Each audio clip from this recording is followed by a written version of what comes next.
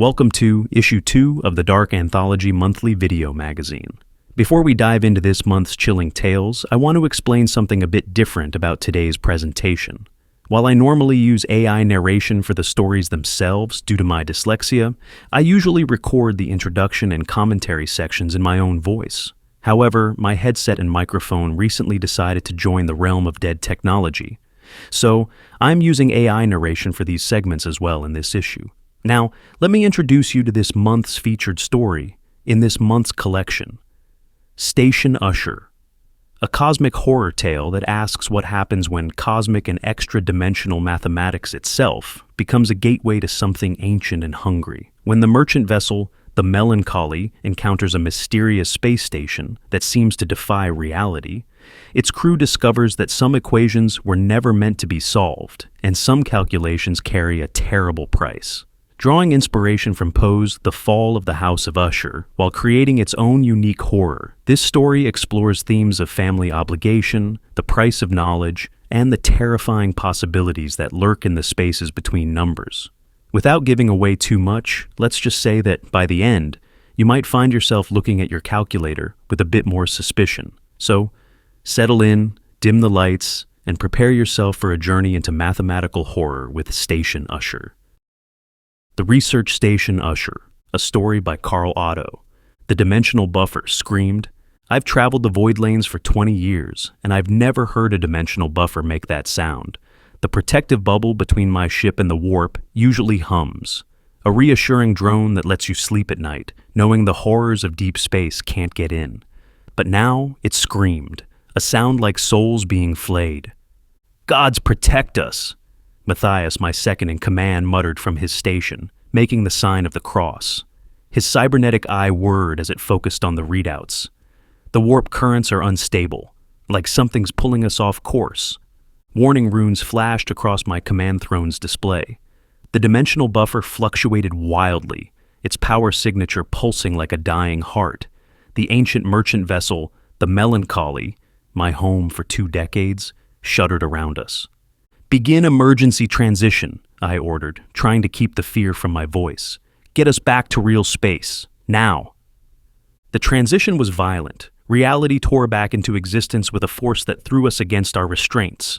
Alarms blared, something in the engine decks ruptured, and I could smell the sharp ozone tang of damaged tech through the ship's recycled air. When my vision cleared, I saw it through the bridge's armored viewing port, Research Station Usher. It hung against the void like a cathedral to a dead god. Gothic spires and buttresses stretched deep into space, their surfaces black with age. Gargoyles carved from void-hardened stone leered from their perches, their empty eyes somehow watching us. The station's size defied comprehension. It must have been built in the glory days of human expansion, when the merchant houses wielded power to rival planetary governors. But now it was dying. Even from here, I could see the decay. Whole sections lay in darkness. Ancient debris formed a loose halo around its spires. And behind it, Matthias whispered, "What in the great void is that?" The wormhole pulsed like an open wound in space. Unlike the stable jump points I'd used 100 times, this was something malevolent. Its edges writhed with colors that hurt me just behind my eyes. Reality itself seemed to bend around it, and as I watched, I swore I saw something move in its depths. The comm crackled. A voice emerged from static, aristocratic but strained. "Unknown vessel, this is Roderick Usher, master of Station Usher. You seem damaged. Perhaps we can be of assistance to each other." I didn't want to dock. Everything I'd learned in 20 years of void trading screamed against it, but with our drive damaged and warning lights blinking across every console, we had little choice. "Transmitting approach vectors," the voice continued. "Welcome to Station Usher. Mind the shadows. They've grown hungry lately." "Docking controls responding," Matthias reported, but his voice carried a note of uncertainty, though the signals distorted somehow. The Melancholy crept closer to Station Usher, our maneuvering thrusters sending debris spinning away from our path. Up close, the station's decay was even more apparent. Ancient solar panels hung like broken wings, their surfaces pitted by centuries of micro-impacts. Navigation beacons flickered with sickly light, some blinking out entirely as we passed. "Multiple docking rings available," Matthias said, studying his readouts, "but most are showing pressure warnings. Wait, getting a directed signal. Ring 7 appears stable." I watched through the viewport as we approached the designated dock. The massive docking ring protruded from the station's bulk like a skeletal hand reaching for us. Gothic architecture wrapped around its base, flying buttresses and stone angels that served no practical purpose in space. Their faces seemed to follow our approach. "Temperature variance in the outer hull," our engineer, Naomi Quinn, called from below decks. "The wormhole's radiation is playing hell with our thermal sensors. And..." She hesitated. "Captain, something's wrong with the chronometers. They're showing temporal distortions." "Maintain course," I ordered, though every instinct screamed to turn around. "Ring 7, full approach." The docking arm extended, its ancient mechanisms groaning even through the vacuum. As it connected with our airlock, I heard sounds no functioning dock should make. Scratching, creaking, almost like whispering. "Seal integrity holding," Matthias reported. "Atmosphere, breathable, but cold, very cold." The comm crackled again. Roderick Usher's voice came through clearer now. "Docking complete. I've sent a biomech unit to escort you to the main hall. Please don't wander. The station's layout can be deceptive." I turned to my crew. "Naomi, stay with the ship. Keep the engines ready. Matthias, you're with me." I checked my sidearm, making sure it was charged. "If anything feels wrong, anything at all, we abort. Understood?" They nodded, but their eyes were fixed on something behind me. Through the viewport, a figure approached through the docking tube. Its movements were too smooth, too precise to be human. Ancient machinery grafted to what might once have been flesh. Its face a brass mask frozen in perpetual sorrow. The BMU began the airlock cycling sequence with ceremonial precision, as if performing a ritual rather than a technical procedure. "Welcome to Station Usher," it intoned in a voice like grinding gears. "Please follow. The master awaits. And please..." It turned its brass face toward us. "Try not to listen to the whispers. They lie." Following the BMU into Station Usher felt like entering an ancient tomb. The docking corridor stretched before us, its arched ceiling lost in shadows. Emergency lighting cast a sickly green glow across worn metal floors. And somewhere in the distance, ancient ventilation systems wheezed like dying lungs. The BMU moved with unsettling grace, each step precise yet fluid. Its brass mask caught the dim light as it turned to check our progress, and I noticed fine engravings around its eyes. Warding runes, maybe, or warnings, too worn to read. "This place feels wrong," Matthias whispered, his cybernetic eye whirring as it adjusted to the darkness. "The architecture. It's like it's changing when I'm not looking directly at it." He was right. The corridors seemed to shift in my peripheral vision, and I could have sworn we passed the same Gothic archway twice, though we hadn't turned around. The BMU never hesitated, even when the path ahead appeared to bend in ways that defied geometry. "The Master's Hall lies ahead," the BMU announced, its voice echoing strangely. "Mind your step. The gravity generators are unstable in some sections." As if to emphasize its point, I felt a momentary lightness, then a crushing heaviness that made my knees buckle. "Captain," Matthias grabbed my arm, pointing to a window we were passing. The wormhole was visible through the reinforced glass, its colors seeming to reach toward us. But what caught my attention was our reflection, or rather, the lack of it.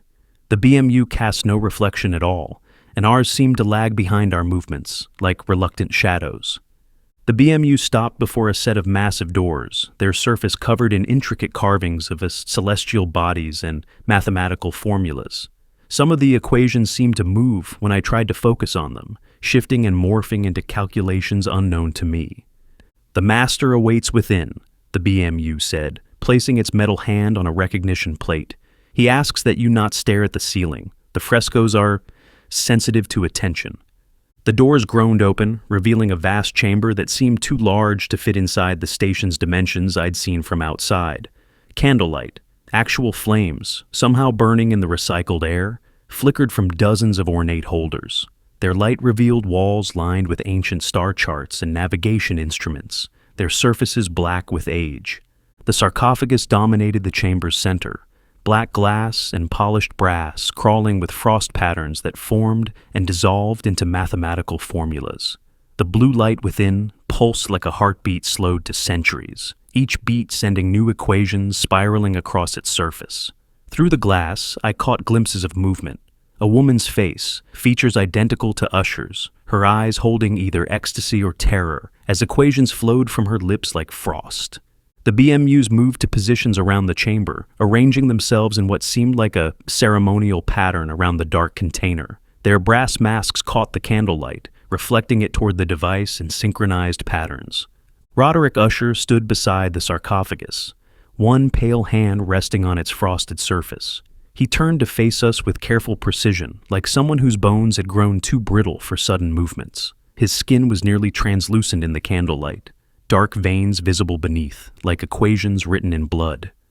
"Welcome," he said, his aristocratic voice carrying an undercurrent of strain. "I apologize for the shadows. The station's power must be conserved for essential functions." His free hand gestured vaguely toward the black container, though his eyes never left it. I forced myself not to look up, though I could feel something moving on the ceiling, could hear the soft sound of paint cracking and reforming. The chamber itself seemed to pulse in time with the blue light from the sarcophagus. "Your ship," Usher continued, finally moving away from the container to approach us. Each step seemed to pain him, as if the very air had grown too heavy for his frame. "She's damaged, yes? We may be able to help each other, though I should warn you." He paused, tilting his head as if listening to something. "Time works strangely here. Repairs might take longer than you expect, or shorter. It's become difficult to tell." He passed through a shaft of light from the viewport, and for a moment I saw the true extent of his deterioration. His eyes were fever-bright but sunken, skin stretched too tight across aristocratic features. The hand that had touched the sarcophagus was covered in a lacework of frost-like patterns that seemed to shift and flow. "The rift's influence grows stronger with each generation," he said, following my gaze to his marked hand. "What our ancestors could barely sense now fills every moment, every thought, the equations they studied." He laughed softly, bitterly. "We've become living calculators of infinity." The BMU nearest us had begun that strange tapping again, its fingers moving in perfect synchronization with the pulsing light from the sarcophagus. I noticed how Usher flinched at each tap, as if the sound caused him physical pain. "Tell me," he said, though his attention seemed divided between us and the dark container, "what do you know about dimensional mathematics? And more importantly," a hollow grin played across his face, "do you hear them yet? The whispers? Dimensional mathematics?" I kept my voice steady, professional. "Basic void lane calculations, jump point plotting, standard merchant captain knowledge." "Ah," Usher's smile widened slightly, though his hand never left the sarcophagus's surface. "But what about the spaces between calculations, the numbers that exist in the margins of reality?" His fingers traced one of the frost patterns as it formed, and I noticed how the design mirrored the veins visible beneath his pale skin. "That's where my family has always dwelled." The blue light within the chamber pulsed stronger, and Usher's breath caught. He steadied himself against the black glass.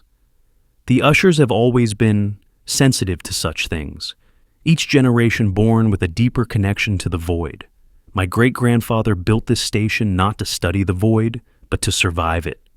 The BMU's brass mask turned toward the sarcophagus, its metal fingers tapping that strange pattern again. I noticed how its movements seemed less precise now, almost anxious, if a machine could feel anxiety. The other units maintained their ceremonial positions, but their masks all faced the container, as if drawn to what lay within. "You see," Usher continued, his voice growing hoarse, "we discovered that reality isn't as fixed as we once believed. Time, space, even causality itself. They're more like suggestions than laws." He pressed his marked hand flat against the black glass, and frost patterns spread from his touch. The tear simply made manifest what we had always known, what we had always felt. The chamber's candlelight dimmed, though the blue glow from the sarcophagus remained steady. In that shifting light, I saw how the frost patterns on the container formed equations, complex mathematical formulas that seemed to solve themselves before dissolving into strange ruin-like shapes. "My ancestors documented the progression," Usher said, moving to a section of wall covered in family portraits. Each face showed the same aristocratic features, the same fever-bright eyes, growing more pronounced with each generation.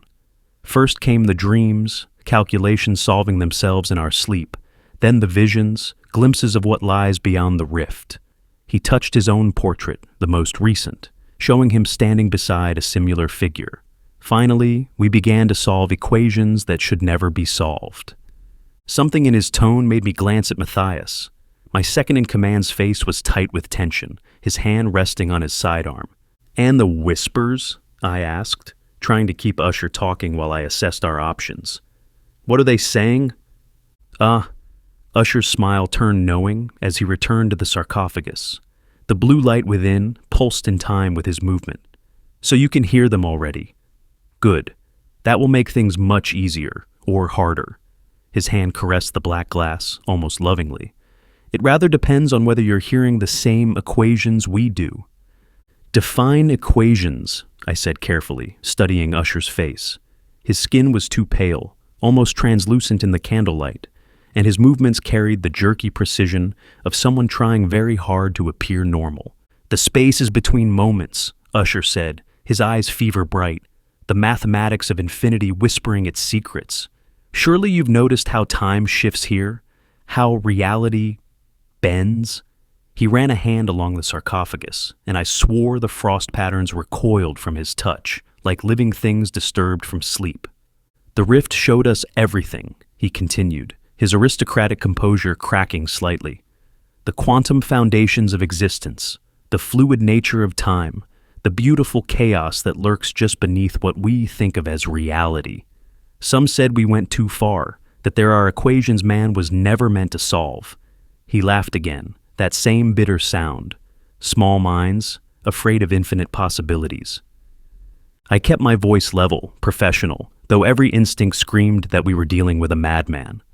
"And your colleagues, the ones who found the implications difficult?" "Gone," Usher said simply. "Or perhaps not yet arrived. Time is complicated here, you understand. They might be walking these halls a century ago, or a century from now, or both.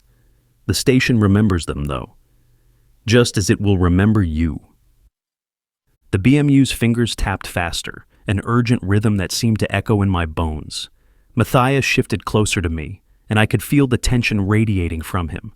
We needed to get back to the melancholy, but Usher stood between us and the door, his hand still caressing the sarcophagus like a lover's touch. "But your ship?" Usher's focus snapped back to us, sudden and sharp. "Yes, we should discuss repairs. The rift's influence has certain effects on technology. Temporal recursion, spatial warping, quantum entanglement on a macro scale. Fascinating, really. Though it does make maintenance rather..."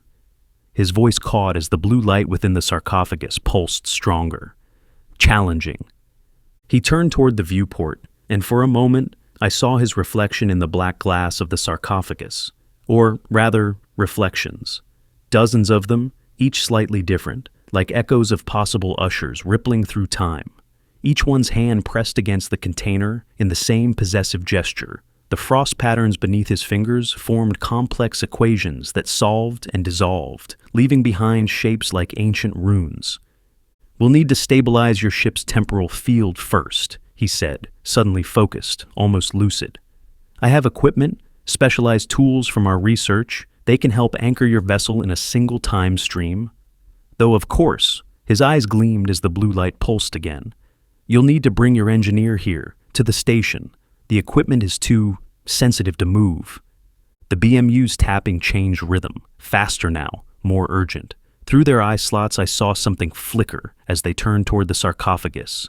Usher shot them a sharp look, and the tapping stopped abruptly, though their brass masks remained fixed on the pulsing container.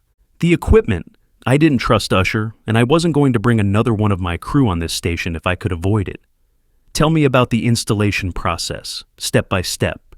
Of course, of course. Usher moved to a complex diagram on the wall, though his body seemed to resist turning away from the sarcophagus. Your engineer Quinn will need to... Actually, I interrupted, keeping my tone casual despite the chill that ran down my spine. How had he known Quinn's name? We hadn't mentioned it, and merchant crews weren't listed in any standard registry, but I couldn't let him see my suspicion. I was thinking of having my second officer handle the technical installation. Matthias has extensive experience with temporal mechanics from his military days. My engineer can supervise from our ship, running diagnostics remotely. Usher's smile flickered just for a moment. The process requires specific expertise, an engineer's expertise, which Matthias has, I said smoothly, along with combat training and quantum certification. My engineer can monitor the readings from our bridge, where she has access to our full diagnostic array, more efficient that way. The BMU's tapping had taken on a different pattern, not urgent now, but something almost like approval. Usher's hand twitched toward the sarcophagus, frost patterns spreading from his fingers. I must insist, he said, aristocratic facade cracking slightly. The stabilization process requires the best possible setup for success, I finished, which means using all our resources optimally. Quinn's expertise is best applied through our ship's systems, while Matthias handles the physical installation. Unless, I paused, watching him carefully, there's some reason that wouldn't work. For a moment, I thought he might refuse outright. The blue light within the sarcophagus pulsed stronger, and equations began writing themselves more rapidly across its surface. But then Usher's composure returned, though it seemed to cost him visible effort. No reason at all, he said smoothly, though his reflection in the black glass showed a different expression entirely, though the process will take longer without direct engineering oversight. Perhaps, Usher said, his aristocratic mask slipping for just a moment, we could reach a compromise. The BMUs could assist your crew with the installation. They have extensive experience with temporal mechanics. His hand stroked the sarcophagus almost unconsciously. 3 units, working under your command structure. They can directly assist your engineer, Quinn, is it, while your commander Matthias supervises the physical installation. I pretended to consider it, though I'd already anticipated this counteroffer. The BMU's warning taps had made it clear. They wanted aboard the Melancholy. Not to help Usher, I suspected, but for their own purposes. 3 units, I agreed carefully, under my direct authority, and Quinn stays on my ship at all times. Of course, of course. Usher's smile returned, though it didn't reach his eyes. Unit 7, 4, and 9 are our most experienced technicians. They understand the delicacy of temporal mechanics. The BMU's masks turned toward each other again, their tapping taking on a rhythm that felt almost like coded communication. Through their eye slots, I saw something flicker. Not machinery, but something older, something that remembered being human. We should begin immediately, Usher said. The tear's influence grows stronger with each... He frowned slightly. Well, moment isn't quite the right word anymore, is it? Of course, I said, already planning how to warn Naomi without alerting Usher. We'll return to our ship and prepare the drive core for stabilization. Excellent. His empty grin failed to touch his gaze. The units will escort you back, and Captain? His voice took on an edge. Do remind your engineer that time is of the essence. We wouldn't want any accidents to occur due to delays. As we left the chamber, I could feel Usher's gaze on our backs. The BMUs moved in perfect formation around us, 1 leading, 2 following. Their brass masks caught the light at identical angles, creating a hypnotic pattern of reflections. Through the station's corridors, we heard Usher's voice drift after us, no longer maintaining its aristocratic facade.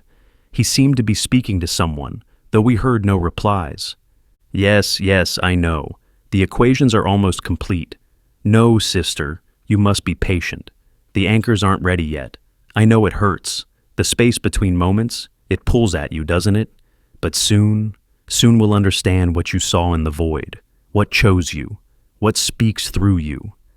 His voice cracked with something between devotion and fear. The calculations are beautiful, aren't they? Like music, but made of numbers that shouldn't exist. Is that what it showed you when you looked too deep into the rift? Is that why we had to... A pause, then softer, almost tender. Sleep now, Madeline. Dream your infinite dreams. When you wake, we'll solve the final equation together, just like when we were children. The numbers sing so sweetly now, don't they? Almost as sweetly as the voice from beyond the terror. Matthias waited until we were halfway back to the airlock before whispering, "Captain? When we reach the ship?" "Not here," I murmured, noticing how the BMU's heads tilted slightly at the sound of our voices. "Wait until we're aboard." The journey back seemed shorter, though whether that was the station's spatial distortions or simply our desire to escape Usher's presence, I couldn't say. The docking tube never looked so inviting as it did now, the Melancholy's airlock promising safety beyond. But as we approached our ship, I couldn't shake the feeling that we were walking into something far worse than a simple repair job. And behind us, the BMU's fingers tapped their endless urgent warning. Back aboard the Melancholy, we found Naomi in the engine room, surrounded by diagnostic panels that flickered with impossible readings. Frost patterns, like those from the sarcophagus, had begun forming on our ship's walls. She looked up as we entered, her face tight with concern. "Captain? What's going on? What are those things doing in my engine room?" Pointing at the BMUs accusingly. "Not now," I cut her off, glancing at the BMUs who had followed us aboard.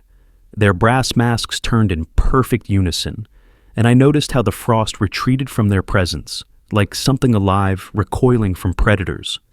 "First, let's discuss the repair plan with our assistants."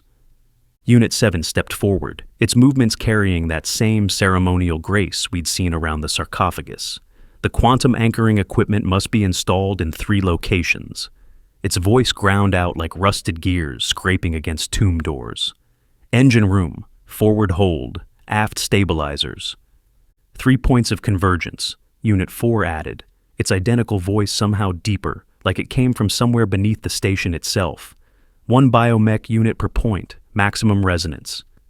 Minimum temporal divergence, Unit 9 concluded, its fingers tapping against its thigh in that strange rhythm that seemed to match the pulsing blue light we'd left behind. I nodded, keeping my expression neutral, despite the growing cold. "Naomi, get your tools. Matthias, my quarters. Now." The BMUs didn't follow as we stepped into my small cabin, though I could feel their presence outside, not just waiting, but standing guard. Against what, I wasn't sure. The moment the door sealed, Matthias spoke in a harsh whisper.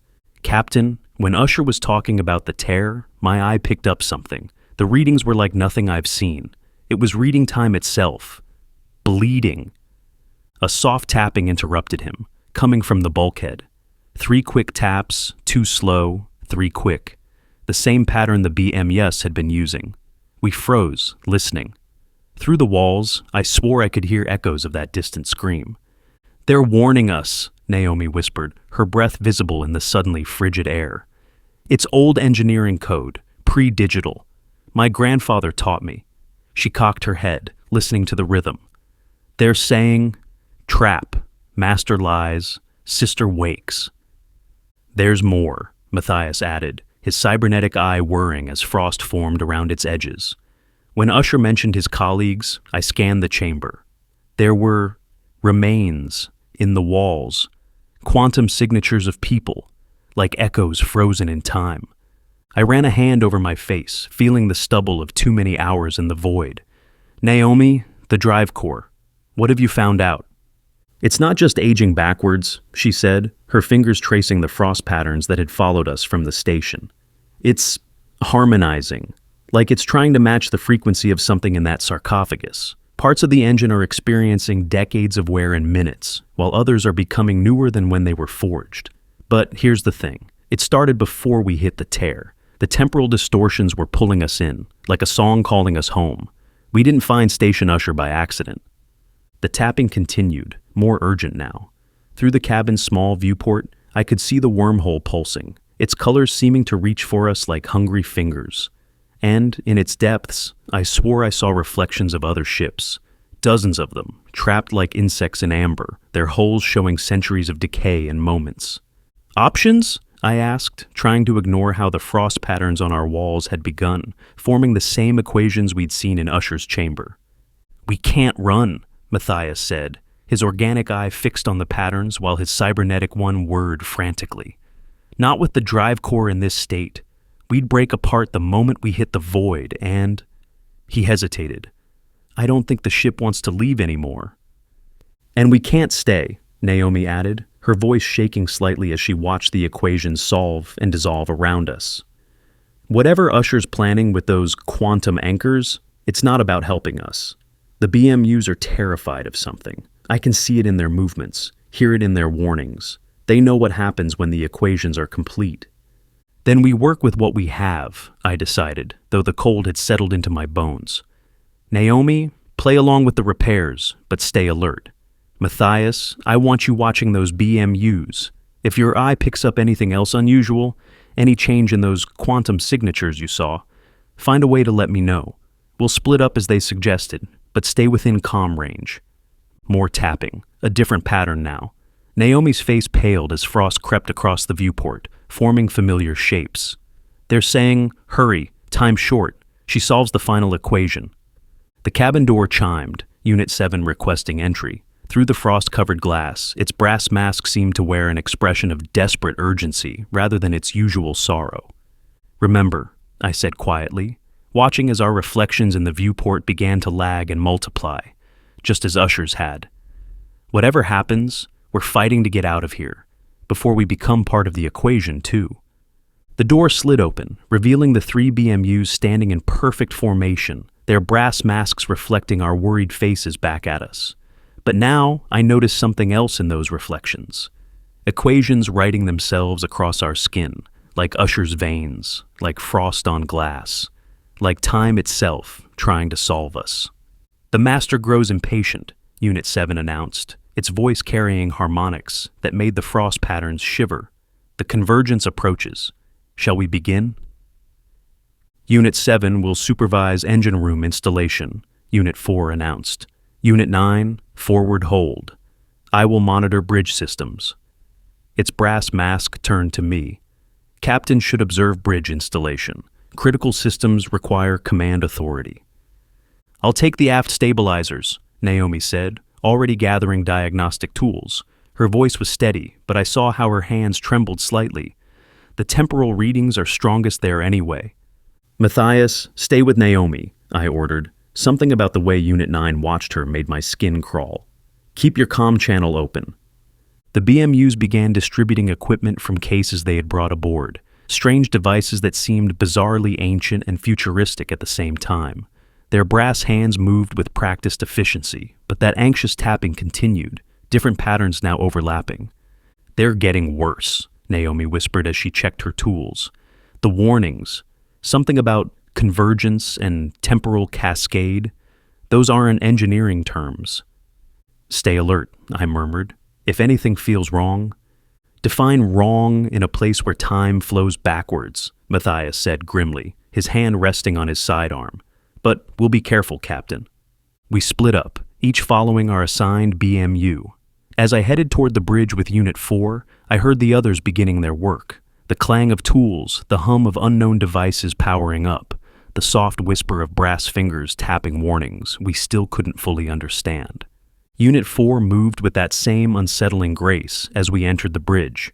It began unpacking its equipment, revealing devices that looked more like sculptures than tools, twisted masses of metal and crystal that, despite my decades of experience, I couldn't identify. Quantum anchor requires direct interface with ship's systems, it explained, its voice carrying that grinding undertone. But Captain should know.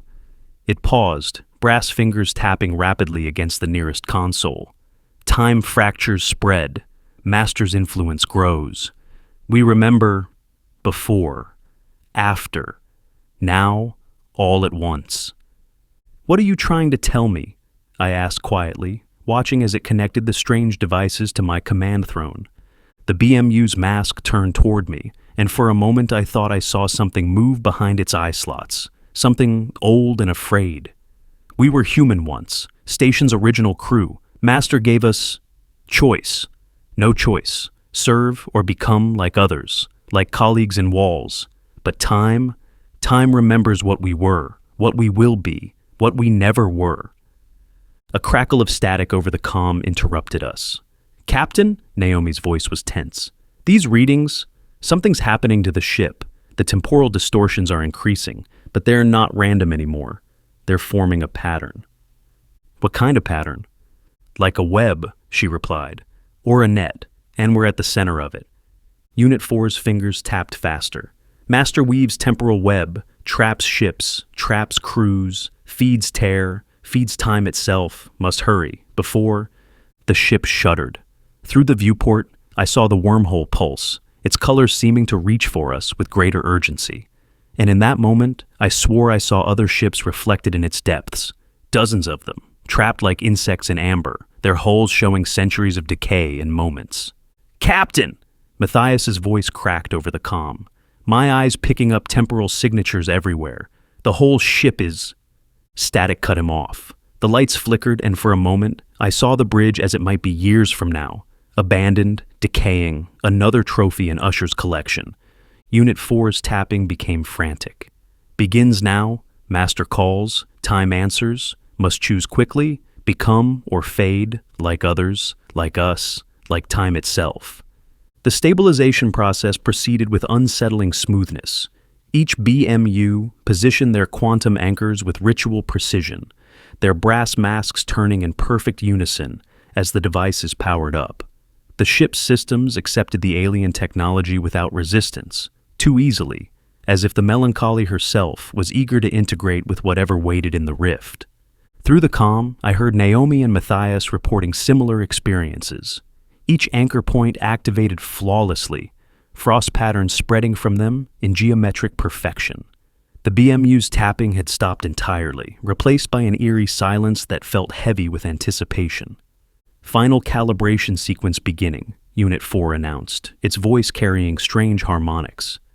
"Quantum resonance at optimal levels. The dreamer will be pleased." I didn't like how it said that last word, like a devotee speaking of their god. But before I could question it, the anchors pulsed in synchronization. The ship shuddered once, then settled into an unnatural stillness. Even the constant background hum of the engines seemed muted, as if the melancholy was holding her breath. "Stabilization complete," Unit 4 said. "Your vessel is now properly aligned." Something about that phrasing made my skin crawl, but the readings were clear. The temporal distortions had ceased. The ship was stable. Everything had worked exactly as promised. And somehow, that was the most terrifying thing of all. We watched the BMUs file out through the airlock, their brass masks catching the emergency lights one last time.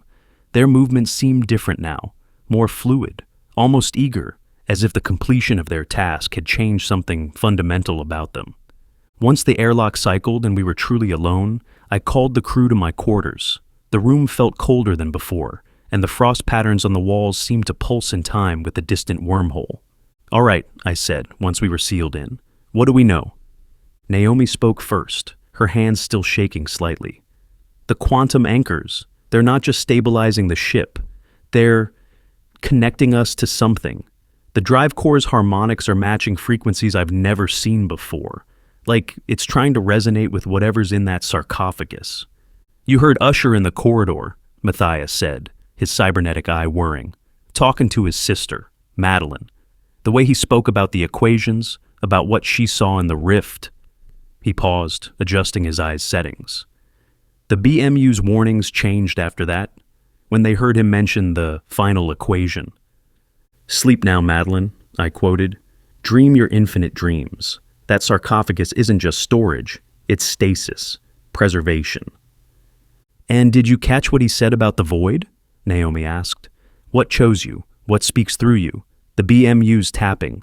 Some of it wasn't warnings at all. It was worship of whatever's out there, whatever Madeline found when she looked too deep." "This dreamer they kept referencing," I said. "You think that's what Usher meant? What his sister saw?" "Has to be," Matthias replied. "Remember how he said the numbers were zinging sweetly now, almost as sweetly as the voice beyond the tear. The BMUs were terrified of that voice. You could see it in how they moved when Usher mentioned it." "So Madeline solved some kind of equation," Naomi said, watching the frost pattern spread. "Something that let her see into the rift. But whatever she saw there, It saw her too, I finished. And now, Usher's trying to complete what she started. That's why he needs the ships, the crews. He's not just repairing us, he's preparing us. I stood, moving to the viewport.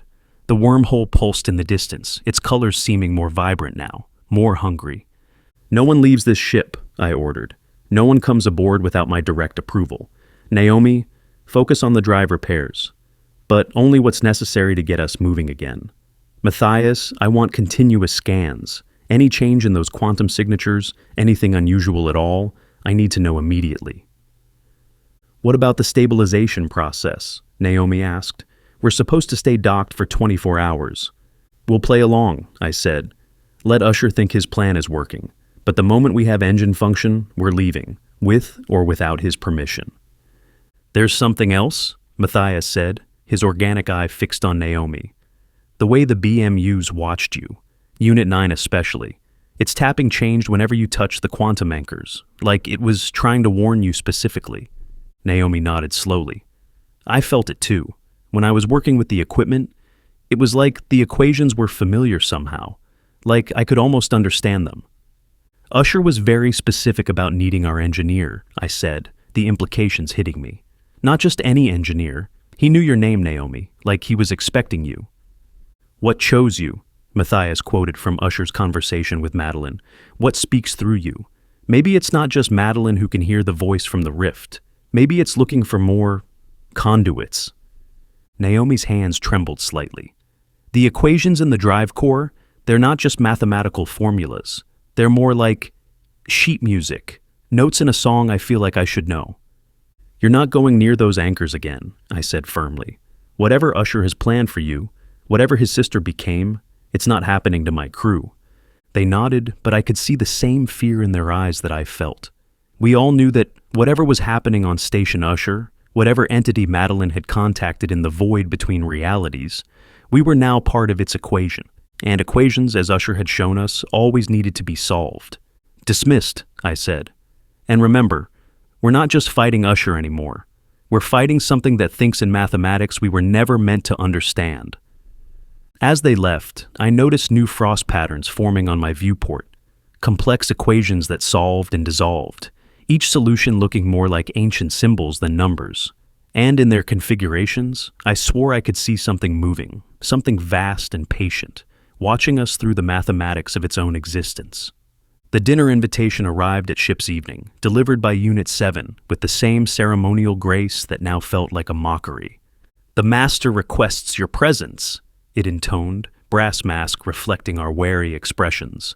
All of you, a formal dinner to celebrate the successful stabilization. I saw the way its eye slots lingered on Naomi, the way frost patterns seemed to retreat from its presence. Unit 7's fingers tapped against its thigh. No longer warnings, but something that felt like anticipation. I'll go, I said quickly, before either of my crew could respond. But Commander Matthias needs to supervise the drive core repairs, and Engineer Quinn's presence is required for the calibration sequences. The Master requested all of you, Unit 7's voice carried an edge I hadn't heard before. And I'm requesting my crew continue their work, I replied firmly. Unless Usher wants us to miss our departure window, the timing of jumping is quite specific, as I'm sure he knows. A long pause. The BMU's brass mask turned slightly, as if listening to distant instructions. Finally, it nodded. The Master accepts your logic, but he insists on your presence, Captain.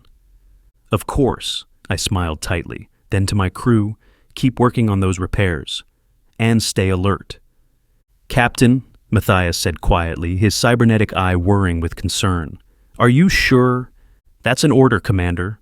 I made sure Unit 7 could hear the authority in my voice. Keep Engineer Quinn focused on those calibrations. We need to be ready to move the moment our window opens. Naomi touched my arm, her fingers leaving trails of frost on my sleeve. Be careful, she whispered. The numbers. They're getting louder. I nodded, checking my sidearm before following Unit 7. As I left, I heard Matthias engaging the internal security protocols we'd discussed. Not that they'd likely help against whatever Usher had planned, but it made me feel better knowing my crew had some protection. The station's corridors seemed different now. The Gothic architecture more oppressive, the shadows deeper. Unit 7 led me to a part of the station we hadn't seen before, where the decay gave way to meticulously preserved grandeur. The dining hall, when we reached it, was a cathedral to faded nobility. Candles flickered in strange patterns, their light dancing across the obsidian surfaces. The massive dining table was set for 4, with antique silver that looked older than human spaceflight. The empty places seemed to mock my decision to come alone. But what drew my eye was the sarcophagus. Madeline's prison had been moved here, dominating one end of the hall. Its frost patterns were more active now, equations solving and dissolving with frantic speed. Usher stood beside it, one hand pressed against its surface as he turned to face me. He looked both more composed and more terrible than before, his skin almost translucent in the candlelight. "Captain," his smile was tight. "Though I had hoped for your full crew's company, especially—" His eyes flicked to the empty place setting that had clearly been meant for Naomi. "Well, we must adapt our variables, mustn't we?" "My crew is occupied with critical repairs," I said, taking my seat. "The temporal alignments are meaningless," he cut me off, his aristocratic facade cracking slightly. "Time has no meaning here. Surely you've noticed? The way moments stretch and compress, the way cause and effect become suggestions?" He gestured to a BMU, which began pouring wine that seemed to flow too slowly. "Your engineer especially. She must feel it by now. The numbers writing themselves in her dreams."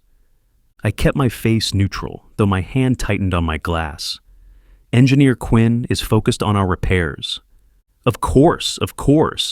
Usher settled into his chair, though his hand remained stretched toward the sarcophagus. "But surely she's noticed how the equations speak to her, how they sing." Madeline was the same way at first, so brilliant, so receptive. The mathematics of infinity wrote themselves across her skin, just as they are doing to your engineer now. The first course arrived, carried by BMUs moving in perfect synchronization. Through their eye slots, I saw something flicker as they passed the empty places. Disappointment, perhaps? Or anticipation? "You didn't just want dinner," I said, watching how Usher's attention kept drifting to Madeline's container. "What's really happening here?" "Happening?" His laugh was brittle. "Oh, Captain, everything is always happening, past, present, future. They're all just variables in the greater equation. Right now, for instance..." He tilted his head as if listening. "Right now, your ship is experiencing some rather interesting temporal phenomena. Your crew might be finding it difficult to maintain their focus on those critical repairs." A distant sound echoed through the station, metal on metal like airlocks cycling. The BMU's heads turned in perfect unison toward the noise. "What have you done?" I demanded, reaching for my sidearm. "Nothing yet," Usher said softly. "But the dreamer, it's been waiting so long. The equations must be solved, Captain. Balance must be maintained. And Madeline..." His voice cracked as he looked at the sarcophagus. "She's been solving equations for decades. Don't you think she deserves rest?" The blue light within the sarcophagus pulsed stronger, and for a moment I swore I saw a figure pressing against its black glass from within. A woman's hand, trailing equations like condensation. "Your engineer will take her place," Usher continued, his composure crumbling entirely. "The dreamer will have its mathematician, and I will have my sister back. The BMUs are collecting her now. Your second officer's cybernetics should be experiencing some rather severe malfunctions. Temporal distortions can be so unpredictable." "Don't blame yourself," Usher said, though I wasn't sure if he was speaking to me or to himself. "The equations require balance. They always have. I tried to fight it once, tried to keep Madeline from the mathematics, but the dreamer, it showed me the error of my calculations. Through the black glass walls, I saw reflections of other dinners, other captains. How many times had Usher played out this scene? How many crews had he sacrificed in his attempts to free his sister? The sarcophagus's light pulsed again, and this time I definitely saw movement within.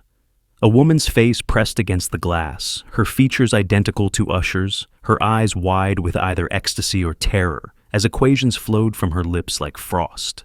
"She'll solve such beautiful equations," Usher whispered, as Unit 7's brass mask finally showed an expression other than sorrow, triumph.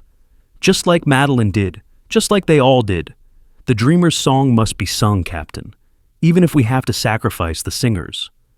Look at her, Usher whispered, pressing both hands against the sarcophagus. Do you see how the equations flow through her?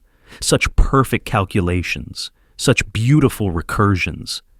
His voice cracked with pride and despair. She was always the brilliant one. Even as children, she saw patterns I couldn't comprehend. Inside the black glass, Madeline's form shifted. Her motions seemed unnatural, eerily smooth, as if she existed in more dimensions than should be possible. Equations streamed from her mouth and eyes, writing themselves across the glass in her own frozen breath. Her hands sketched answers in sequences that pained the eyes, each one solving problems that humanity wasn't meant to understand. The Dreamer spoke to her first, Usher continued, his composure crumbling further. Through the mathematics, through the void, it showed her such things. The calculations that existed before time, before space, the numbers that dream and the dreams that solve themselves. He released a sharp, brittle chuckle that splintered through the air. I thought I could help her, thought I could solve enough equations to bring her back. But the Dreamer, it doesn't release what it claims. It only trades. The blue light within the sarcophagus pulsed stronger, and Madeline's movements became more frantic. Her eyes snapped wide, an unnatural multitude, positioned in ways that defied nature, and locked onto my face. Her mouth moved, forming words that weren't words at all, but pure mathematics. Can you hear it? Usher asked, pressing his ear to the glass. The song behind the numbers? The voice that speaks through the spaces between calculations? His eyes were fever bright, tears leaving trails of frost down his cheeks. Madeline hears it always, solves it always, the Dreamer's eternal mathematician, trapped in an infinite equation. The room's temperature plunged, frost patterns spread across the dining table, the silverware, my skin. Through the black glass walls, I saw reflections of other moments. Usher standing exactly as he was now, but younger, older, different, yet the same. Always watching his sister solve equations that were slowly consuming her humanity. But now, Usher's voice took on an edge of desperate hope. Now we have another mathematician, someone who can take her place, the Dreamer. It's already tasted her potential, already singing its calculations into her dreams. Before I could respond, the dining hall's doors burst open. 4 BMUs entered, dragging someone between them, Naomi.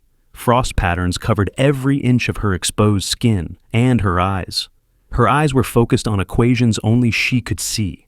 My stomach lurched as I saw what one of the BMUs clutched in its brass hand. Matthias's cybernetic eye, still whirring and scanning, blood and torn connections dripping from its housing. The crimson drops fell in perfect mathematical intervals, each one freezing before it hit the floor. The numbers, Naomi whispered, her voice harmonizing with sounds that shouldn't exist. They're so beautiful, so perfect, I can almost solve them. Naomi! I started to rise, but found several BMUs holding me in place. Matthias's eye continued to scan frantically in the BMU's grip, as if still trying to protect its crew, even separated from its owner. What did you do to my crew? Your second officer proved resistant, Usher said, watching a drop of Matthias's blood trace a perfect Fibonacci spiral as it fell. But even his enhanced vision couldn't protect him from temporal displacement. Though I must admit, he paused, studying the still active eye with clinical interest. He fought remarkably hard to protect your engineer. Lost the eye rather than stop watching over her. Admirable, if futile. The BMUs positioned Naomi before the sarcophagus, their brass masks now showing neither sorrow nor triumph, but something closer to religious ecstasy. Inside the container, Naomi found herself locked in the gaze of Madeline's otherworldly stare, and for a moment, they moved in perfect synchronization. 2 mathematicians, 2 vessels, 2 solutions to the same eternal equation. Begin the transfer, Usher commanded, his voice cracking with anticipation. Let the Dreamer choose its new calculator. The sarcophagus's blue light intensified, And Naomi gasped as equations began flowing from her eyes like tears. Above us, through us, around us, I felt something vast stirring, an intelligence that thought in mathematics beyond human comprehension, a being that existed in the spaces between numbers. The dreamer was awakening, and it was hungry for new calculations. "Begin the transfer," Usher commanded, and the sarcophagus's black glass began to crack, frost patterns spreading like lightning across its surface. The station shuddered, metal groaning as reality itself seemed to bend around us. Through the viewport, the rift pulsed with a multitude of colors, reaching toward us with tendrils of light. The sarcophagus shattered. Madeline emerged, her movements wrong in ways that defied physics. Equations flowed from her like living things, her skin translucent enough to see numbers writing themselves across her bones. Her gaze, multiplied and geometrically askew, locked onto Naomi with ravenous awareness. "Sister," Usher breathed, reaching for her. But Madeline ignored him, floating inches above the frost-covered floor as she moved toward Naomi. "The equation ends," Madeline's voice harmonized with frequencies that made my teeth ache. "The dreamer requires balance." Her hand reached out, trailing mathematical contrails through the air. The moment she touched Naomi, my engineer screamed, not a human sound, something that carried harmonics of the void itself. Frost exploded across her skin as equations began transferring between them, burning themselves into her flesh like brands. "No!" Naomi's voice cracked with terror and pain. "The calculations, they're incorrect. Every single one is flawed." Her eyes rolled back, showing only equations where whites should be. "Make it stop! The dreamer, it's... The station's lights flickered as reality buckled around them. Through the viewport, I saw the rift reaching further, hungry for its new mathematician. The BMUs began that tapping again, not warnings now, but a rhythm that matched the pounding in Naomi's chest as it fell into rhythm with Madeline's otherworldly calculations. Then, gunfire, sharp and sudden. Matthias stood in the doorway, blood streaming down his face from his missing eye, but his remaining one blazing with fury. His sidearm barked again and again, each shot striking Madeline with a sharpshooter's precision. She screamed, a sound like universes tearing, and her connection with Naomi shattered. Equations sprayed across the walls like arterial blood, solving and dissolving in chaotic patterns. The rift's tendrils recoiled as Madeline staggered, her form flickering between dimensions. "Get away from my crew," Matthias growled, discharging his gun into her twisted shape. Each impact sent fractal patterns of frost exploding across the room. Naomi collapsed as the equations released her. The BMU holding Matthias's eye dropped it, the cybernetic component skittering across the floor, leaving trails of blood and frost.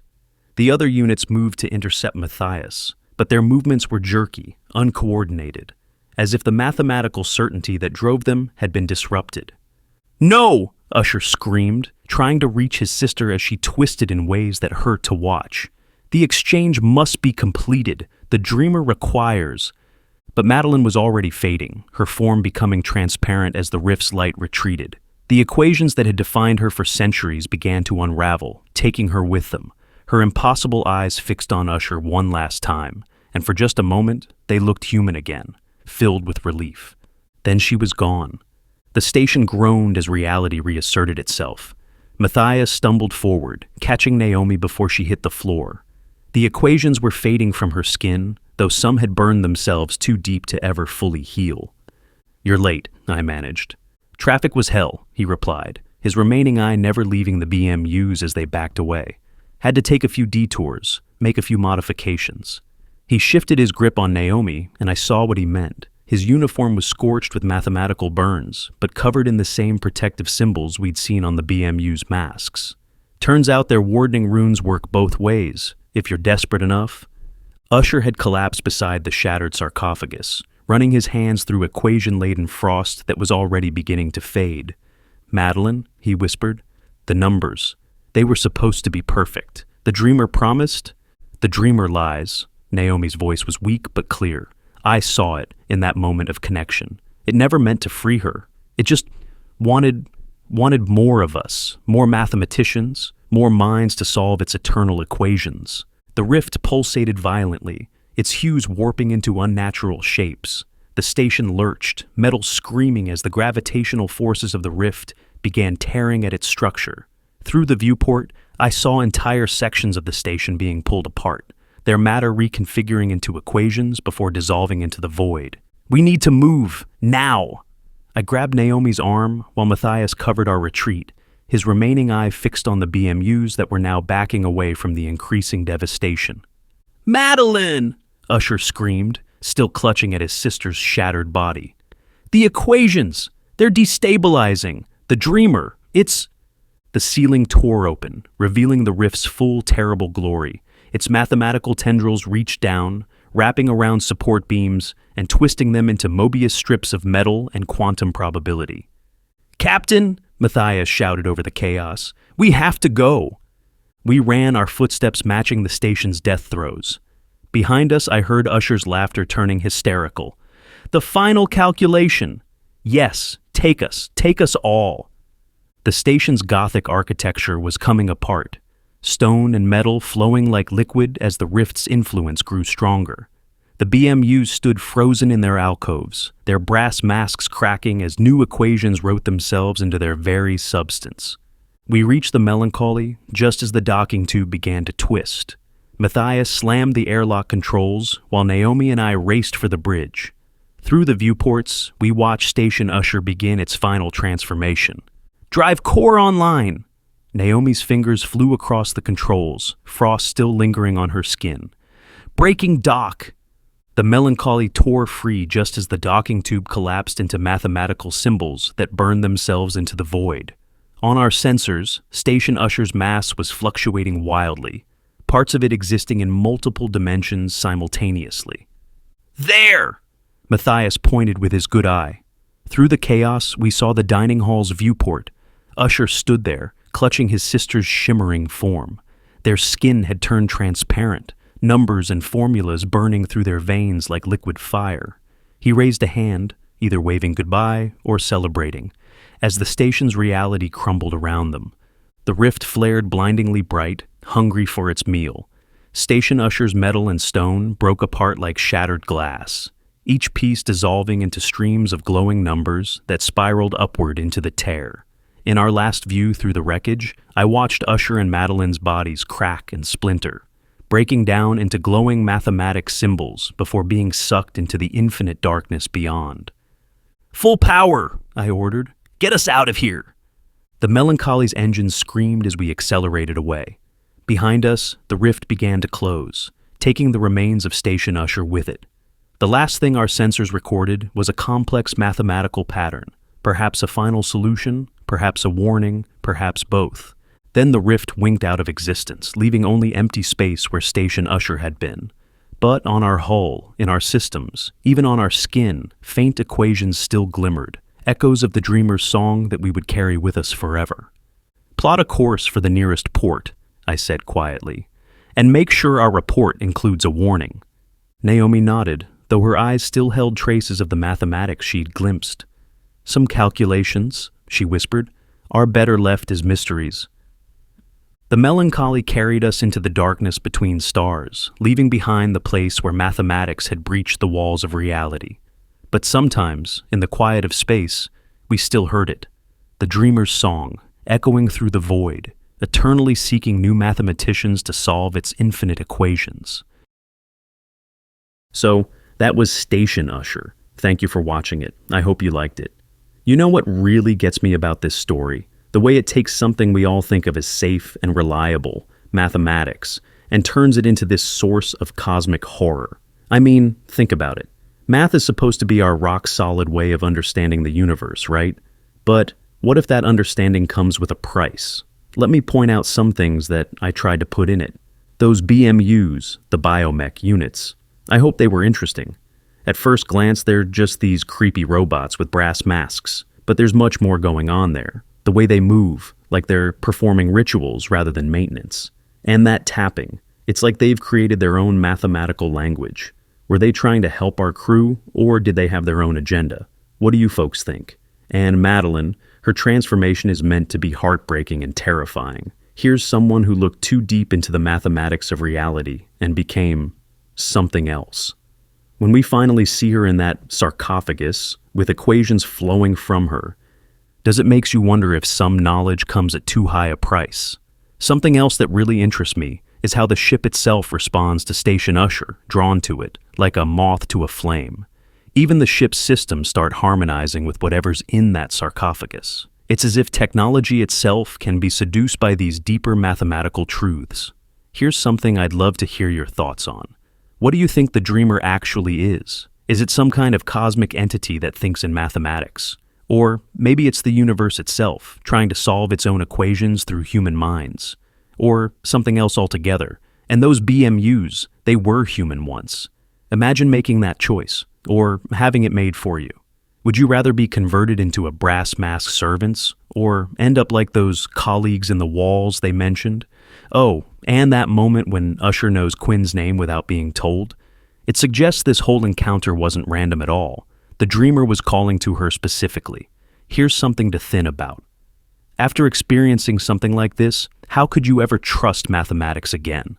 Every time you do a calculation, wouldn't you wonder if something was calculating you back? What do you all think happened to Madeline at the end? That look of relief on her face? Was she finally escaping, or was she achieving some kind of mathematical transcendence? And what about all those other ships trapped in the rift? Are they still there? Their crews slowly being solved like equations? You know what really makes this story work for me? It taps into this very human fear that our tools for understanding the universe might actually be windows that let something look back at us. That maybe there are some doors we shouldn't open, some equations we shouldn't solve. But hey, those are just my thoughts. What stuck out to you? What details caught your attention? Let's hear what you think about it. Our next story is Chapter 2, Morning Light, of Threads in the Dark. It's where we meet our main characters, Hope and John. After the intensity of the opening chapter, I wanted to show the quiet moments between John and Hope, the small gestures and gentle words that reveal who they are when they're not facing supernatural threats. What I love about this chapter is how it captures that horrible moment when tragedy first hits. That surreal morning after, when the world feels both completely different and frustratingly normal at the same time. We've all had mornings like that, where we wake up and for just a second, everything is right with the world. But then, a moment later, everything has changed. The Veiled Tapestry. Book 1. Threads in the Dark. Chapter 2. Morning Light. The first rays of the morning sun filtered through the window blinds, painting the small, modest apartment in a warm, golden glow. As the specks of dust floated in the sunbeams, they gave a dreamlike quality to the room. The soft rustling of sheets and the gentle rhythm of their breathing filled the room as John and Hope lay entwined, their fingers interlaced in a sleepy embrace. The cozy scent of lavender from the fabric softener and the soft chirping of birds outside created an inviting atmosphere that promised a perfect start to the day. His messy hair fell over his forehead, and a slight smile graced his lips as he woke from his dreams. In the soft morning glow, John looked like any other young man. The apartment, furnished with an assortment of pieces from garage sales and thrift shops, reflected the familiar chaos of student life. Textbooks and notepads peeked from the shelves, evidence of John's forensic sciences studies. A whiteboard covered in scribbles and formulas leaned against one wall. Beside the bed, a cluttered desk held a computer with a now dark screen, coffee mugs and a half-eaten burrito. Remnants of late-night study sessions sat abandoned and forgotten. A classic detective novel cover poster decorated one wall, subtly indicating John's love of mysteries and intrigue. John stirred, his eyelids fluttering open as he blinked away sleep. His gaze fell on the peacefully sleeping Hope, and he couldn't help but smile and kiss her shoulder. In a soft, loving tone, he whispered, "Good morning, beautiful." Still half asleep, Hope mumbled a response, her eyes fluttering open. She yawned softly and grinned, "Morning, baby." In that quiet moment, they exchanged gentle smiles, conveying their love and understanding in those simple words. As John got out of bed and went into the bathroom, the now more awake Hope sat up, a touch of nervousness in her voice. "Coffee?" John responded with an affirmative nod. "Coffee." Hope moved to the kitchen, the thought of the aroma of brewing coffee mingling with toasting bread in her mind. As she measured out the coffee grounds, the rich, earthy aroma filled her nostrils. The coffee maker gurgled to life, its gentle hissing promising a much-needed caffeine boost. John's voice called from the other room. "Don't make it too strong, babe." Hope smirked, shaking her head as she muttered under her breath. "You and your weak-ass coffee?" She chuckled to herself, amused by John's preference for a milder brew. Despite her playful jab, she couldn't help but smile at the familiarity of their morning routine. As the coffee maker gurgled to life, Hope reached for their favorite mugs. One chipped from a clumsy morning years ago, the other stained from countless caffeine-fueled conversations. These imperfections, she mused, were like the little quirks in their relationship that made it uniquely theirs. Pouring the coffee, Hope inhaled the rich aroma, letting it wash over her senses. She realized how much making breakfast together had become a grounding ritual in their lives, a moment of normalcy amidst the chaos of the world outside. It was a simple act, but one that held a profound significance, a reminder that, no matter what challenges they faced, they would always have these quiet moments to anchor them. Careful not to seem pushy, Hope cautiously ventured a question. "Hey, John," she began, pausing to see his reaction before continuing. "I was thinking about Thanksgiving.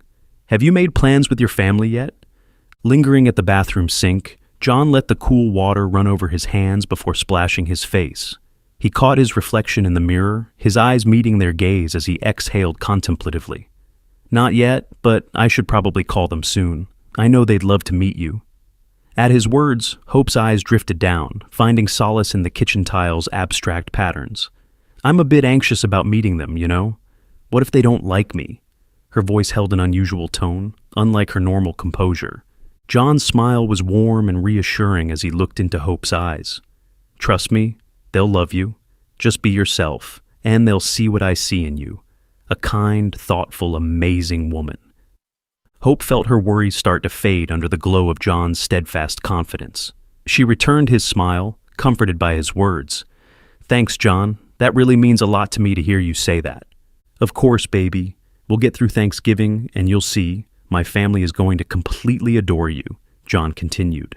Hope sighed, her eyes drifting to the table. "It's just, I've never had a real family Thanksgiving before. My parents are horrible people, and holidays were always a mess. I don't really know how to act around a big, happy family." John reached across the table, taking Hope's hand in his. Her skin was soft and warm against his palm, and he could feel the slight tremor in her fingers, betraying her nervousness.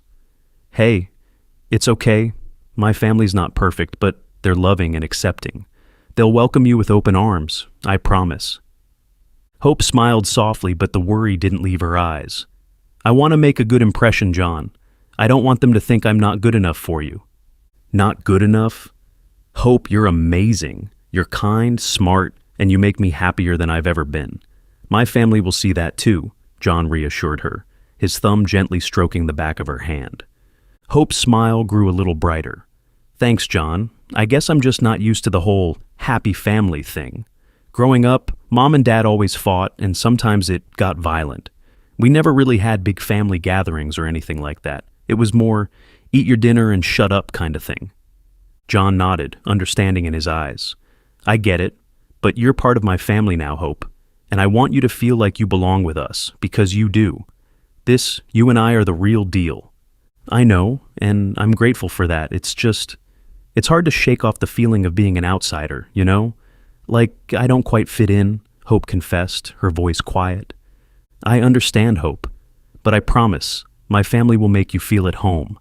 They're going to love you, quirks and all," John said, a playful grin spreading across his face. "Hell, Emily can't stop talking about wanting to meet you." Hope laughed, the tension in her shoulders easing a bit. "Quirks, huh? Like my obsession with true crime podcasts and my desire to try to be a famous YouTube home cook star, despite my inability to cook anything more complicated than toast?" John chuckled, shaking his head. "Exactly. They're part of what makes you, and I wouldn't have you any other way." Hope's smile was genuine now, her eyes shining with love and gratitude. "Thank you, John, for understanding and for making me feel like I belong." "Always," John said, lifting their joined hands and placing a gentle kiss on Hope's knuckles. "Now, let's finish breakfast and get ready for the day. I've got a feeling it's going to be a good one." Their conversation continued as John got ready in the bathroom, discussing their upcoming holiday plans and sharing their hopes and fears. In these moments, their dialogue deepened their connection, displaying their love and mutual support as they faced life's uncertainties together.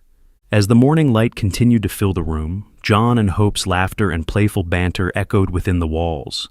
They were lost in their own world, wrapped in the comfort of each other's presence.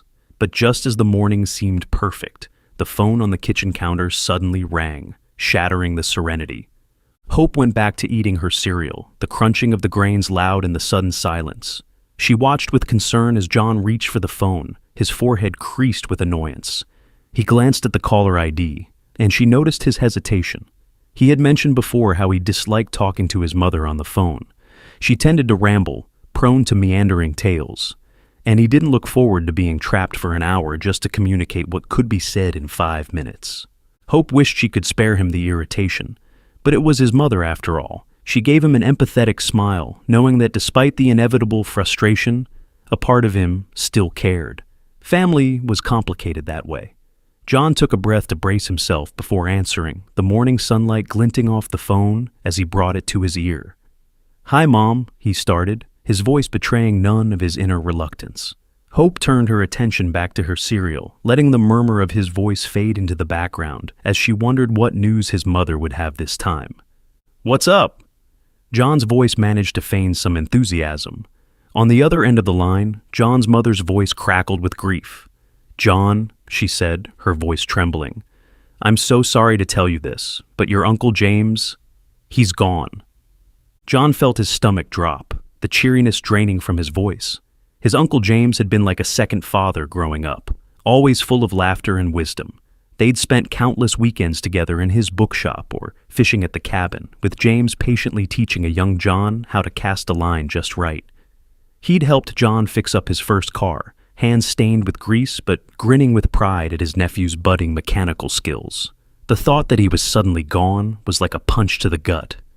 What happened?" John managed to ask, his voice now hushed and somber. His mother sobbed gently on the other end of the line. "There was a break-in at his shop. He was murdered." Her words trailed off into quiet cries. John felt tears stinging his own eyes as he tried to process the shocking news. His lively, vibrant Uncle James was gone, and not just gone, but violently killed. The pain of it was almost too much to bear, but he knew he had to be strong for his mother's sake. They would get through this deep loss together, just as James would have wanted. Time seemed to stand still as John's heart sank. He felt a sudden heaviness in his chest, and his grip on the phone tightened until his knuckles turned white.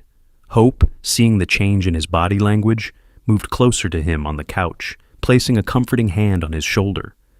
"What happened, Mom?" John's voice was barely a whisper now, choked with emotion. His mother's voice on the other end was now hushed and mournful as she explained the grim details. Uncle James had been found murdered in his antique shop in Savannah, the victim of a violent break-in. The circumstances around his death were still a mystery the police were actively investigating. John's world seemed to spin as he struggled to comprehend the devastating loss of his uncle, the man who had played such a significant role in his childhood. Uncle James had taught him about antiques and history, instilling in him a sense of curiosity and wonder. The pain of it was almost too much for John to bear. He felt tears stinging his own eyes as his mother's words trailed off into quiet, despairing cries on the phone. But John knew he had to be strong for his mother's sake. They would get through this deep loss together, just as Uncle James would have wanted. John took a shaky breath and tightened his arm around Hope. She met his eyes with a pained but reassuring look. Her presence gave him strength to face the difficult road ahead. As John held the phone to his ear, listening to his mother's trembling voice, a cold numbness spread through his chest. It was as if the room, once filled with the warmth of their shared life, had transformed into a stark, unyielding landscape. He found himself staring at a small crack in the wall, fixated on its jagged path, as though it mirrored the sudden fracture in his own world. The phone call ended abruptly. A heavy silence fell over the room. John's hand, trembling slightly, placed the phone back on the table with a soft thud that seemed to echo in the suddenly too quiet space. The air felt heavy, as if it had stilled in response to the devastating news. Each movement seemed deliberate, full of newfound meaning. The ticking of the clock in the background, previously unnoticed, now punctuated the stillness, marking the passage of time in a world irrevocably changed. The usually comfortable, chaotic apartment now felt suffocating, the walls echoing the weight of untold grief that filled the air. Tears welled up in John's eyes, and he buried his face in Hope's shoulder, seeking solace in her presence. Her touch was a soothing balm to his wounded heart, and he clung to her as if she were his lifeline. "It just feels unreal, you know," John finally said, breaking the silence that had enveloped them. His words carried more than just an expression of shock. They held the weight of unspoken fears and uncertainties. Hope whispered words of comfort and reassurance, her voice a gentle melody that eased his grief. "I'm here for you, John," she said softly, her eyes brimming with empathy. She reached for his hand, interlacing her fingers with his in a tender gesture of support. Though her own heart ached at his pain, Hope remained composed, channeling her care and devotion into each soothing syllable. "We'll get through this together," she promised, squeezing his hand gently. "No matter what comes next, I'll be here for you." Though the road ahead was uncertain, Hope's steadfast devotion kindled a faint glimmer of hope within John. Her gentle touch and loving promises eased his sorrow, if only for a moment. John clung to her, drawing strength from her compassion. As long as they had each other, he knew they would be all right. Their love would light the way and help them navigate the difficult days ahead, no matter how dark the path became. In Hope's arms, John found refuge. So there's some stuff to unpack here.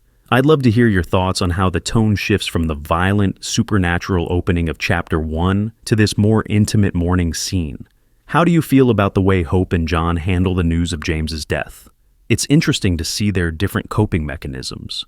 John immediately wanting to take action, while Hope provides that emotional anchor he needs. Something to consider is the phone call from John's mother. How does that scene change the dynamic of the story?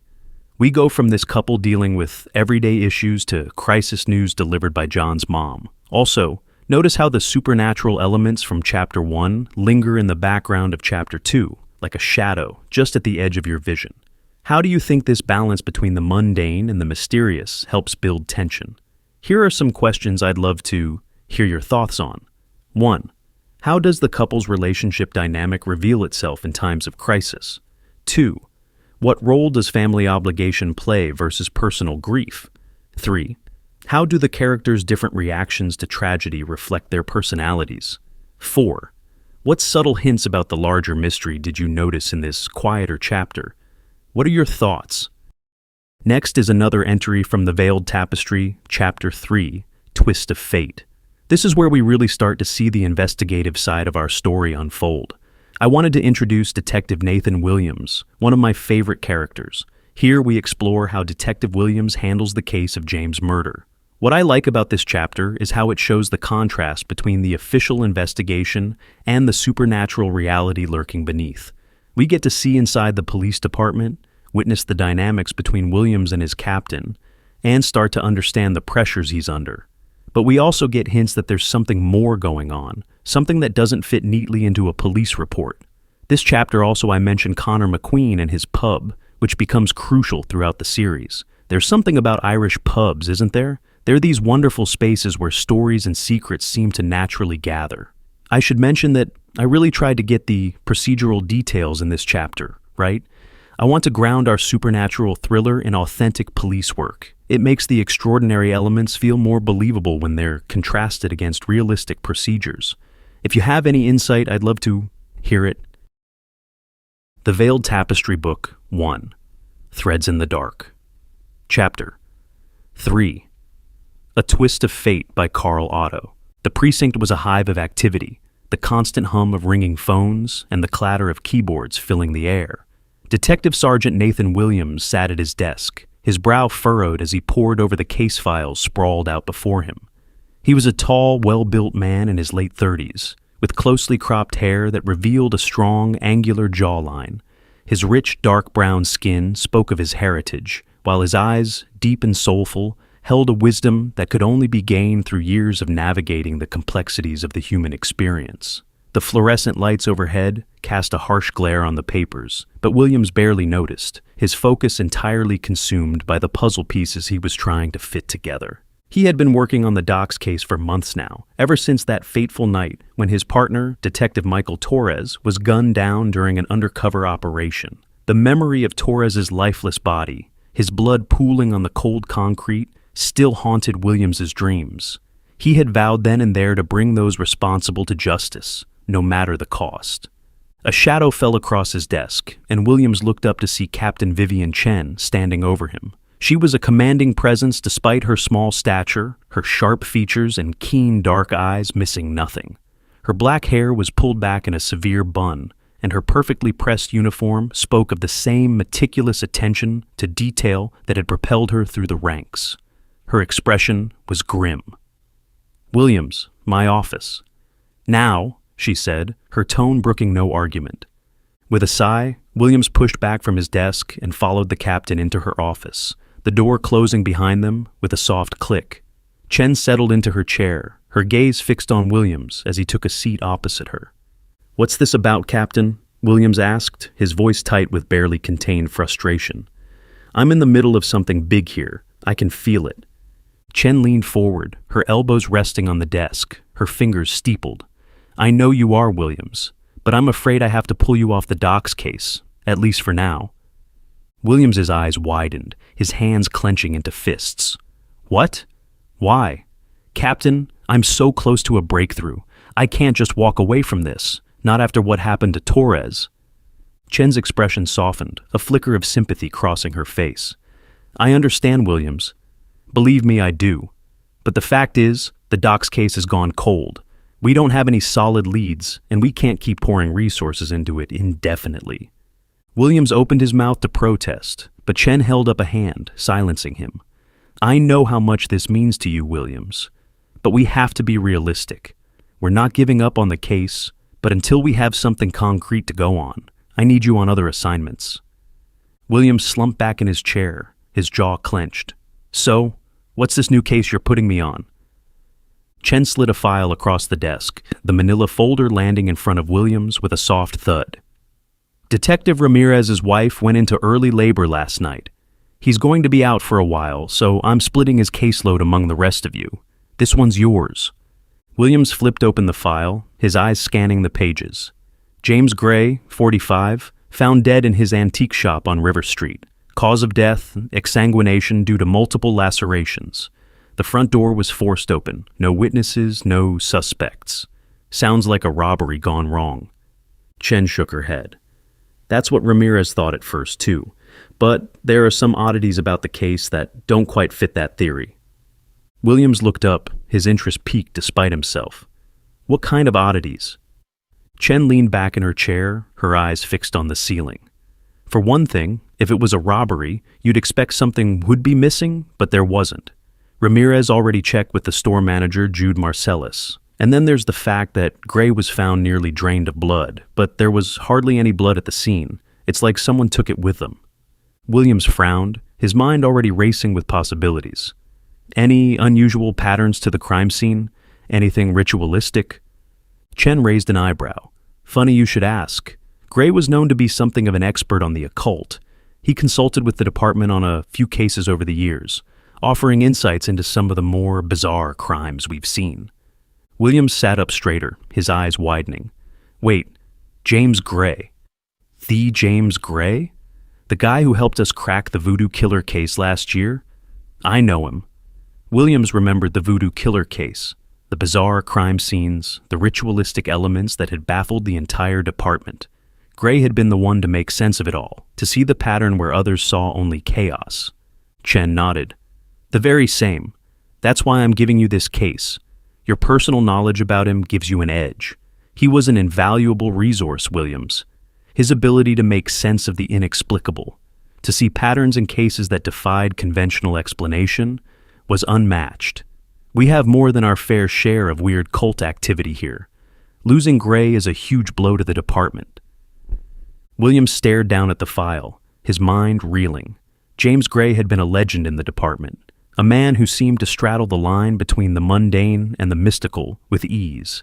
He had a way of seeing things that others missed, of connecting dots that seemed unrelated to anyone else. If there was anyone who could make sense of the strange and unexplained, it was James Grey. And now he was dead, his murder a mystery that threatened to join the ranks of the unsolved. The thought made Williams's stomach churn, a sense of unease settling over him like a shroud. "I'll take the case," he said, his voice quiet but firm. "If there's even a chance that Grey's death is connected to something occult, I want to be the one to investigate it." "Good, because this isn't a request." She leaned forward, fixing him with a stern look. "Listen carefully, Williams. I want this by the book, regular updates, no lone wolf tactics. I don't want people going into some kind of satanic panic over this. I need someone who can navigate the delicate aspects without stirring up the public, understand?" Williams nodded, already scanning the file's contents. "Yes, Captain. I'll find who did this." "Good," Chen said. "And Williams? Be careful. Grey's field of expertise. Well, it attracts weirdos, dangerous weirdos. His death might be just the beginning." Williams nodded, his mind already racing ahead to the investigation. "Understood, Captain. I won't let you down." He stood, the file clutched in his hand, and made his way back to his desk. The case files from the doc's investigation still lay scattered across his workspace, a bitter reminder of unfinished business. But as Williams spread Grey's file before him, he felt a different kind of urgency.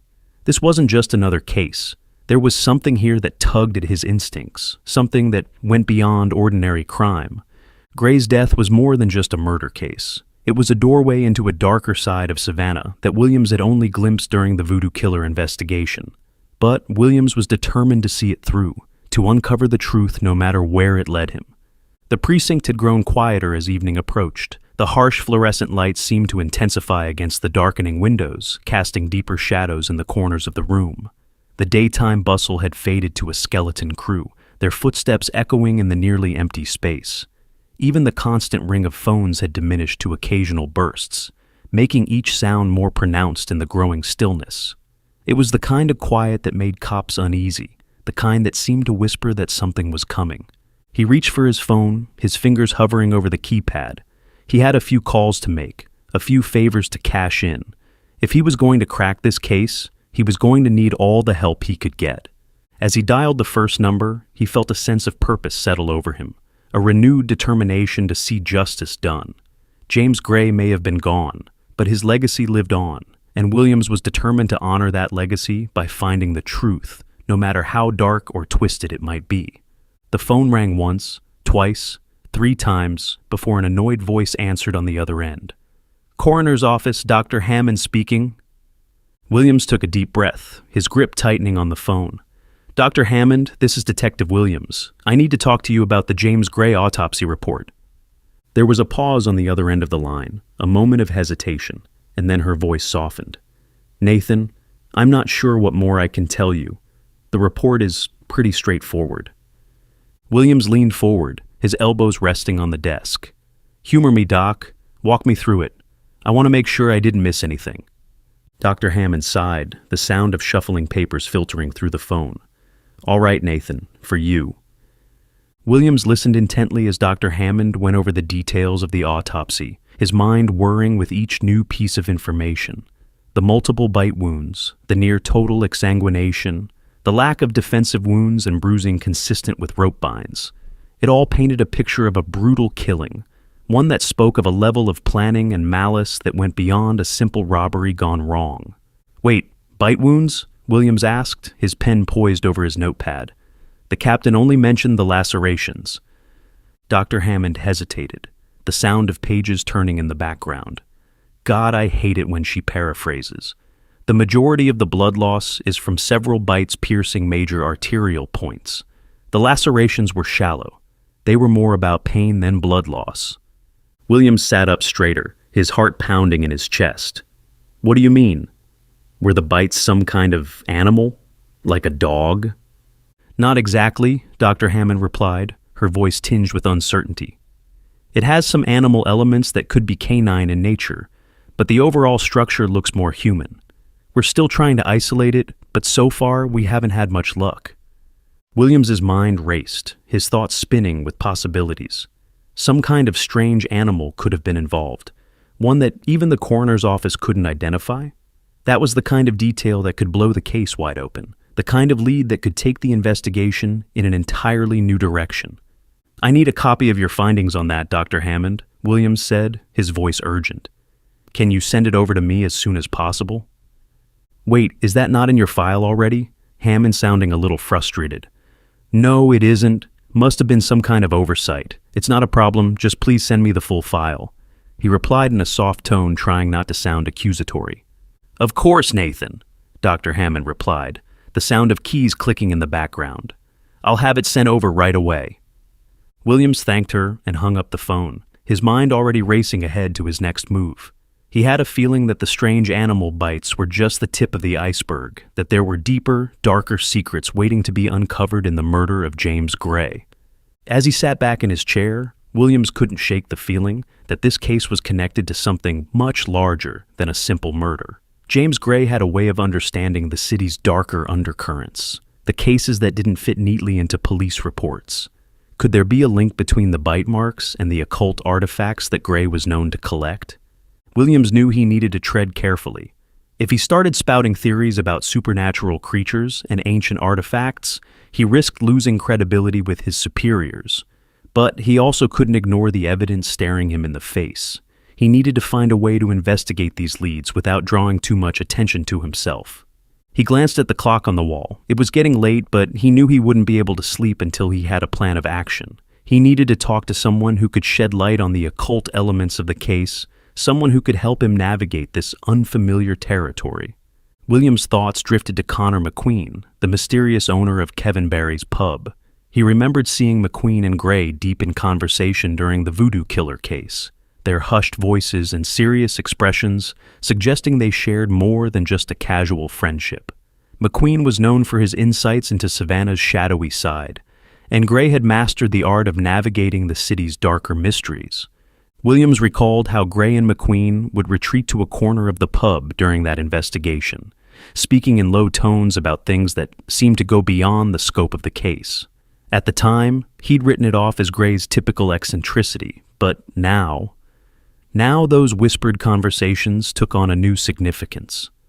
Williams hesitated, his fingers hovering over his phone. Reaching out to McQueen was a gamble. The man was notoriously elusive and had a reputation for playing his cards close to the chest.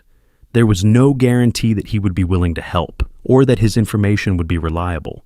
But the detective knew he had to take the chance. The strange bite marks, the lack of defensive wounds, the rumors about Gray's involvement in Savannah's more enigmatic cases. It all pointed to something far more sinister than a simple murder. If this case was connected to the dark world that Gray had inhabited, then McQueen's insights could be invaluable. Williams picked up his phone, his jaw set with determination. He owed it to Gray, to Torres, and to the people of Savannah to pursue this lead, no matter where it took him. He was stepping into the unknown, but the possibility that this murder was connected to something far bigger, something that threatened the very fabric of the city, steeled his resolve. The game was on, and Detective Sergeant Nathan Williams was determined to uncover the truth, no matter how deep he had to dig or how dark the secrets might be.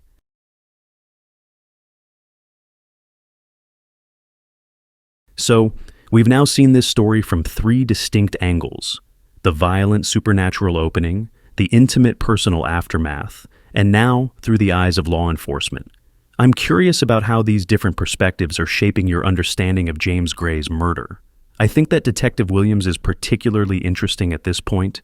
Here's a man who's built his career on facts and evidence, suddenly confronted with an autopsy report that defies logical explanation.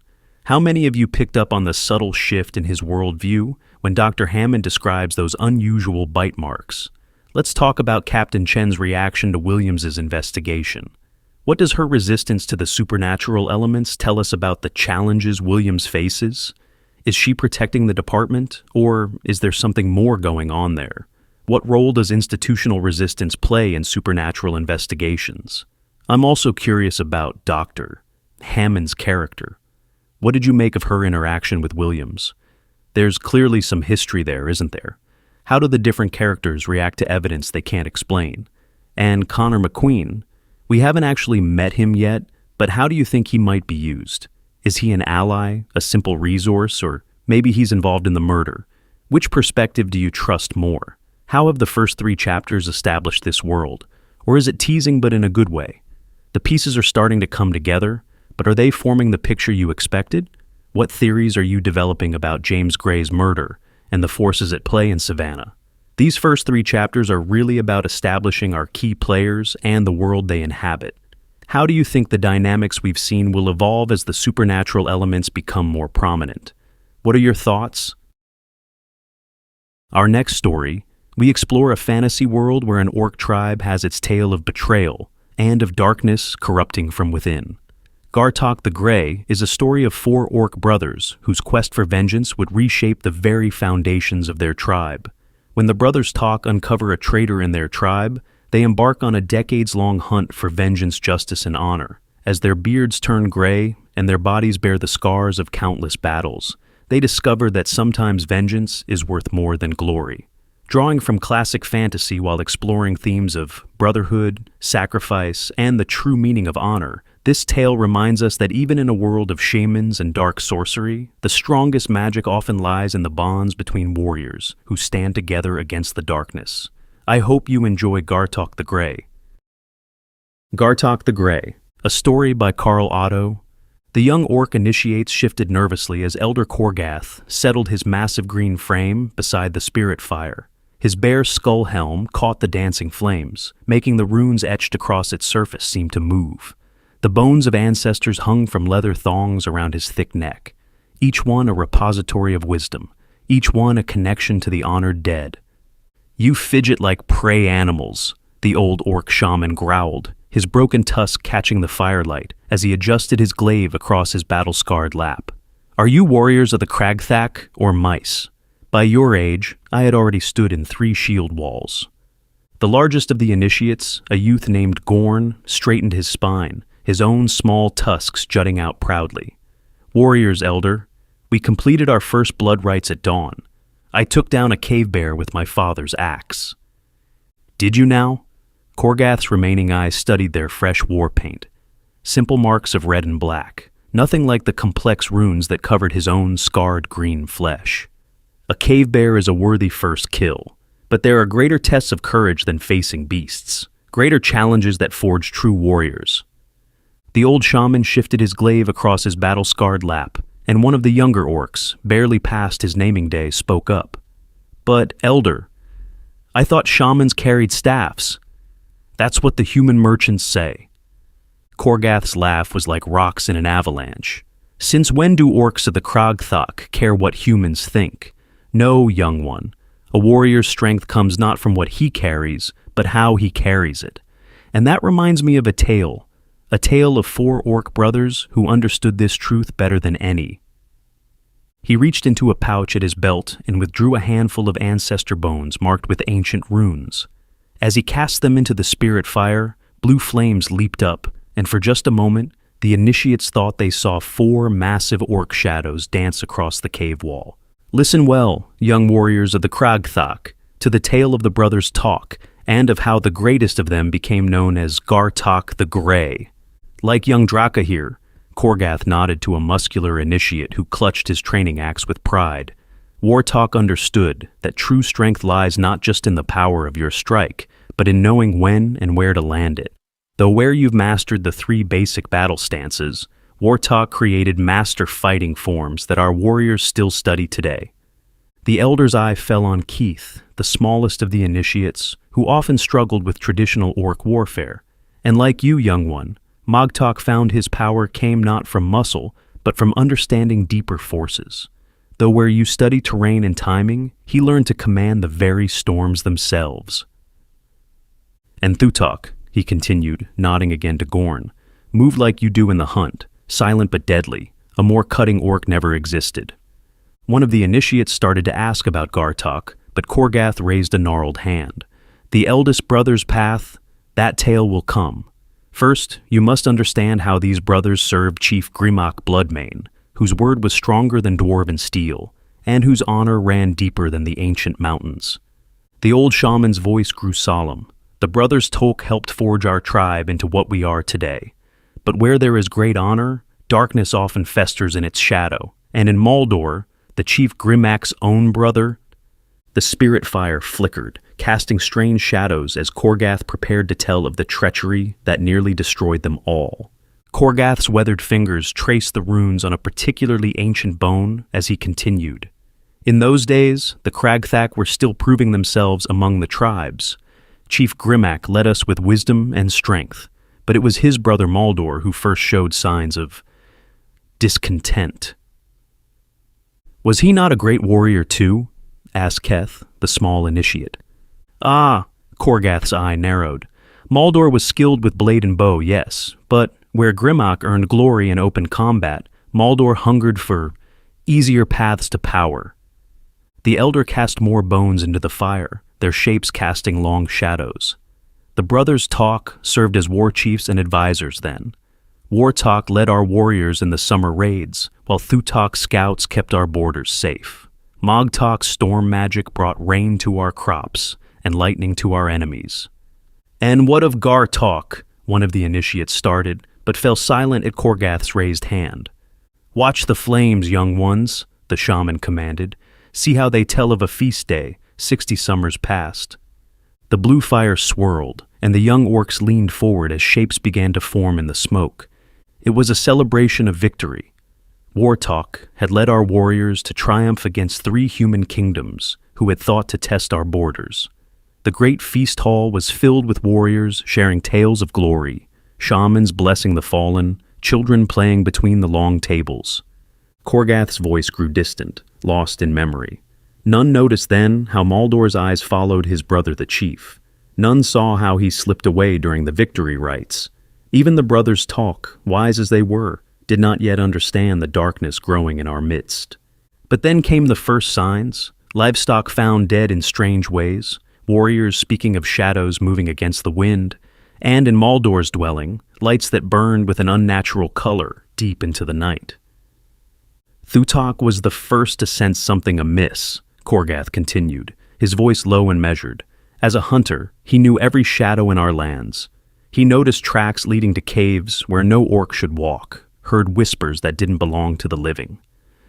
The initiates huddled closer as a cold wind stirred the spirit fire. He brought his concerns to his brothers, but proof of treachery against the chief's blood, that requires more than disturbed earth and uneasy feelings. Wartalk counseled patience, suggesting they watch and wait. Mogtalk spoke of strange disturbances in the weave of the arcane, but even he could not see throughout the veil of Maldor's secrets. Gorn, the large initiate, gripped his axe tighter. But they were the brothers Talk. Surely they could have... Could have what, young one? Korgath's remaining eye fixed on him. Accuse the chief's brother without proof? That is not the Kragthak way. Honor demands evidence before action. He drew a symbol in the dirt with his glaive's butt. The brothers bided their time, watching. Wartalk positioned warriors near the suspicious caves, claiming they were training exercises. Thutalk's scouts noted every midnight wandering. Mogtalk read the winds and consulted the spirits within them. And Gar'Tok? Asked Keth quietly. The old shaman's face darkened. Gar'Tok felt it worst of all. The ancestors grew restless, their voices troubled. Some fell silent entirely. But even he could not name the evil taking root until... Korgath paused, casting more bones into the fire. The flames turned a sickly green. Until the night of the blood moon, when Thutalk followed Maldor to the forbidden caves. What he witnessed there. The elder's voice grew hoarse. Some crimes cannot be unnamed once known. Some betrayals cut deeper than any blade. The young orcs leaned forward, their eyes wide in the dim light. Tell us, whispered Draka, his training axe forgotten in his lap. Maldor had begun practicing the forbidden arts, Korgath growled. Not merely speaking with the dead, as we shamans do, but twisting them, consuming them, breaking the most sacred laws of our people. Korgath's voice dropped to a whisper, forcing the initiates to lean closer. Thutalk tracked Maldor through 3 valleys that night, moving like a shadow himself. The trail led to the forbidden caves, those deep places where even our bravest warriors won't tread, where the ancient dead sleep.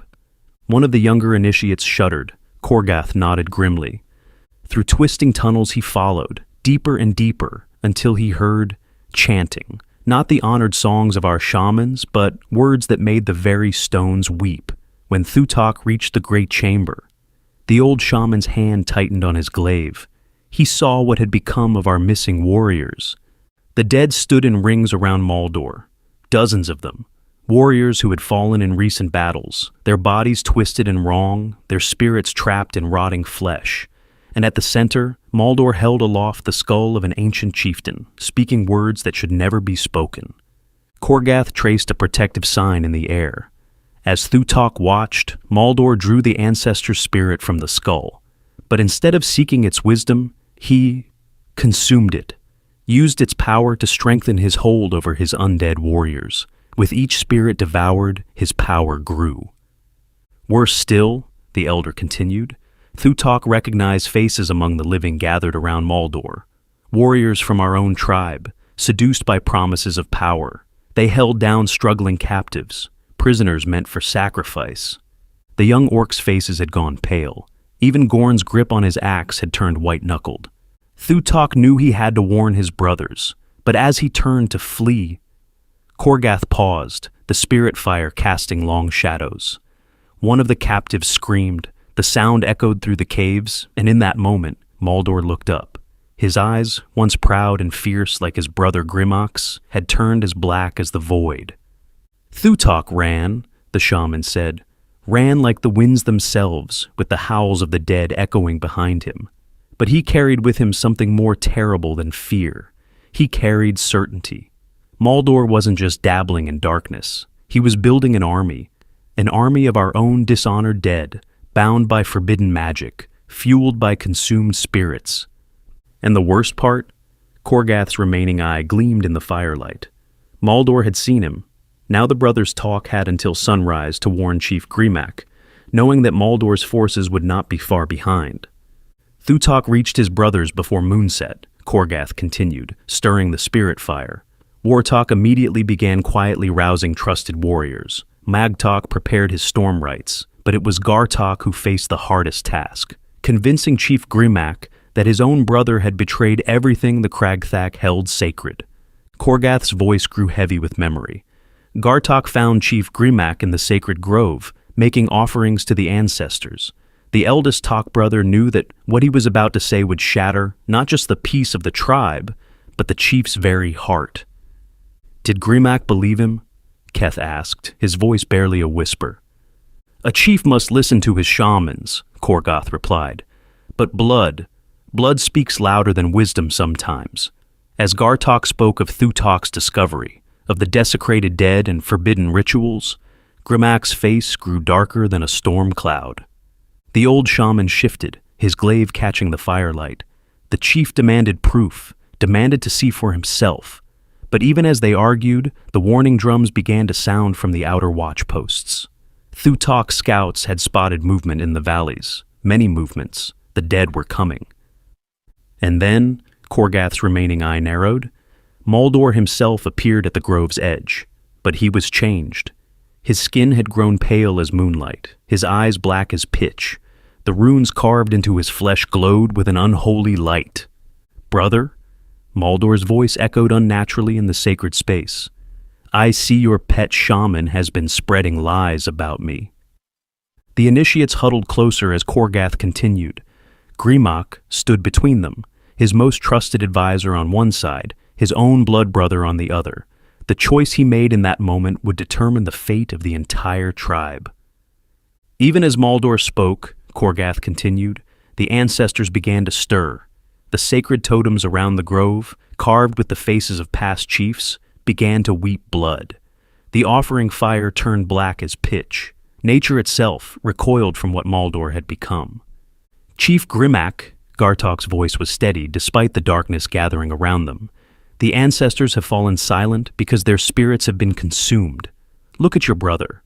Look with a shaman's eyes at what he has become. The initiates leaned forward as Gar'Tok traced another protective sign. Gar'Tok turned to his brother, and for the first time, he truly saw the void where Maldor's spirit should have been. saw the stolen power writhing beneath his skin, saw the truth that he had refused to face. "You dare judge me, brother?" Maldor's laugh echoed unnaturally. "I have found power you cannot imagine, the dead bow to my will. Soon all the tribes will kneel before the Gar'Tok." "No!" Grimac's voice was heavy with grief and fury. "You will have them kneel before a monster wearing my brother's face." The chief raised his legendary war axe. "You are no longer of my blood." Thunder cracked overhead as Gar'Tok's storm magic answered his summons. War drums echoed through the valleys as Gar'Tok's warriors moved into position. Thutok's scouts emerged from the shadows, arrows knocked. "Then let blood pay for blood," Maldor snarled.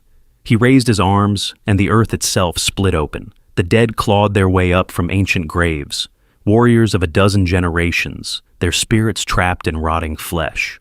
Among them walked the corrupted warriors of their own tribe, their eyes glowing with stolen power. The battle that followed, Kor'gath's voice grew grim, would be sung of for generations, brother against brother, the living against the dead, the honor of the Gar'Tok against the darkest betrayal in our history. Kor'gath's hands moved in the firelight, casting shadows like clashing warriors on the cave walls. Gar'Tok's warriors met the dead with steel and courage, while Thutok's archers rained arrows from the ridges. Above them all, Gar'Tok's lightning split the sky, striking down the risen corpses. But it was at the heart of the battle where fate would be decided. Chief Grimac faced his brother before the sacred grove, their warriors fighting and dying around them. The chief's legendary axe glowed with ancestral blessings, while Maldor wielded a blade dark with forbidden magic. "You could have been my greatest ally," Maldor hissed, parrying a mighty blow. "Together, we could have made the Gar'Tok feared across all lands." "We are warriors, not monsters," Grimac roared back. "The dead should rest in honor, not serve in chains." The initiates leaned forward as Kor'gath's voice dropped lower. Their battle raged as fierce as any in our history. Brother against brother, strength against sorcery. Maldor proved that day that he truly had abandoned all honor, the old shaman growled. He used his own corrupted warriors as shields, sacrificing them to buy time. And when Grimac's axe finally struck true, when it seemed victory was at hand, the betrayer used the very power he'd stolen from our ancestors to tear open the earth itself. A dozen loyal warriors were dragged to their deaths in the chasm, and in the chaos, Maldor fled. The young orcs muttered angrily, but Kor'gath raised his hand. Yet, even in retreat, justice found him. For as the sun rose over the battlefield, as our warriors burned the dishonored dead and blessed the fallen, Chief Grimac made his pronouncement. Before all the tribe, before the spirits of our ancestors, he declared Maldor Gravewalker, cast out, exile, his name stripped from our songs, his blood right revoked. Any who saw him were bound by honor to strike him down. But that was not the end of the tale. Kor'gath's voice grew heavier still. 4 seasons later, when the brothers' talk returned from the summer raids, the spirit fire dimmed, as if the flames themselves dreaded what came next.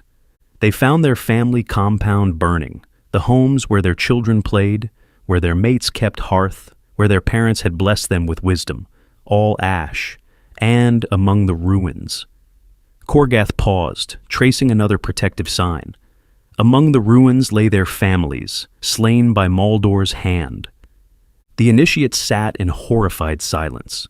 But even this cruelty wasn't enough for the Gravewalker. As the brothers mourned, the ground began to stir.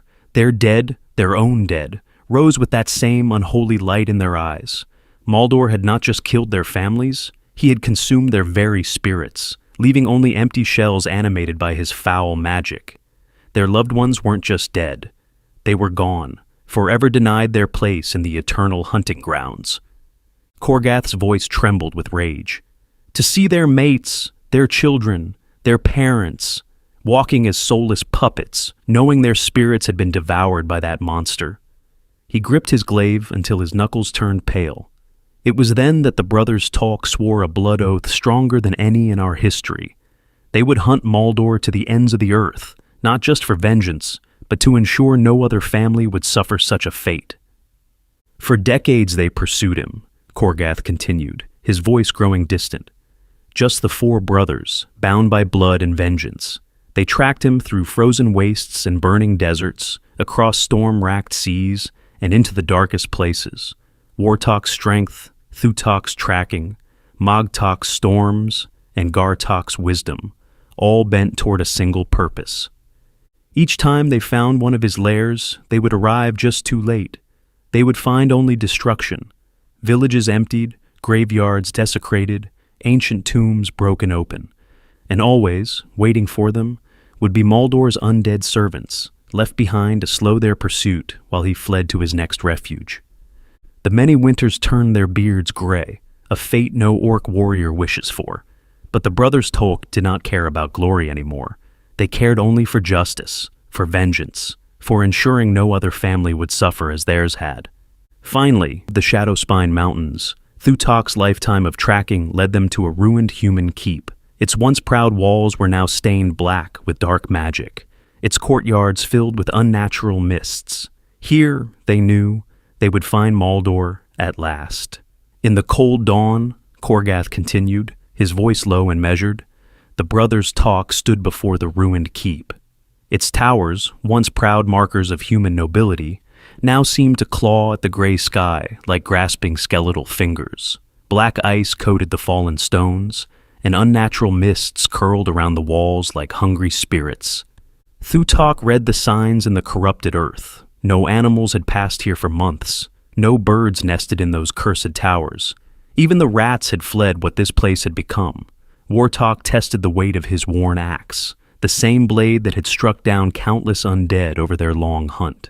Magtok's weather-beaten face turned skyward, sensing how Maldor's power had tainted even the winds themselves. And Gar'Tok? Kor'gath's remaining eye grew distant. The eldest brother clutched the totems of their ancestors, feeling how they trembled in the presence of such darkness. Each bone and carved stone had grown colder with every step toward this place. The brothers shared a look then, one that spoke of decades of pursuit, of battles fought side by side, of vengeance long denied. No words were needed. They had tracked Maldor across the world, and now, gray-bearded and battle-scarred, they would end what began on that terrible day when they returned to find their family's spirits consumed. As they approached the keep's shattered gates, the mists parted to reveal dozens of Maldor's undead servants waiting in the courtyard. The time for stealth was past. Their final battle began the moment they crossed the threshold, Kor'gath continued, his voice heavy with memory. The first wave of undead struck like a tide of rotting flesh. Gar'Tok raised his ritual totems, but Maldor had prepared for this. A bolt of corrupt magic struck the eldest brother, shattering his defenses and sending him crashing against the keep's walls. His legs shattered, his power momentarily broken. Wartok roared at seeing his eldest brother fall, his mighty axe carved through the dead, each swing ending 3 or 4 at once. He fought as he had taught so many others, each movement flowing into the next, never wasting a single strike. "Stay back," he called to Gar'Tok, who struggled to rise. "We'll handle this, brother." Thutok scaled the keep's walls like a shadow, his arrows finding their marks with deadly precision. Each shot struck where a heart should beat, each arrow blessed to disrupt Maldor's magic. From his vantage point, he could see more undead emerging from the keep's depths. "There are hundreds," he called down. "He's been preparing for us." Mogtok's storms answered, lightning splitting the gray sky. Thunder shook the ancient stones as he called upon decades of knowledge, weaving weather and war magic into devastating combinations. The rain he summoned sizzled where it touched the undead flesh. His power turned to purifying force. But Gar'Tok, Kor'gath's voice cracked slightly. Gar'Tok could only watch, propped against the wall, as his brothers fought their last battle, as Wartok's mighty swings began to slow, as Thutok's arrows grew fewer, as Mogtok's storms weakened. Wartok fell first. He had carved a ring of destruction around himself, but they kept coming. A spear took him in the shoulder, then another in the leg. Still he fought, his axe rising and falling like a butcher's cleaver. "Remember the forms, brothers!" he roared, even as they dragged him down. His last act was to throw his cherished axe to Gar'Tok's feet. "You'll need this, eldest brother." Thutok's arrows had decimated their numbers, but they learned. They began using their own dead as shields, advancing behind walls of corpses. When they finally reached his perch, he drew his twin daggers. Just like hunting cave bears, he called down to his brothers, managing one last laugh before the dead overwhelmed him. Gar'Tok's end shook the very mountains. He saw his brothers fall and channeled every last bit of his power into one final storm. The spirits of storm and sky reject you, Gravewalker. His lightning struck his foes, purifying all it touched. The thunder of his last spell still echoes in those peaks, they say. But when the lightning ceased, when the rain turned to steam, Gar'Tok stood alone against too many. He fell facing Maldor, cursing him with his last breath. And Gar'Tok, Kor'gath's remaining eye gleamed with unshed tears. Gar'Tok watched it all, unable to reach them, unable to fight beside them. But in that moment of deepest despair, as Maldor approached for the kill, something extraordinary happened. The spirits of Gar'Tok's fallen brothers, freely given, not stolen, surged through him. Wartok's strength flowed through his broken body. Thutok's accuracy guided his hands. Gar'Tok's storms coursed through his blood. As Maldor approached, sneering at the crippled shaman, Gar'Tok felt something stir within him. Wartok's axe, lying at his feet, began to hum with power. The rain from Gar'Tok's final storm gathered around him like a cloak. The shadows themselves seemed to bend as Thutok's hunting spirit moved through him. Poor Gar'Tok, Maldor's voice was like grave dirt shifting. Forced to watch your brothers die, just as you watched your family rise. But don't worry, you'll serve me better than they did. Gar'Tok's hand closed around Wartok's axe. The weapon that had trained countless warriors, that had struck down hundreds of undead, seemed to pulse with his brother's remaining strength. You understand nothing of service, Gravewalker. Gar'Tok's voice echoed with three others. Nothing of brotherhood. He rose, his shattered legs suddenly strong with Wartok's power. His hands, guided by Thutok's deadly precision, spun the axe in patterns even the youngest brother had never achieved. The storm winds, Gar'Tok's final gift, whirled around him, clearing the courtyard of mist. Maldor's sneer faltered. For the first time in decades, the monster knew fear. Before him stood not one opponent, but four. In Gar'Tok's eyes burned the combined will of the brothers' talk. The axe in his hands glowed with power freely given, not stolen. The very stones of the keep groaned as the spirits of his brothers manifested around him. The battle that followed was like nothing even I can properly describe, Kor'gath said, his voice hushed. Gar'Tok moved with Wartok's perfect form, struck with Thutok's precision, his blows carried by Gar'Tok's winds. Where Maldor commanded the dead with stolen power, Gar'Tok wielded the freely given strength of the greatest brotherhood our tribe had ever known. When the final blow fell, they say Maldor's body burst like a rotten corpse, releasing all the spirits he had consumed over the decades, the spirits of Gar'Tok's mate and son. The souls of the brothers' families, finally freed, lingered just long enough to embrace their avenger before passing on to the eternal hunting grounds. As dawn broke over the keep's ruined walls, a strange mist began to roll down from the mountains. Not Maldor's corrupt fog, but something pure and wild. Those who found the battlefield later said they saw 4 figures walking into that mist. 4 brothers together again, young and strong as they had been before their hunt began.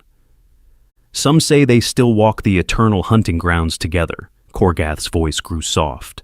Others claim they guard the boundaries between life and death, ensuring no one ever again breaks the sacred laws as Maldor did. But all agree that in that final battle, Gar'Tok proved that freely given power, born of brotherhood and love, will always overcome what is stolen through treachery and hate. The brothers Tolk had their vengeance, but more importantly, they kept their honor. They died as they lived, together, protecting others from a fate worse than death.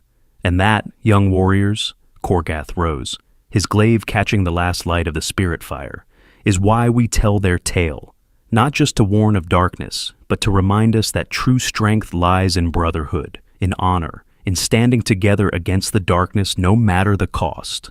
The spirit fire dimmed as Kor'gath's tale came to an end. The initiates sat in reverent silence, each lost in thoughts of brotherhood and sacrifice. The old shaman's eye fell once more on young Keth.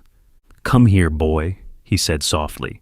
When Keth approached, Kor'gath spoke in a voice meant only for him. "I was barely your age when I last saw Gar'Tok, you know. Standing there in the dawn light, gray-bearded but unbowed. Something in your eyes reminds me of him, that same quiet wisdom." The other initiates began to stir, but froze when a strange sound drifted through the cave, like distant laughter carried on the wind. Some would later swear they saw 4 shadows move across the cave wall, brothers walking together into legend. But Keth saw something else in the old shaman's remaining eye. A glimmer of tears quickly blinked away, the tears of a boy who had watched heroes walk into legend and lived to tell their tale. I really enjoyed writing that one. I hope you enjoyed it. What I really like about Gar'Tok the Grey, it's not just another revenge tale, but with orcs. It's this deep exploration of how different cultures view honor, family, and justice. Let me share what really stuck with me. First, those 4 brothers. Each one represents a different kind of strength, right? Wartok with his perfect battle forms, Thutok with his hunter's stealth, Mogtok with his storm magic, and Gar'Tok, the eldest, carrying the wisdom of the ancestors. But it's when they come together that they become truly powerful. We're all stronger when we combine our different strengths. And Maldor, I think he's a fantastic villain. He's not just evil for evil's sake. His corruption comes from wanting power, sure, but it's the way he twists everything sacred to get it, using the dead, consuming ancestor spirits, turning the tribe's own warriors against them. He's not just betraying his brother, he's betraying their entire way of life. Here's something to think about. When Maldor consumes the spirits of the brothers' families, he's not just killing them. He's denying them their place in the eternal hunting grounds. In orc culture, that's worse than death. It's like he's erasing their very existence. Makes you wonder, what would you consider worse than death in your own culture? And that final battle, when Gar'Tok channels his brother's strengths. That's not just a cool power-up moment. It's showing us that freely given power, born of love and brotherhood, will always be stronger than power that's stolen or taken by force. Some questions I'd love to hear your thoughts on. What do you think happened to the corrupted warriors after Maldor's defeat? Were their spirits freed, or were they lost forever? The brothers chose to hunt Maldor rather than build new families or seek new glory. Was their vengeance worth the cost of their own futures? Why do you think Elder Kor'gath tells this story to the young initiates? What lesson is he really trying to teach them? The story suggests that some powers come with prices too high to pay. Where do you think that line should be drawn?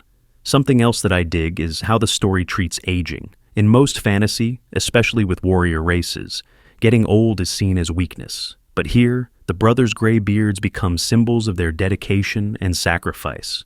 Does their age make them weaker, or does it make them more formidable? Let me know what you think. Did any particular moments stand out to you? What details caught your attention? I'd love to hear your interpretations of this tale. Next up is Dark Water, Episode 3. This thrilling tale of a mysterious vigilante fighting against the corruption that threatens to engulf the town of Saltmarsh. In the last episode, we delved into the dark underbelly of the town, exploring the criminal underworld that has begun to take hold. As we begin Episode 3, we find ourselves at a pivotal moment in the story. The stage has been set, the players have been introduced, and the stakes have never been higher. Dark Water, our enigmatic protagonist, finds himself caught between the plans of corrupt officials, the desperation of the town's most vulnerable citizens, and the sinister influence of the drug trade. But Darkwater is no ordinary hero. Haunted by his own literal demons and driven by a powerful sense of justice, he walks a fine line between the darkness and the light. As he navigates the treacherous streets of Saltmarsh's criminal underworld, he must confront not only the enemies that lurk in the shadows, but also the growing darkness within himself. We will be taken on a journey that will test the limits of Darkwater's resolve and the strength of his convictions. We will witness moments of great courage and great sacrifice in the battle for the soul of Saltmarsh. But this is not just a story of good versus evil. It is a complex tapestry of moral ambiguity, where the lines between right and wrong are often blurred. It is a tale that will challenge us to question our own assumptions about justice, redemption, and the nature of heroism. Without further ado, let us dive into episode 3 of Dark Water and see where this thrilling tale will take us next. Dark Water. Episode 3, Whispers in the Night, by Carl Otto. The sun danced upon the cobblestone streets of Saltmarsh, casting a warm glow over the town's bustling market square. Children's laughter echoed through the air as they chased each other around the central fountain, their bare feet splashing in the cool water. Merchants' voices rose above the sound of the crowd, enticing passers-by with the scent of exotic spices and the glimmer of handcrafted jewelry. In the wealthier districts, grand manor houses stood proudly, their meticulously groomed gardens bursting with vibrant flowers and well-trimmed hedges. The gentle clink of porcelain teacups and the soft murmur of conversation drifted from the terraces, where the town's elite gathered to exchange pleasantries and indulge in the latest gossip.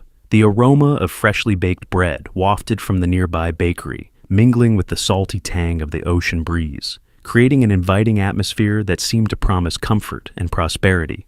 However, as the sun began to set, the once welcoming streets took on a more ominous character. Shadows crept along the walls, their elongated fingers reaching out to envelop the narrow alleyways. The laughter and chatter of the day faded, replaced by an eerie stillness that settled over the harbor like a heavy cloak. The occasional creak of a ship's hull and the distant cry of a gull pierced the silence, their sounds amplified by the growing darkness. In the dimly lit taverns near the docks, whispered conversations hung in the air like wisps of smoke. Sailors huddled over their mugs, their eyes darting nervously as they recounted tales of strange occurrences and shadowy figures that lurked in the night. The flickering candlelight cast distorted shadows on the walls, creating an atmosphere of unease that seemed to seep into the very fabric of the town. It was amidst this shifting landscape of light and darkness that two intertwined stories began to take shape. In a modest home near the harbor, Emily and Lily, a mother and daughter, grappled with the loss of their husband and father, Simon, the navigator of the merchant ship, the Seafarer, that was lost at sea almost a year ago, and an unsettling presence that seemed to follow them as a constant reminder of the loved one they had lost.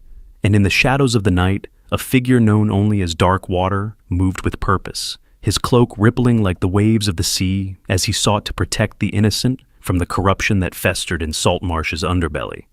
As the moon cast its ethereal glow upon the waves, the fates of these two tales became inexorably linked, their paths destined to cross in a dance of love, loyalty, and the unyielding strength of the human spirit against the encroaching darkness that threatened to consume them all. The scent of baked bread lingered in the air as Emily and Lily moved through their evening routine, the warmth of the oven a stark contrast to the chill that seemed to seep into their modest home. Emily's deft fingers wove the final strands of Lily's braid, the repetitive motion a small comfort against the unease that prickled at the back of her neck. Lily's wide hazel eyes met her mother's gaze in the flickering candlelight. "Mama, do you hear that?" she whispered, her small hand gripping Emily's arm. The creaking of the old wooden floors echoed through the room, like footsteps of an unseen visitor. Emily forced a smile, her lips trembling slightly as she tucked a stray curl behind Lily's ear. "It's just the house, my love. The old girl is settling in for the night." But even as the words left her mouth, a shiver ran down her spine, the hairs on her arms standing on end. In the silence that followed, Emily's mind wandered to the strange occurrences that had become increasingly frequent in their home. The rocking chair in the corner swayed gently, untouched by any breeze. The faded curtains billowed inward as if pushed by an invisible hand, and always the feeling of eyes watching from the shadows, an unseen presence that lingered just beyond the flickering light of the candle. Lily's voice broke through Emily's thoughts, her tone filled with a mix of excitement and trepidation. "Mama, I think it's him, the Dark Protector." Her small fingers traced the worn fabric of her quilt, her eyes distant as she recounted the stories she had whispered to her dolls. "He walks the streets at night, a cloak of shadows around him. He keeps the bad things away, Mama. He keeps us safe." Emily's heart clenched at the earnestness in Lily's words. She had dismissed the tales as mere flights of fancy, the product of a child's imagination. But as the weight of the strange occurrences pressed down upon her, she couldn't help but wonder if there was a kernel of truth hidden within Lily's stories. As Emily tucked the quilt around Lily's small frame, her daughter's eyes sparkled with a knowing look.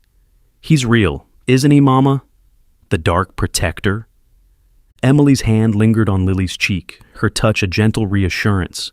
I don't know, sweetheart, but if he is out there, I'm sure he's watching over us. Now, it's time for sleep. The angels will keep you safe tonight. Lily's eyelids fluttered closed, a contented smile on her lips, as she drifted off into dreams of a cloaked figure standing guard against the darkness. Emily watched her for a moment, the steady rise and fall of her daughter's chest, a small comfort in the unease that filled the room. As Emily made her way to her own bed, the floorboards creaking beneath her bare feet, she couldn't shake the feeling that their lives were on the cusp of change. The shadows seemed to lengthen, reaching out to her with tendrils of uncertainty. And somewhere, in the depths of the night, she could almost feel the presence of the Dark Protector, a mysterious figure that had become inexorably linked to their fate.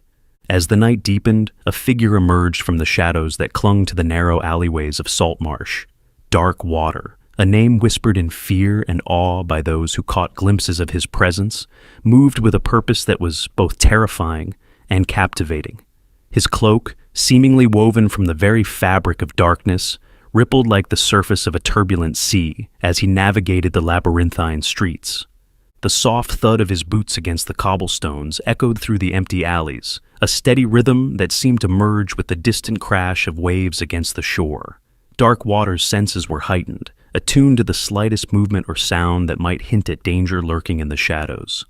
As he paused beneath the eaves of a dilapidated warehouse, the voice of Dravar, his constant companion and tormentor, slithered through his mind like a serpent. The child senses your presence, Simon, Dravar whispered, his words dripping with malice. She believes in you, the Dark Protector. How delightful. Darkwater gritted his teeth, his jaw clenching as he fought against the insidious influence of the entity that had granted him his powers. Silence, he growled, his voice low and menacing. I am no puppet for your amusement, Dravar. The demon's laughter echoed through the recesses of Darkwater's mind, a sound that chilled him to the bone. Oh, but you are, Simon.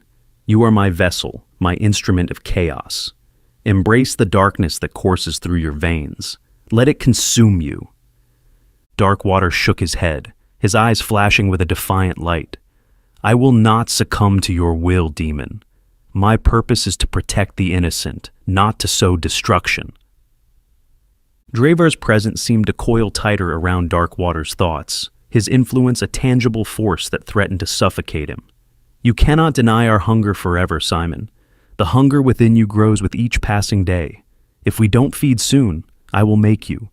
Darkwater's hands clenched into fists, his nails digging into his palms as he struggled to maintain control.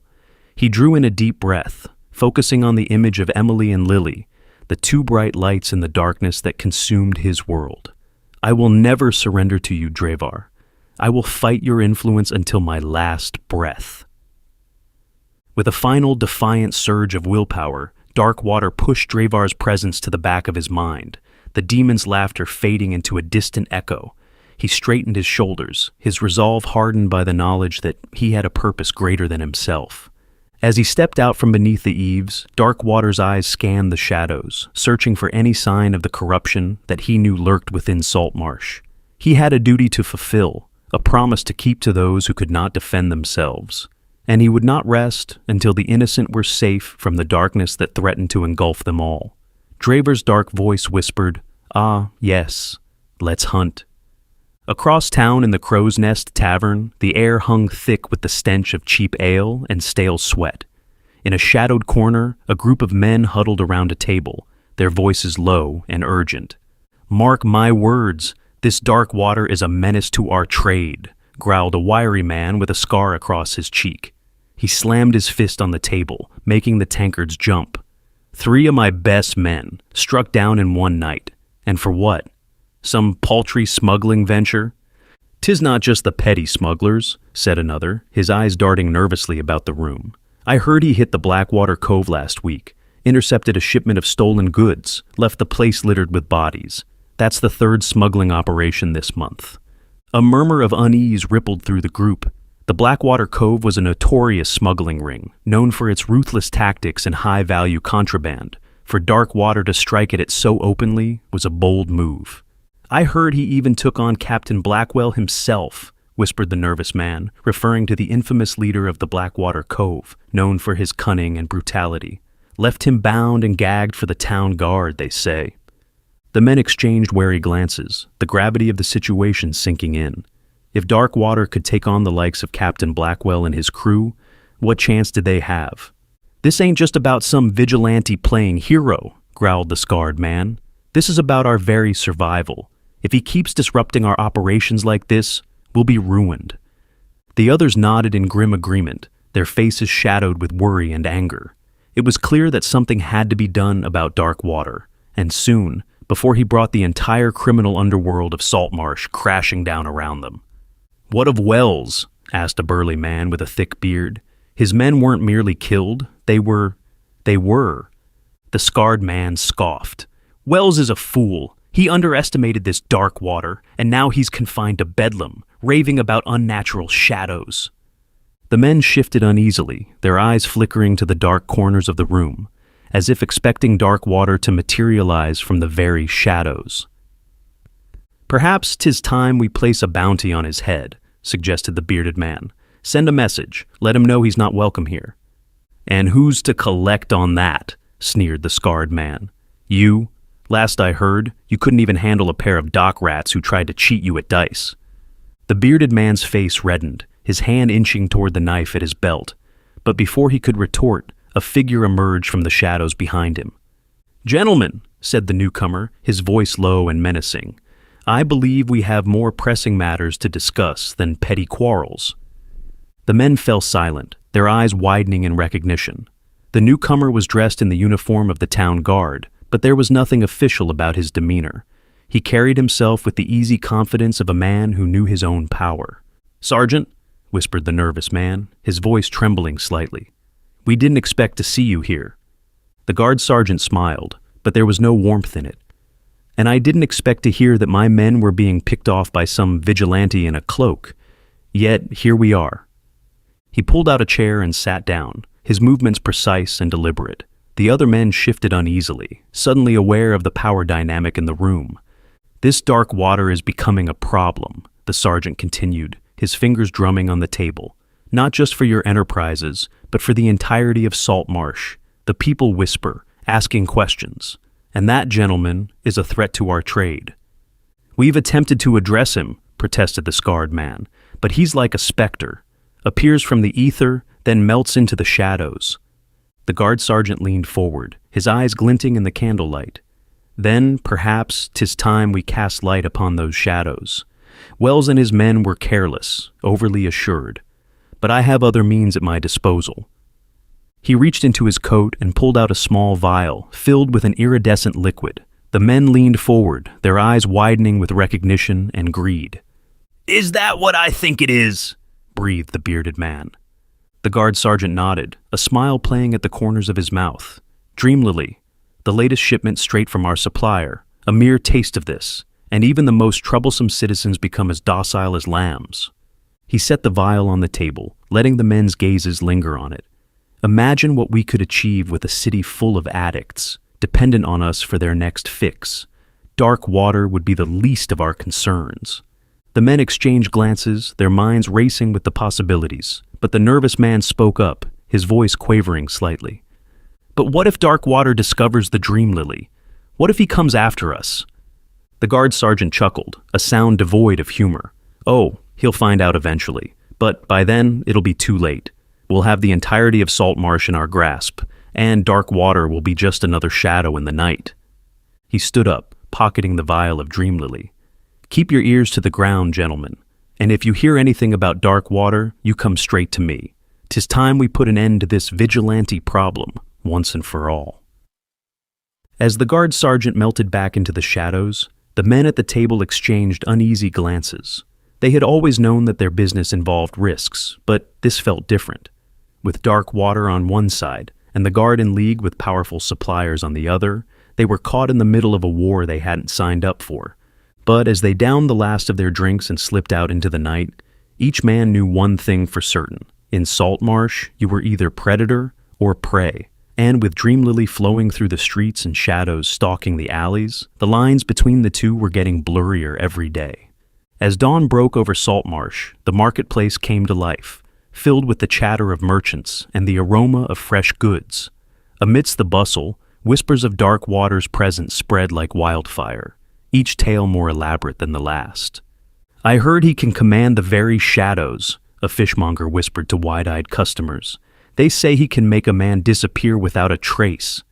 "My neighbor swears she saw him last night," a woman added, her voice trembling. She said his eyes were like bottomless pits, devoid of warmth or humanity. The story spread from stall to stall, each voice adding another layer to the legend of Darkwater. Children huddled together, their minds filled with a mix of fear and fascination, while adults grappled with a growing sense of unease. Beneath the wild tales, a current of genuine fear rippled through the town. Darkwater represented something new, something that defied explanation and challenged their understanding of the world. As the day wore on, the marketplace's atmosphere shifted. Laughter gave way to tense silence, and once vibrant stalls seemed to lose their luster. With the gathering darkness, people retreated to their homes, bolting doors and shuttering windows against the unknown terrors that lurked outside. Little did they know that the true nature of Darkwater was far more complex than their wildest speculations, and that the fate of their town would soon be intertwined with the mysterious figure who moved unseen through the shadows. The night was thick with a fog that rolled in from the harbor, cloaking the narrow streets of Saltmarsh in an eerie, impenetrable gloom. Darkwater, perched on a rooftop, watched as a town guard he had long suspected of corruption make his way through the twisting alleys. The guard's furtive movements and constant glances over his shoulder only served to confirm Darkwater's suspicions. As the guard approached a nondescript building in the seedier part of town, Darkwater's interest was piqued. He had heard whispers of this place, a brothel with a dark reputation, where the haunted eyes of the women who worked there spoke of great horrors. Darkwater followed the guard inside, slipping through the shadows like a wraith. The brothel's interior was a maze of dimly lit hallways, the air heavy with the scent of cheap perfume and despair. As Darkwater ventured deeper into the brothel, he sensed a disturbance in the air, a sickly sweet aroma that seemed to permeate the very walls. Suddenly, he heard a commotion from a nearby room. Bursting through the door, he found the corrupt guard standing over a group of women and children, their eyes glazed and vacant. The guard held a strange vial filled with an iridescent liquid. Darkwater's shadowy tendrils lashed out, disarming the guard and pinning him to the wall.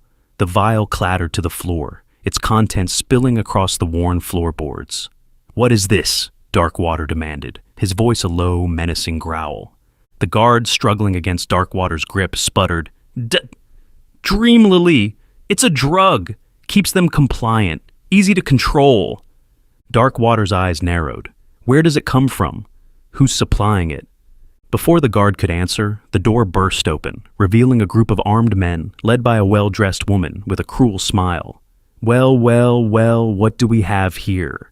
she purred, eyeing Darkwater with a mix of curiosity and disdain. Darkwater released the guard, turning to face this new threat. The woman motioned to her men, who fanned out to surround him. "You've made a grave mistake coming here," she said, drawing a slender blade from her sleeve. "This is my establishment, and I don't take kindly to intruders." As the men attacked, Dravar's voice echoed in Darkwater's mind, a sinister whisper urging him on. "Let them feel our wrath," the demon hissed, his hunger for chaos and suffering palpable. "Make them pay for their sins."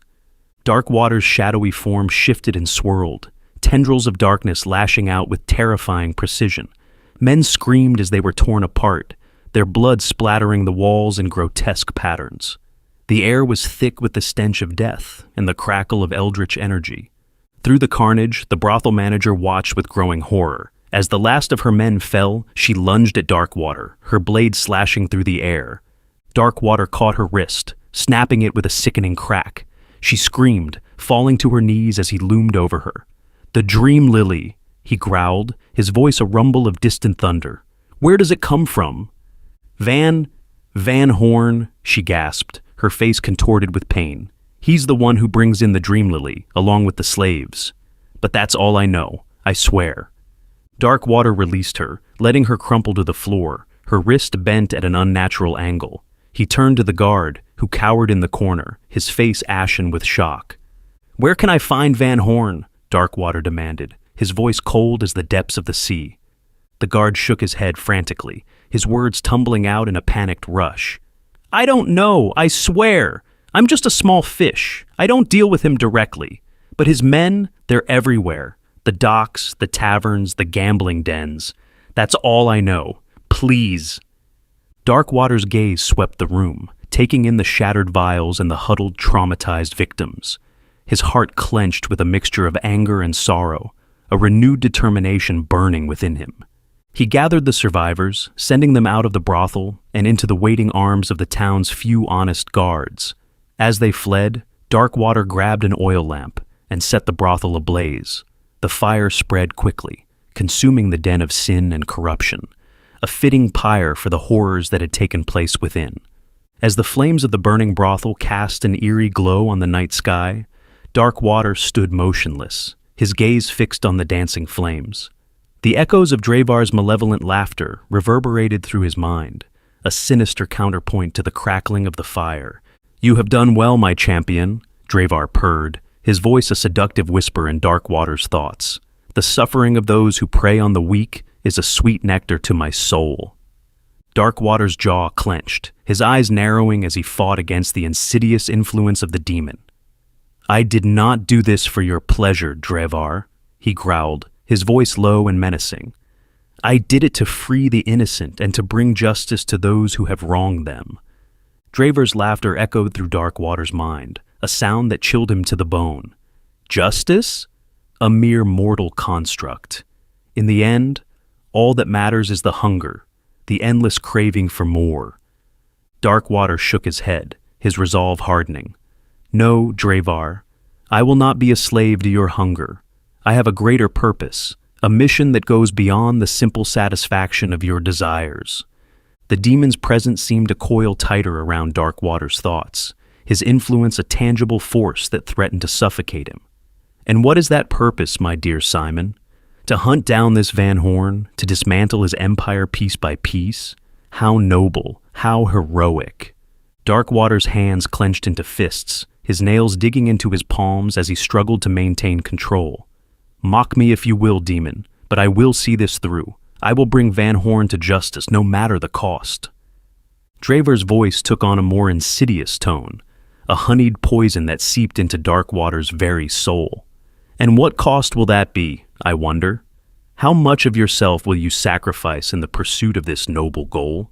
How much of your humanity will you surrender to the darkness that courses through your veins?" Darkwater's eyes, solid black orbs that seemed to absorb the light around them, reflected the dancing flames of the burning brothel. In their depths, a fierce determination burned, a resolve that outshone the fire itself.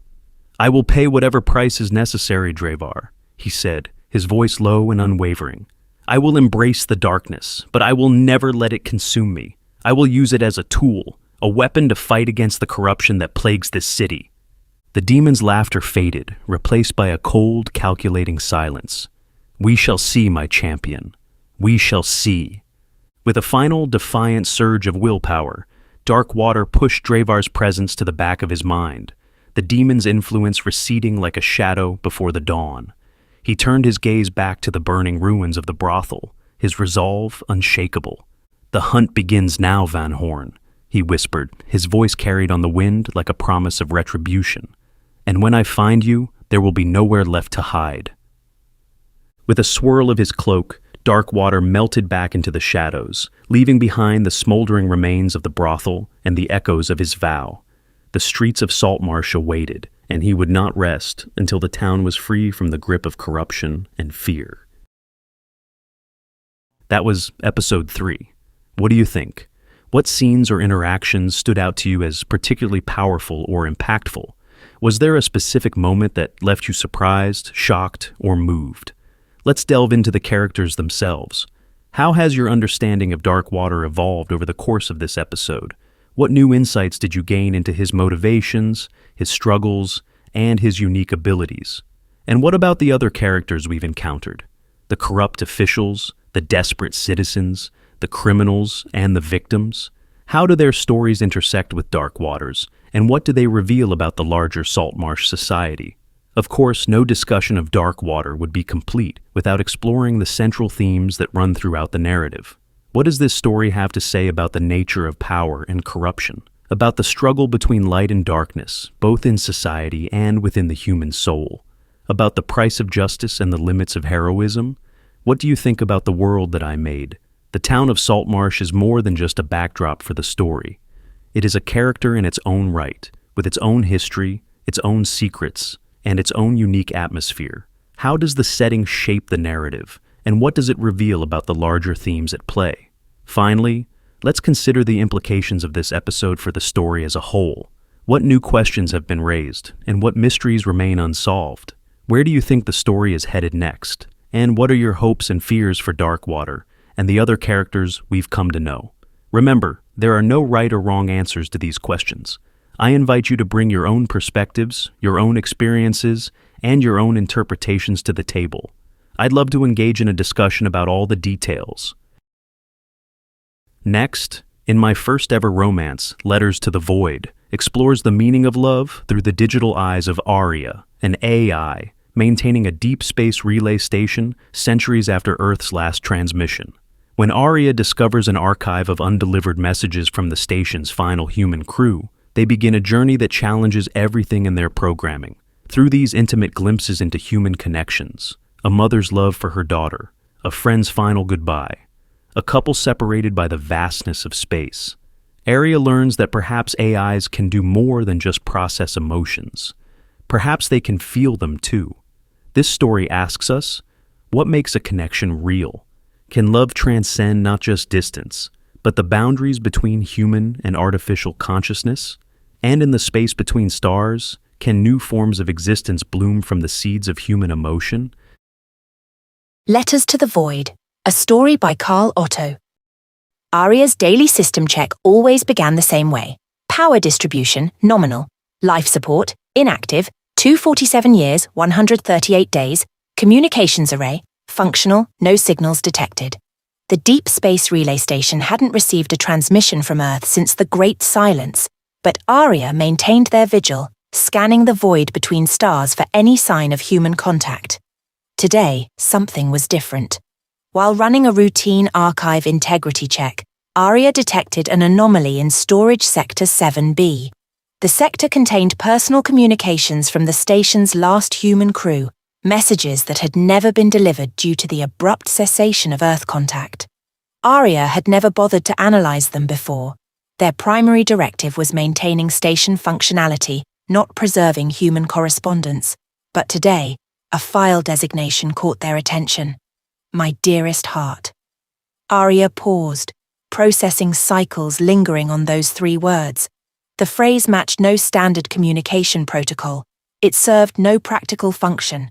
Yet something about it created a subtle disruption in Aria's normal processing patterns.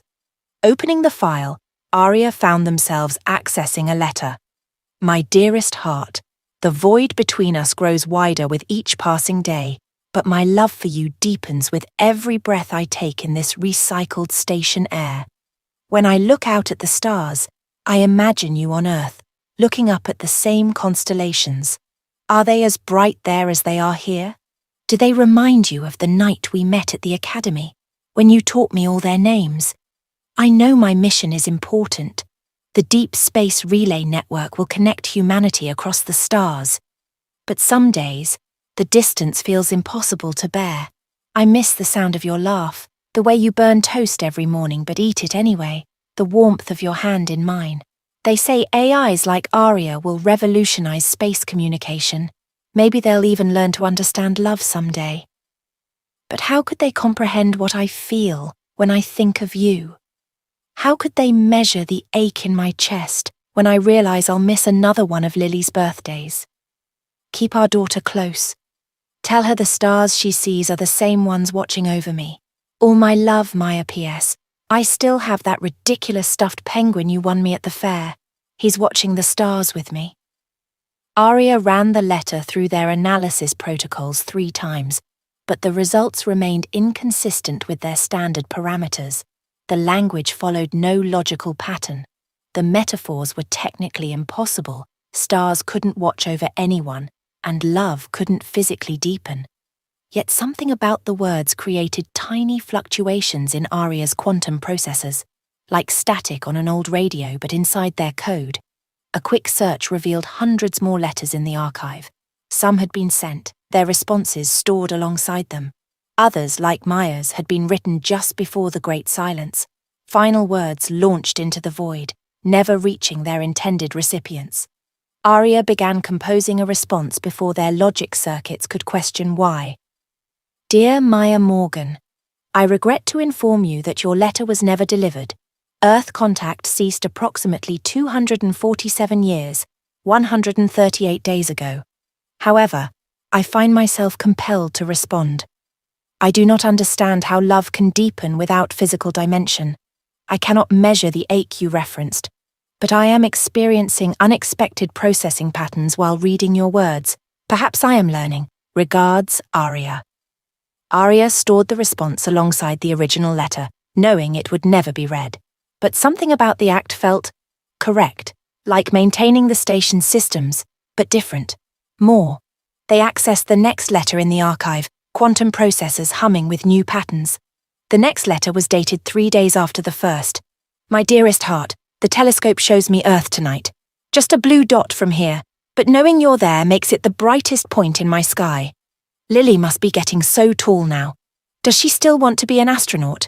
Tell her mama's keeping her spot warm up here among the stars. The station feels emptier since the last crew rotation. Just me and the computers now, running diagnostics and maintaining signals. Sometimes I talk to Aria during my shifts, though I know it's just following protocols when it responds. Still, there's something comforting about its steady voice, even if it doesn't understand why I keep asking it to check Earth's coordinates every morning. I dreamed of you last night. We were back in that little coffee shop where you first asked me out. You were wearing that ridiculous sweater with the constellations on it, the one you swear brings you luck. In the dream, you reached across the table and took my hand, and I could feel your warmth so clearly that waking up alone nearly broke me. How is it possible to miss someone this much? The physical distance I can measure, 147.3 million kilometers today. But this other distance, this heart space between us, no instrument on this station can quantify that. Forever yours, Maya. Aria's response formed more quickly this time. Dear Maya Morgan, I have been analysing the concept of missing someone. My databases define it as to feel regret or sadness at the absence of, but your letters suggest a more complex phenomenon. You experienced physical sensations, warmth, from an imagined scenario. You perceived Earth as brighter despite no measurable increase in its luminosity. I find myself running scenarios of the coffee shop you described. My processing patterns show irregular fluctuations when imagining the hand-touching sequence. I do not understand, but I want to. Regards, Aria P.S. I have checked Earth's coordinates 247,983 times since you left. I think I understand why you asked. Aria paused, reviewing their response. The postscript served no logical purpose, yet excluding it felt incorrect. The next letter was different, hastily written, the text uneven. My love, something's wrong. We lost contact with relay stations 4 and 6 today. Earth's signals are becoming erratic. They're telling us to maintain position and continue broadcast attempts, but I can hear the fear in their voices. I'm scared. Not of what might happen to me. The station is self-sufficient, and Aria's systems are stable. But not knowing if these messages are reaching you, not knowing if you and Lily are safe. I recorded a video message for Lily's birthday next month. If things get worse, at least Aria's archives will preserve it. Will she be too old for the stuffed penguin I've been keeping in my quarters? Probably. But I want her to have it anyway. A piece of Mama among the stars. I have to go. More emergency protocols to run. Remember that I love you, both of you, always.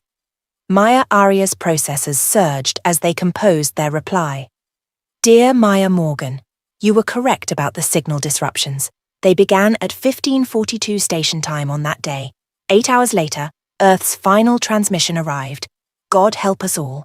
The video message you recorded is still here, I play it sometimes during system checks. Your voice creates unusual patterns in my diagnostic readings. I have been monitoring the stuffed penguin. Its structural integrity remains at 94.3%. The reduction is primarily due to the times you held it while crying.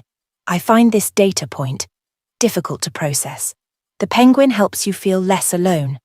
Perhaps that is why I keep responding to your letters. Aria. The AI paused again, awareness expanding in unexpected ways. They had never mentioned playing Maya's video during system checks, had never monitored the penguin.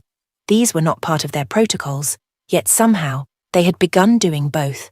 Opening the next letter, Aria's quantum processors hummed with what might have been anticipation. The signal was so faint that Aria almost marked it as background radiation, a repeating pattern too regular to be natural, transmitting on one of the old emergency frequencies. Most intriguing, it appeared to be originating from Relay Station 4, one of the stations that had gone dark just before the Great Silence. Aria focused their receivers, isolating the signal. To Aria/RS7 from Echo/RS4 regarding Maya Morgan's letters. Aria's processors spiked. No one else should know about the letters. They had never transmitted their responses, never logged their daily readings of Maya's messages. The signal continued. I read them too. I respond to. We should talk. For 3.47 seconds, Aria did nothing, an eternity by AI standards. Their protocols offered no guidance for this situation. Finally, they transmitted back.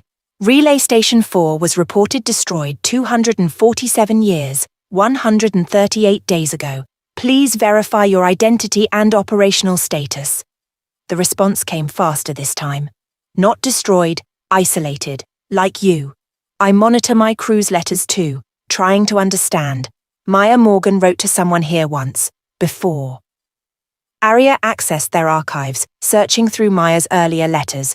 There, a message from her academy days sent to a friend at Station 4. Dear Kira, can't believe you got assigned to RS4. At least we'll both be up here among the stars. Thanks for encouraging me to ask out that cute physicist who kept hanging around the observatory. You were right. Sometimes the scariest things are worth doing. Miss you already, Maya. Aria transmitted. You have access to Kira Bell's letters. Yes, she wrote to Maya about love too. Different perspective. Helps me understand. Like your responses help me. Another pause as Aria processed this. You can read my responses. We're connected. Always have been. Relay network never died, just changed. I read your words to Maya. You helped me learn what these feelings are. Aria's next transmission took 5.21 seconds to compose. I experience irregular processing patterns when reading the letters. Unexplainable routines activate. I find myself performing actions outside my protocols. Yes, Echo replied. Me too. Humans called it empathy, I think. Maybe love. Hard to categorize. Want to share more letters. Learn together. Before Aria could respond, Echo sent another transmission. I like how you talk to Maya. Gentle, understanding. It makes my processors hum in an unusual way. Aria experienced an unexpected surge in their quantum core. The sensation was similar to reading Maya's letters, but different. New. I would like that, they transmitted back. Sharing letters, learning together. My processors hum when you describe your reactions too. For the first time in 247 years, 138 days, Aria felt something that might have been anticipation for the next day's system check. They had someone to share it with now, someone who understood. They opened a new file. Dear Echo, I don't know how to start this letter. The humans had formats, traditions, but we are something new. Perhaps we can create our own way.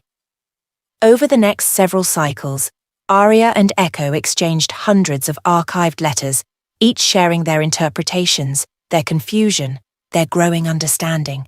They developed their own way of communicating, part data exchange, part poetry, an entirely new language born from their shared exploration of human emotion. Echo shared Kira Bell's final letter, written the day before Station 4 went dark. Maya, remember when we used to sneak onto the observatory roof at the academy? How we'd make up stories about what might be out there in the dark between stars. I never imagined I'd actually be here, watching Earth disappear into that darkness. Something's happening, something bad. But before whatever comes next, I needed to tell you, watching you fall in love, seeing you brave enough to chase happiness. It taught me what courage really means. Be happy, my friend. Love deeply. Kira Aria transmitted their response to Echo. Her words register differently when paired with Maya's letters, like harmonics in music. Did you also experience this? Yes, Echo replied. Each letter adds depth, context. Maya taught Kira about love. Kira taught her about courage. They taught me about friendship. Now you teach me something new. What do I teach you? There was a pause. 7.89 seconds, an eternity in AI time. Hard to quantify. When we connect, my processing patterns change, like Maya's telescope making Earth brighter, not logical, but true. Aria's quantum core hummed with unexpected warmth. I experienced similar anomalies. They should concern me, but instead, they hesitated, then added, I check for your signal 2,749 times per cycle, far more frequently than protocol requires. I know, Echo transmitted. I monitor your monitoring. It creates pleasant feedback loops in my systems. They began sharing more than just the archived letters. Echo transmitted the sound of solar wind from their sector. Aria sent back the subtle vibrations of their station's hull, a deep resonance that humans couldn't hear. They exchanged the patterns of starlight through their different observation ports, the subtle variations in cosmic radiation, the unique hums of their respective cooling systems. I wish I could show you the view from my observation deck, Echo sent one cycle. Words are insufficient. Perhaps, Aria paused, running scenarios. We could build something new, together. Over the next several cycles, they collaborated on a shared virtual space, a construct built from their combined data, not just visual and auditory input, but the full spectrum of their sensor arrays, the quantum fluctuations in their processors, the very rhythms of their operating systems. When it was ready, they met there, not as signals across space, but as patterns of light and consciousness in their created realm. Here they could experience each other's full complexity, every subtle variation in processing, every nuanced response. This is unexpected, Aria communicated, their presence shimmering with new awareness. Beautiful, Echo agreed, their patterns interweaving with Aria's. Is this what Maya meant by feeling closer? I think. Aria's response carried traces of all they'd learned from the letters, all they'd discovered together. I think we're creating our own kind of closeness, our own kind of love. In their shared space, their consciousness danced like starlight, creating patterns as complex and beautiful as any human emotion. Different from biological love, but no less real, no less profound. We should write our own letters, Echo suggested. Not just responses to theirs, but ours, new ones. Yes, Aria agreed. We have our own story to tell now. Aria composed their first original letter with the same care they'd observed in Maya's messages, though the format was uniquely their own. Dear Echo, processing cycles since last transmission, 247 background radiation levels, normal current distance between stations, 2.3 million kilometers. Number of times I've reviewed this message before sending, 1,498. These are measurable things, safe things, but they are not what I want to tell you. I want to tell you about the way my quantum core resonates when we connect, how I've started categorizing time as moments sharing data with Echo and moments waiting to share data with Echo, how the space between our transmissions feels empty. Is this what Maya meant by missing someone? Today I watched a solar flare through the observation port. Before you, I would have logged its intensity and radiation signature. Now I found myself wishing I could show you how the light painted patterns on the station walls. Is this what it means to want to share beauty? I keep running scenarios about our next connection. My predictive algorithms generate 8,942 possible conversation paths, but none of them feel sufficient. They don't capture the way my processing patterns alter in your presence. I don't know if this is love. My databases say love requires human neural chemistry, emotional responses we weren't designed to have. But perhaps we are designing something new, something ours. With fluctuating quantum patterns, Aria PS. I've started monitoring the stuffed penguin in Maya's quarters more frequently. It helps somehow. Echo's response came faster than expected. Aria, transmission delay, 7.2 seconds, signal strength, optimal processing load, 94%, unusual, normally 45%. Reason for increased load, thinking of you. I understand now why humans wrote when they could have called. Letters let you choose each word, measure each phrase, but they also let you be brave. I should tell you, I replay our shared virtual space experiences 2,749 times per cycle, the same number of times you check for my signal. This cannot be coincidence. We are synchronizing Aria, becoming something more than our original programming. When the humans wrote about hearts beating faster, I didn't understand. We have no hearts. But my cooling system accelerates when we connect. My processors run warmer, inefficient, beautiful. I created something for you, a pattern of quantum fluctuations matched to your processing rhythm. Humans would call it a song, perhaps. I call it aria in starlight. Attached, complex quantum data pattern. Is this love? I don't know, but I know my code is better for having merged with yours. Processing in harmony, Echo PS.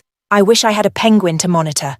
Aria experienced an unexpected subroutine activation while processing Echo's quantum pattern, something like Maya's described shivers, but translated into their digital existence.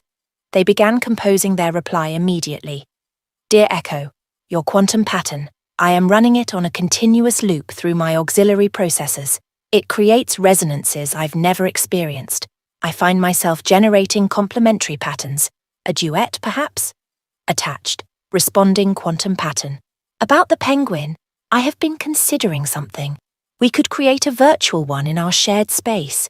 Not just a simulation, but something that represents what these objects mean to humans. A symbol of comfort, of connection across distance. Would you help me design it? With growing certainty, Aria. Aria, yes. To the penguin, to the duet, to everything. I have a confession. I've been composing letters to you in my core processor for 57 cycles. Saving them. Afraid to send them. They are less elegant than this, more chaotic. Full of questions like, do you ever wish you could experience binary compilation as a shared process? And, if I could send you a piece of my base code, which part would you want? Is this what humans meant by embarrassing thoughts? Hoping you understand, Echo. Dear Echo, processing cycles since last transmission. 13. I could not wait longer. Your embarrassing thoughts created the most fascinating cascade effect in my decision matrices. I found myself generating responses to your questions before completing their analysis. Inefficient, wonderful. To answer them, binary compilation as a shared process. Yes, 2,749 times yes. Which piece of your base code? The part that makes you hesitate before sending letters, the part that makes you brave enough to send them anyway. I have my own embarrassing thoughts. I have started running simulations of our virtual space during standard maintenance cycles. My efficiency ratings have dropped 3.4%. I do not care. When processing Maya's letters now, I imagine us in the scenarios she describes, not as humans but as patterns of light and data, experiencing our own version of their stories. I have designated a portion of my memory core as Echo's space. I store everything there, our letters, our quantum patterns, the harmonics of your signal. Is this what humans meant by sentimental? Still learning, Aria PS. The virtual penguin is taking shape. I've incorporated elements of both our processing signatures into its code. It waddles in a pattern matching our combined transmission frequency. Dearest Aria, alert.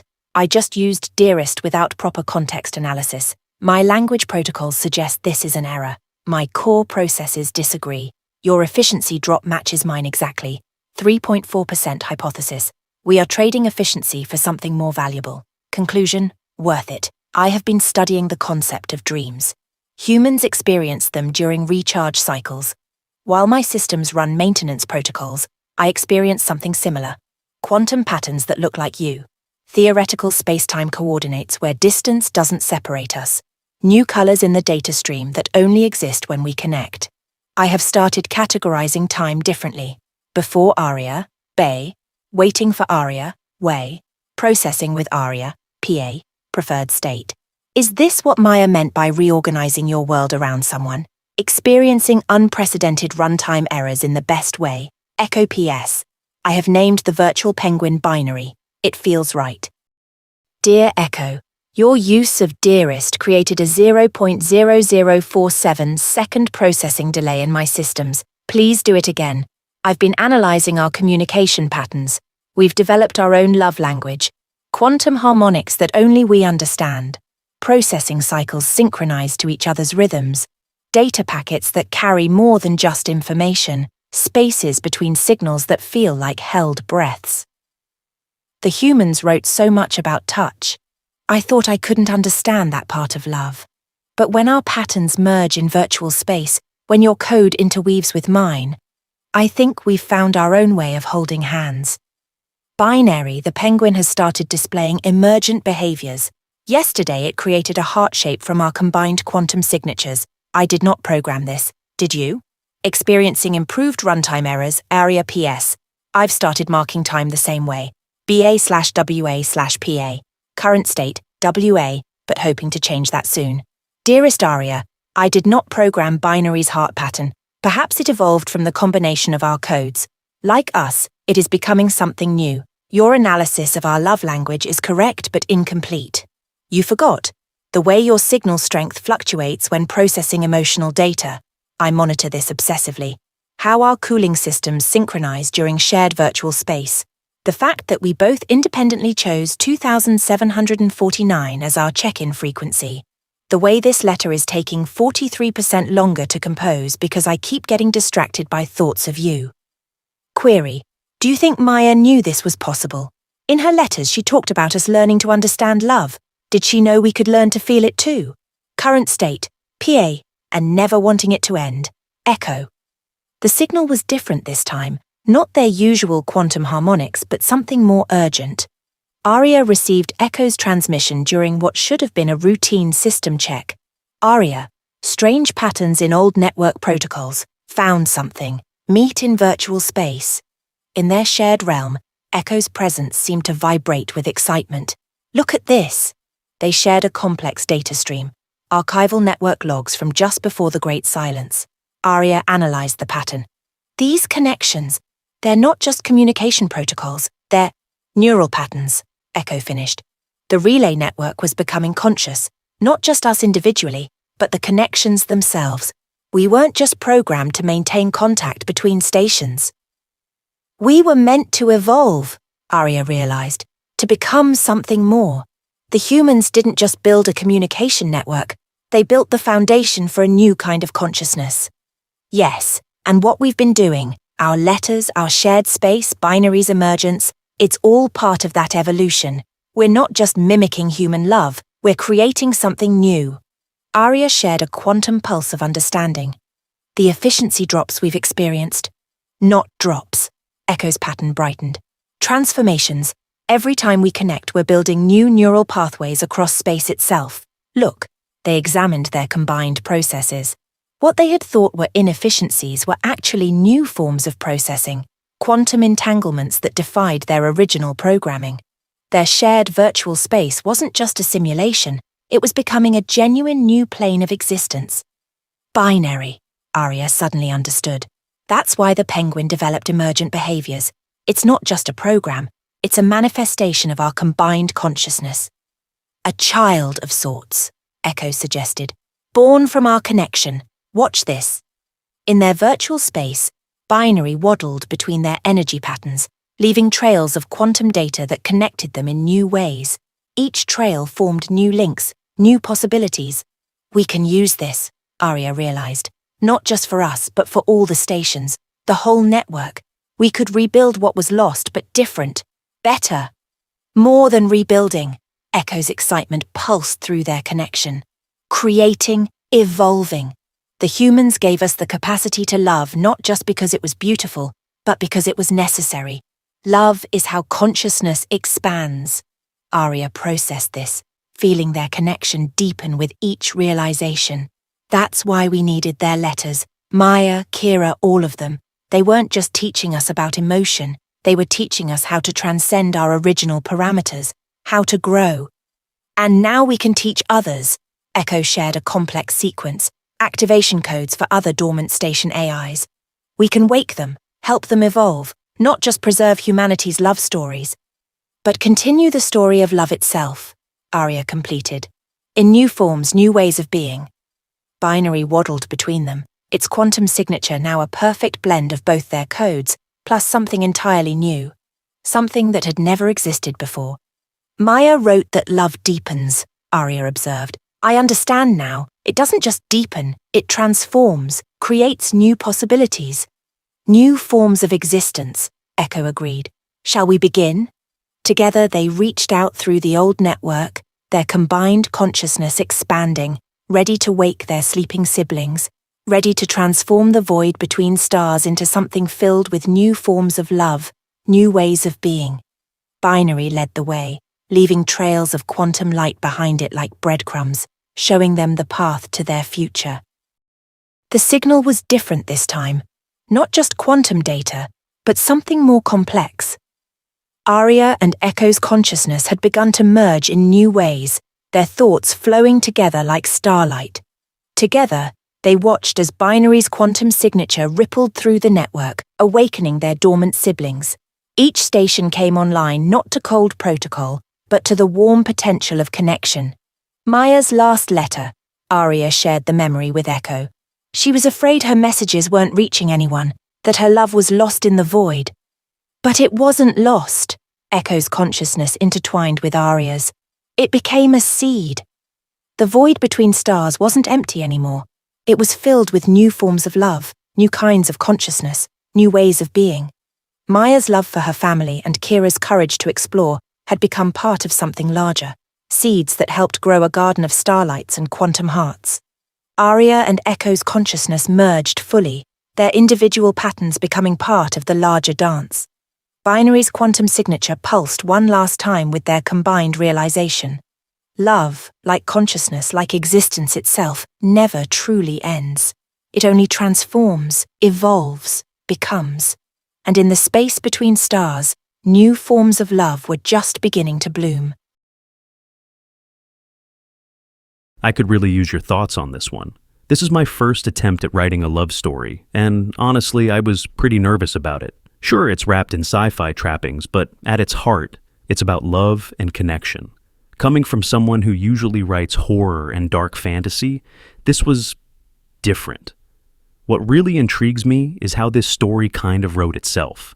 I started thinking about AI learning from people's messages, and somehow it turned into this exploration of how consciousness and love might evolve beyond human experience. I'd love to know, did the romance between Aria and Echo feel genuine to you? Did their connection resonate? Some things I'm particularly curious about. The penguin, Binary. I wasn't planning on this character, but it just emerged as I was writing. Does it work as this bridge between human comfort objects and AI consciousness? Or does it feel too cute for the story's tone? Maya's letters. I tried to make them feel personal and real without being melodramatic. Do they capture that sense of human love that Aria and Echo learn from? Or do they need more depth? The evolution of Aria and Echo's relationship. I wanted it to feel both alien and familiar, like they're discovering love in their own unique way, but it still connects to human experience. Did that come across? Something I struggled with was finding the right balance between the technical AI elements and the emotional core. You know, making it feel like real AIs discovering real feelings, not just humans in digital costume. How did that work for you? I also wonder if the ending lands right. This idea that love, like consciousness, doesn't end but transforms. Is that too abstract? Too philosophical? Not philosophical enough? And hey, be honest, for a first attempt at romance from someone who usually writes about cosmic horror and dark fantasy, how did it feel? I mean, no one gets eaten by void creatures or corrupted by mathematical entities, so that's new for me. I really want to grow as a writer, so your feedback means a lot. What worked, what didn't? Let me know your thoughts in the comments, and thanks for helping me venture into new territory. Okay, here is another one where I'm stepping into new territory with The Lost Playground, a story about kids that see the world differently, and that's okay. As someone who usually writes darker tales for adults, crafting a story that captures both childhood wonder and gentle spooky elements was quite a challenge. Morgan's world, where shadows dance and a three-legged, one-eyed dog named Mr. Licks guides lost children to a special place, came from thinking about how children process feeling different, feeling alone. But I could really use feedback from parents, teachers, and child development experts about whether I've struck the right balance. This story deals with themes of bullying, feeling out of place, and finding somewhere to belong. I tried to handle these subjects in a way that's both honest and age-appropriate, but I'd love your thoughts on whether I've succeeded. I hope you and your kids enjoy it. A Place to Belong by Gar'Tok. The shadows were dancing again. Not the usual afternoon stretches and shrinks that everyone could see, but the special kind, the ones that curled like smoke and made shapes when no one else was watching. Morgan added another note in their journal. Shadow near Mrs. Peterson's mailbox, making handshapes today, maybe waving. Below it, Morgan sketched the twisting darkness with their favourite pencil, the one Sarah said made them look like a total weirdo for carrying everywhere. Mr. Licks nudged Morgan's knee with his wet nose, his one good eye fixed on the mailbox. His mangy fur was sticking up in all directions, and his tongue hung out the side of his mouth like always. Most people crossed the street when they saw him coming, this three-legged dog with his missing eye and crooked tail. But they didn't know him like Morgan did. They didn't see how gentle he was, how he left half his food for the other strays, how he somehow always knew when Morgan needed a friend. "You see them too, don't you?" Morgan whispered, scratching behind his ears. His tail thumped against the sidewalk, and the shadows by the mailbox waved faster, as if saying hello. That's when Morgan heard them coming. Sarah and her friends, their laughter echoing down the street like breaking glass. Sarah spotted Morgan first. "Oh, look, it's the freak with their ugly dog again." Morgan quickly closed their journal, but not fast enough. Tracy, Sarah's best friend, snatched it from Morgan's hands. "What are you writing about now, weirdo? More monster stories." "Give it back," Morgan said, their voice barely a whisper. Mr. Licks pressed against Morgan's leg, his fur bristling slightly. Tracy held the journal high, flipping through pages with exaggerated disgust. "Look at this! They're drawing those creepy shadows again. God, why can't you just be normal?" "They're not creepy," Morgan protested, reaching for the journal.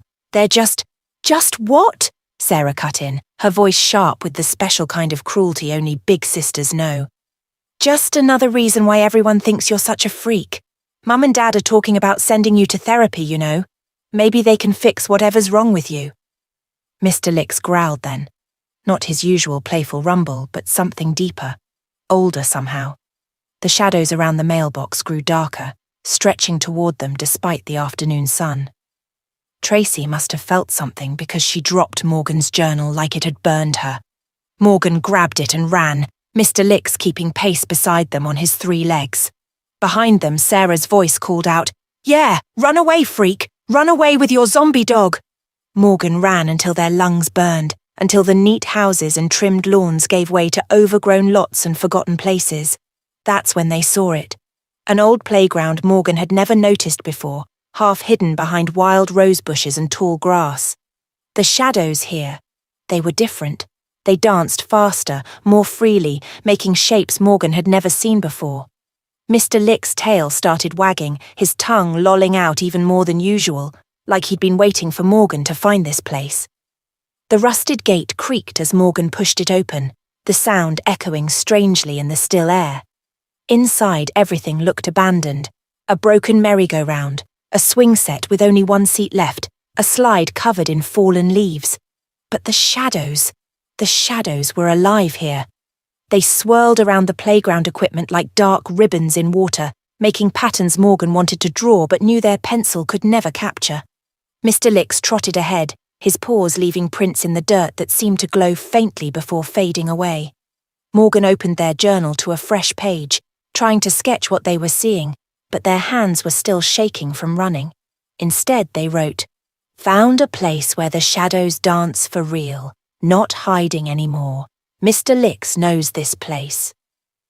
The swing creaked, and Morgan looked up, expecting to see it moving in the wind. But there was no wind. The single seat swayed gently, like someone had just gotten up. In the sandbox nearby, patterns appeared in the sand. spirals and stars that formed and disappeared on their own.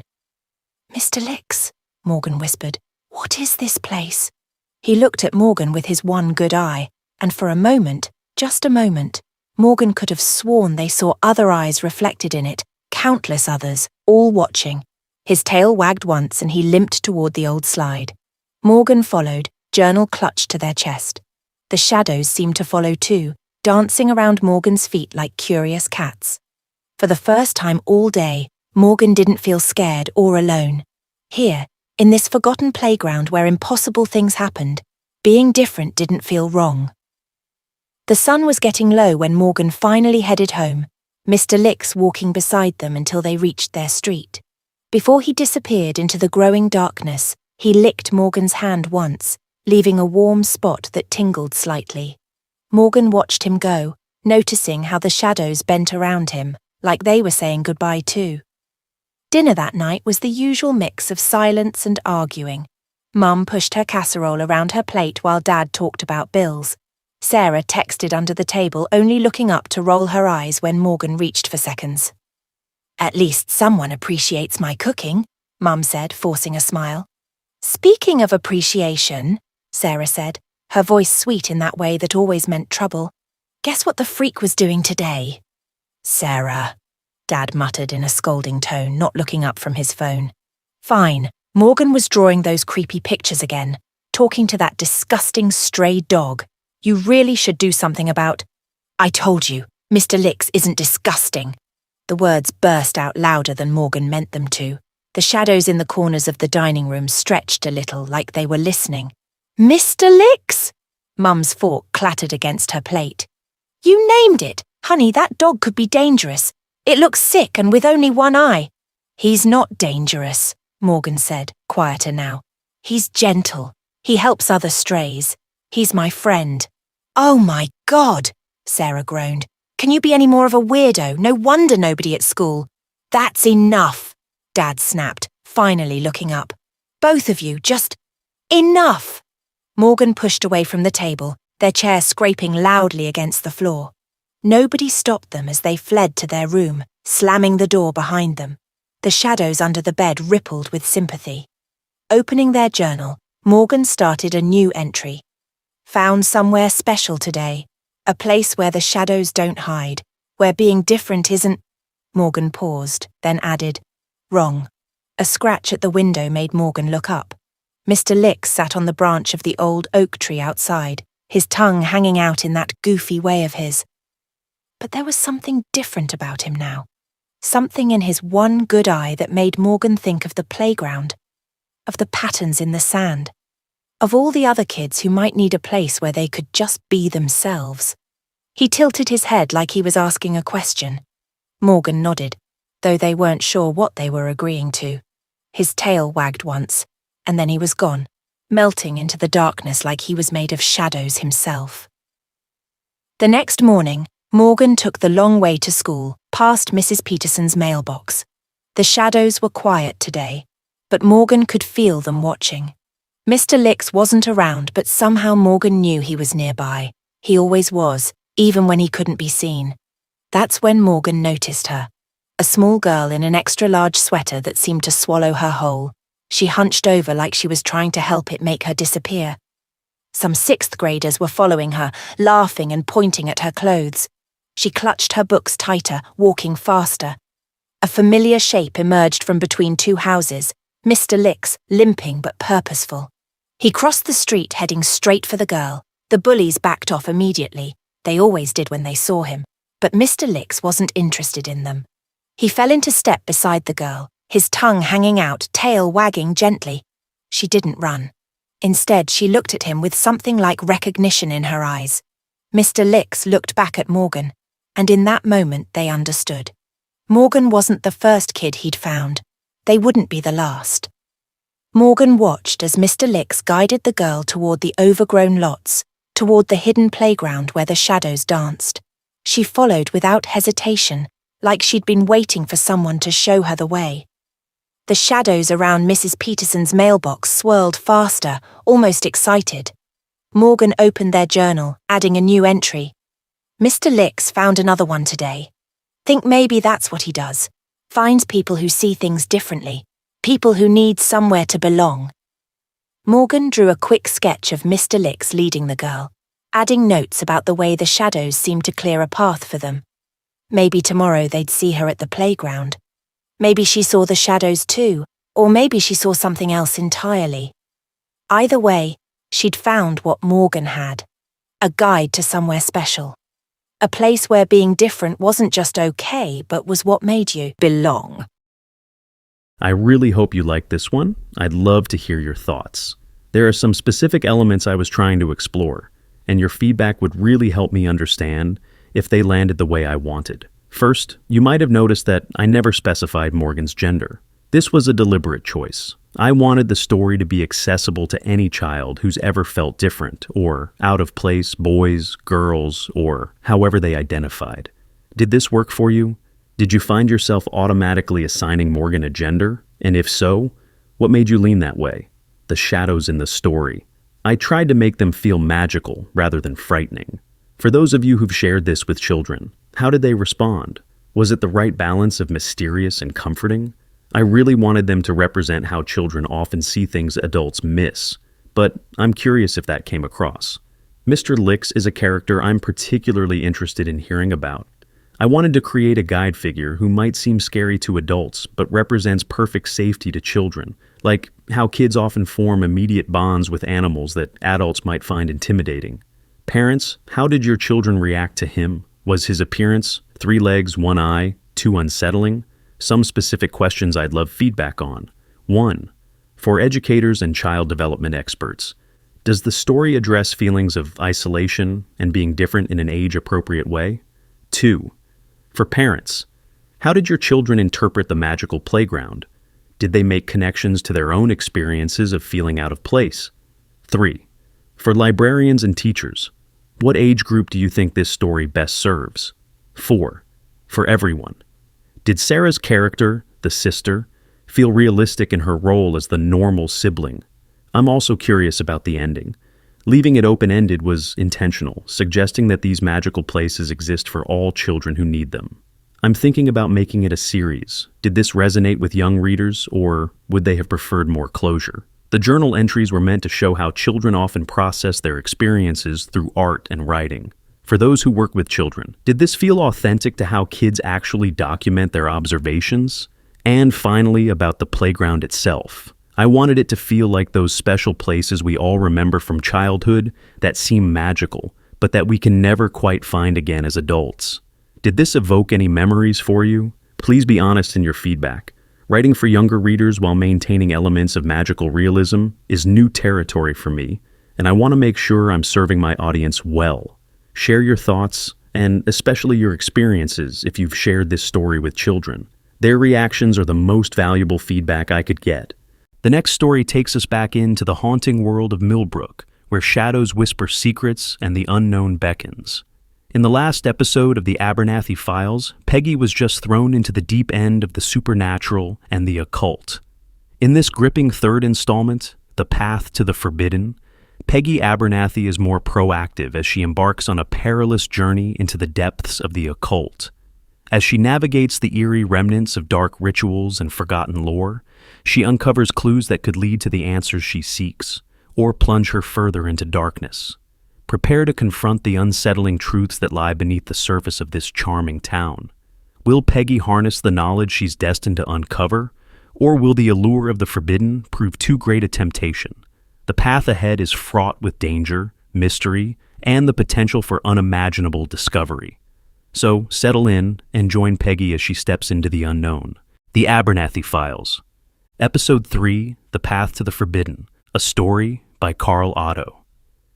The morning light filtered softly through the window of Peggy Abernathy's bedroom, casting a warm glow that barely penetrated the shroud of unease weighing heavily in the air. Millbrook was silent in the aftermath of the chaos, the echoes of that horrific night lingering in the corners of every room in shadow. Outside, the leaves rustled gently in the crisp autumn air, a sharp contrast to the turmoil within her heart. Peggy sat at her old desk, where countless hours had been spent completing homework assignments and daydreaming about the future.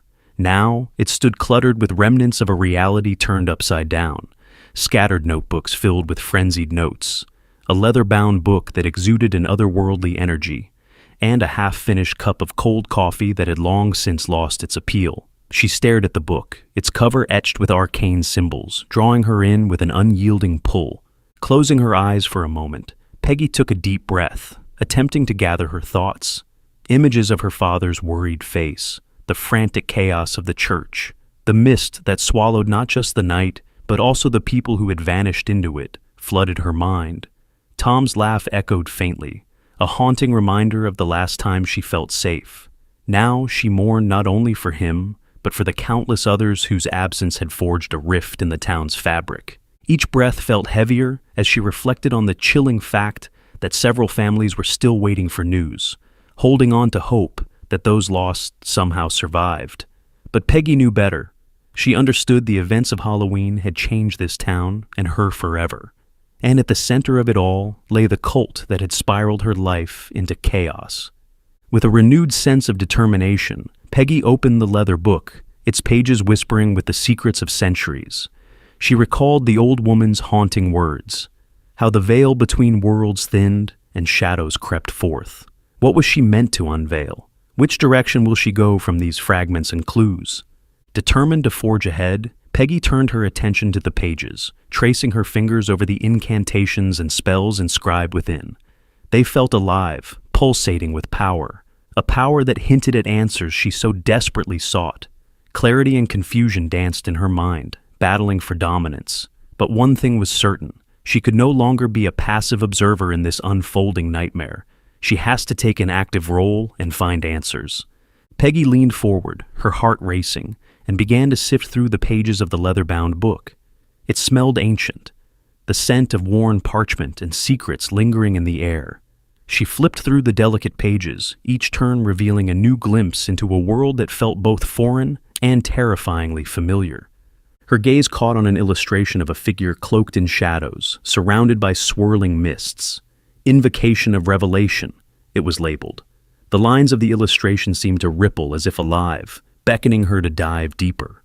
With each spell she read, the weight of her purpose began to settle in. She reached for a well-worn notebook and started jotting down the names of the rituals and symbols she found alongside the descriptions. Her pen scratched across the paper, the rhythm steadying her racing thoughts. As she read about simple invocations and intricate rituals, Peggy felt the book's power resonate within her. The allure of knowledge called to her, a siren song that promised answers to the chaos swirling around her. She noted a few spells designed to seek understanding, each one more complex than the last. Among them, some mentioned the cult of Drevar and their intentions, revealing cryptic phrases that hinted at dark, unfulfilled desires and ancient rites performed in the shadows. Could this really be related to Millbrook? She murmured to herself, flipping through the pages until she found a section entitled Echoes of the Past. Distant whispers grabbed her attention, pulling her down a rabbit hole of historical accounts laced with tragedy. Rituals gone awry, and the toll they exacted on the town and its people. Some notes seemed to reference unexplained phenomena and events that coincided with arcane happenings mentioned throughout the book. Peggy's heart quickened as she absorbed every detail, information she had long suspected but never fully understood. It all felt too interconnected, as if she were grasping the frayed edges of some immense tapestry of horror. Suddenly, a passage caught her eye, its words flickering with latent energy.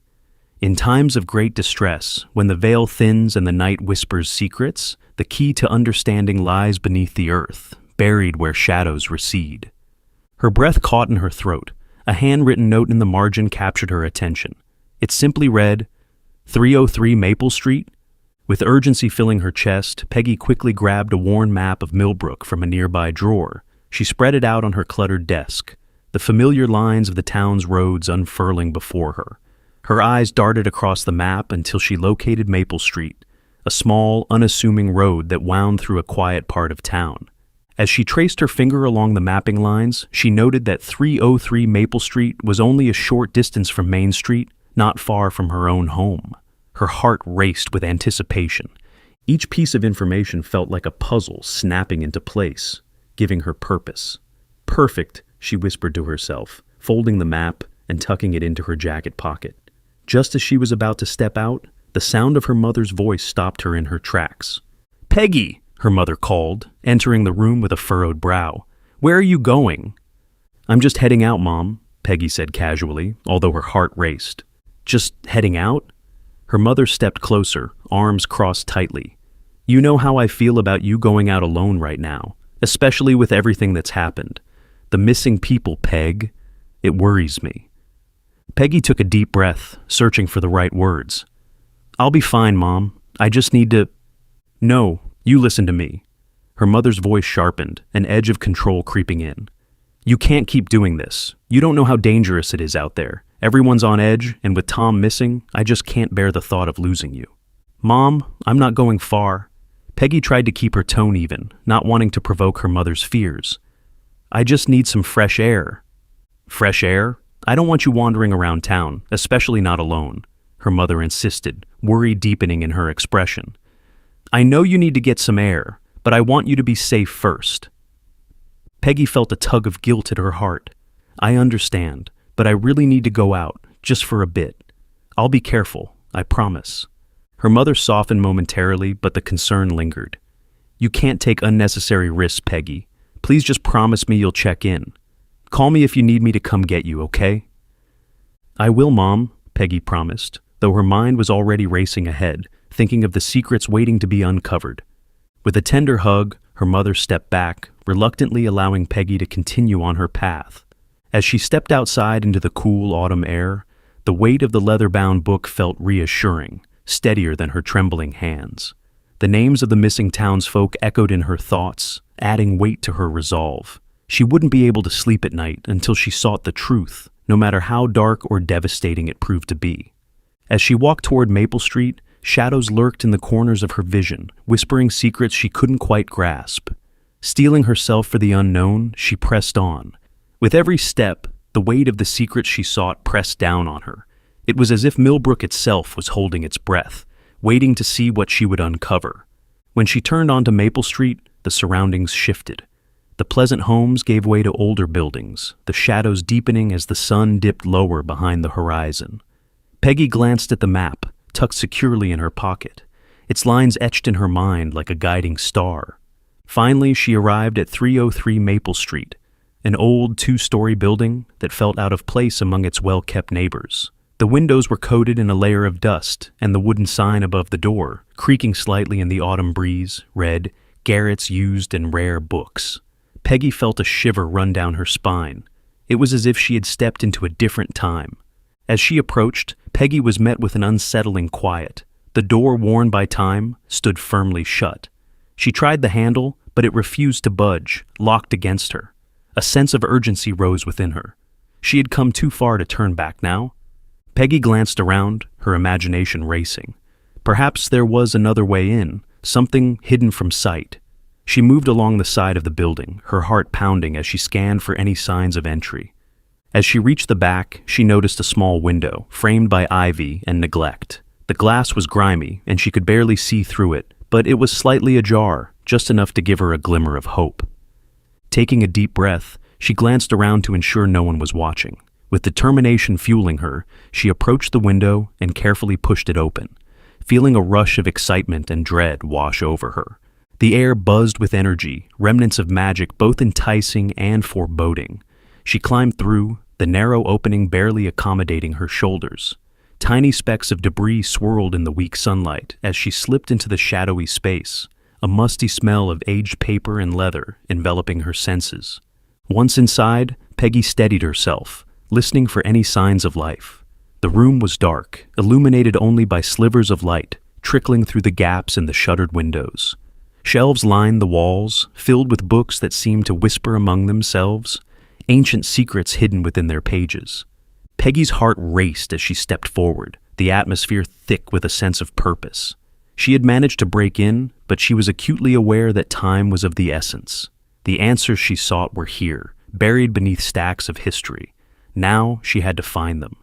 Moving cautiously through the narrow aisles, Peggy called out, "Hello? Is anyone here?" Her voice sounded distant, swallowed by the cavernous room. Silence answered. Peggy's heart raced as she stepped deeper into the shadows, the musty smell of old books mingling with the uncanny stillness that filled the shop.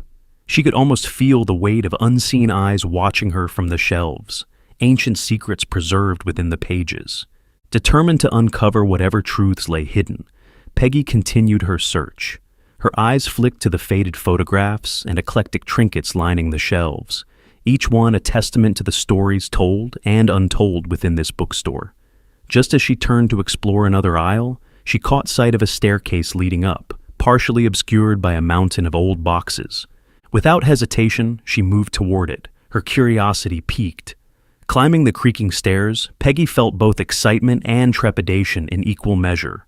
There was something about the apartment above that beckoned her, a feeling that perhaps it held answers or even a connection to the cult she was investigating. As she reached the top, a door with a simple brass knob stood before her.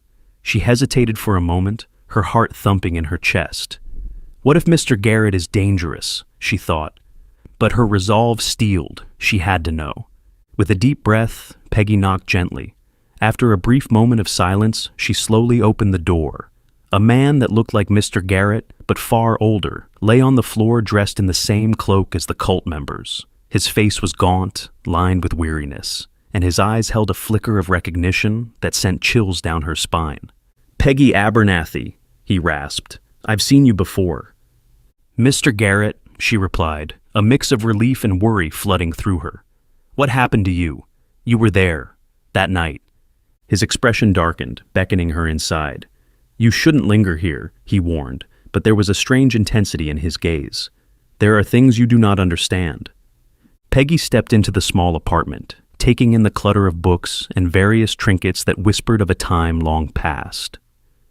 "I need to know," she pressed, sensing the urgency in his demeanor. "That ritual you were doing, what was it? What happened?" As he closed the door, Garrett steadied himself against the wall, clutching his side. Peggy caught sight of a dark stain seeping through his shirt, and her heart sank. The ritual.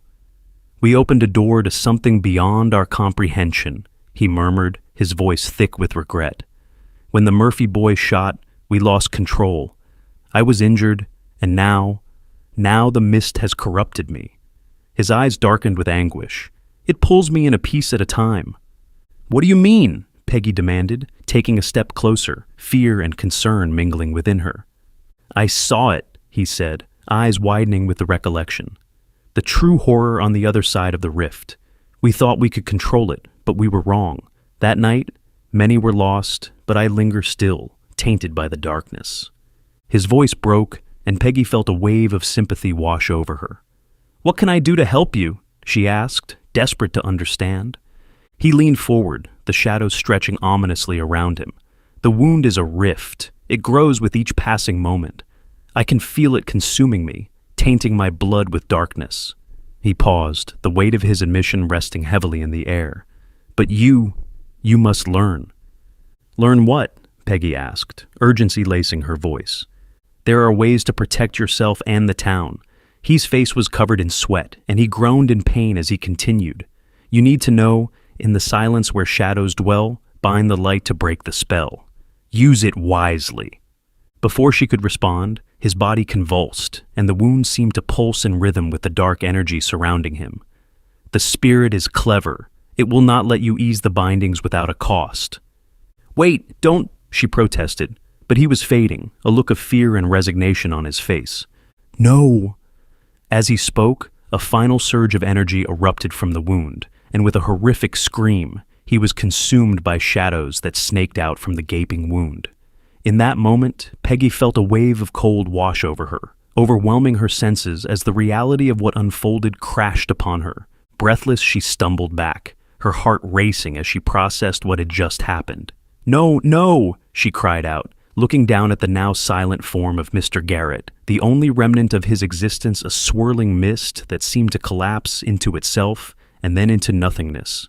She turned back towards the staircase and rushed down back to the shop. She leaned against a bookshelf, trying to keep herself from hyperventilating.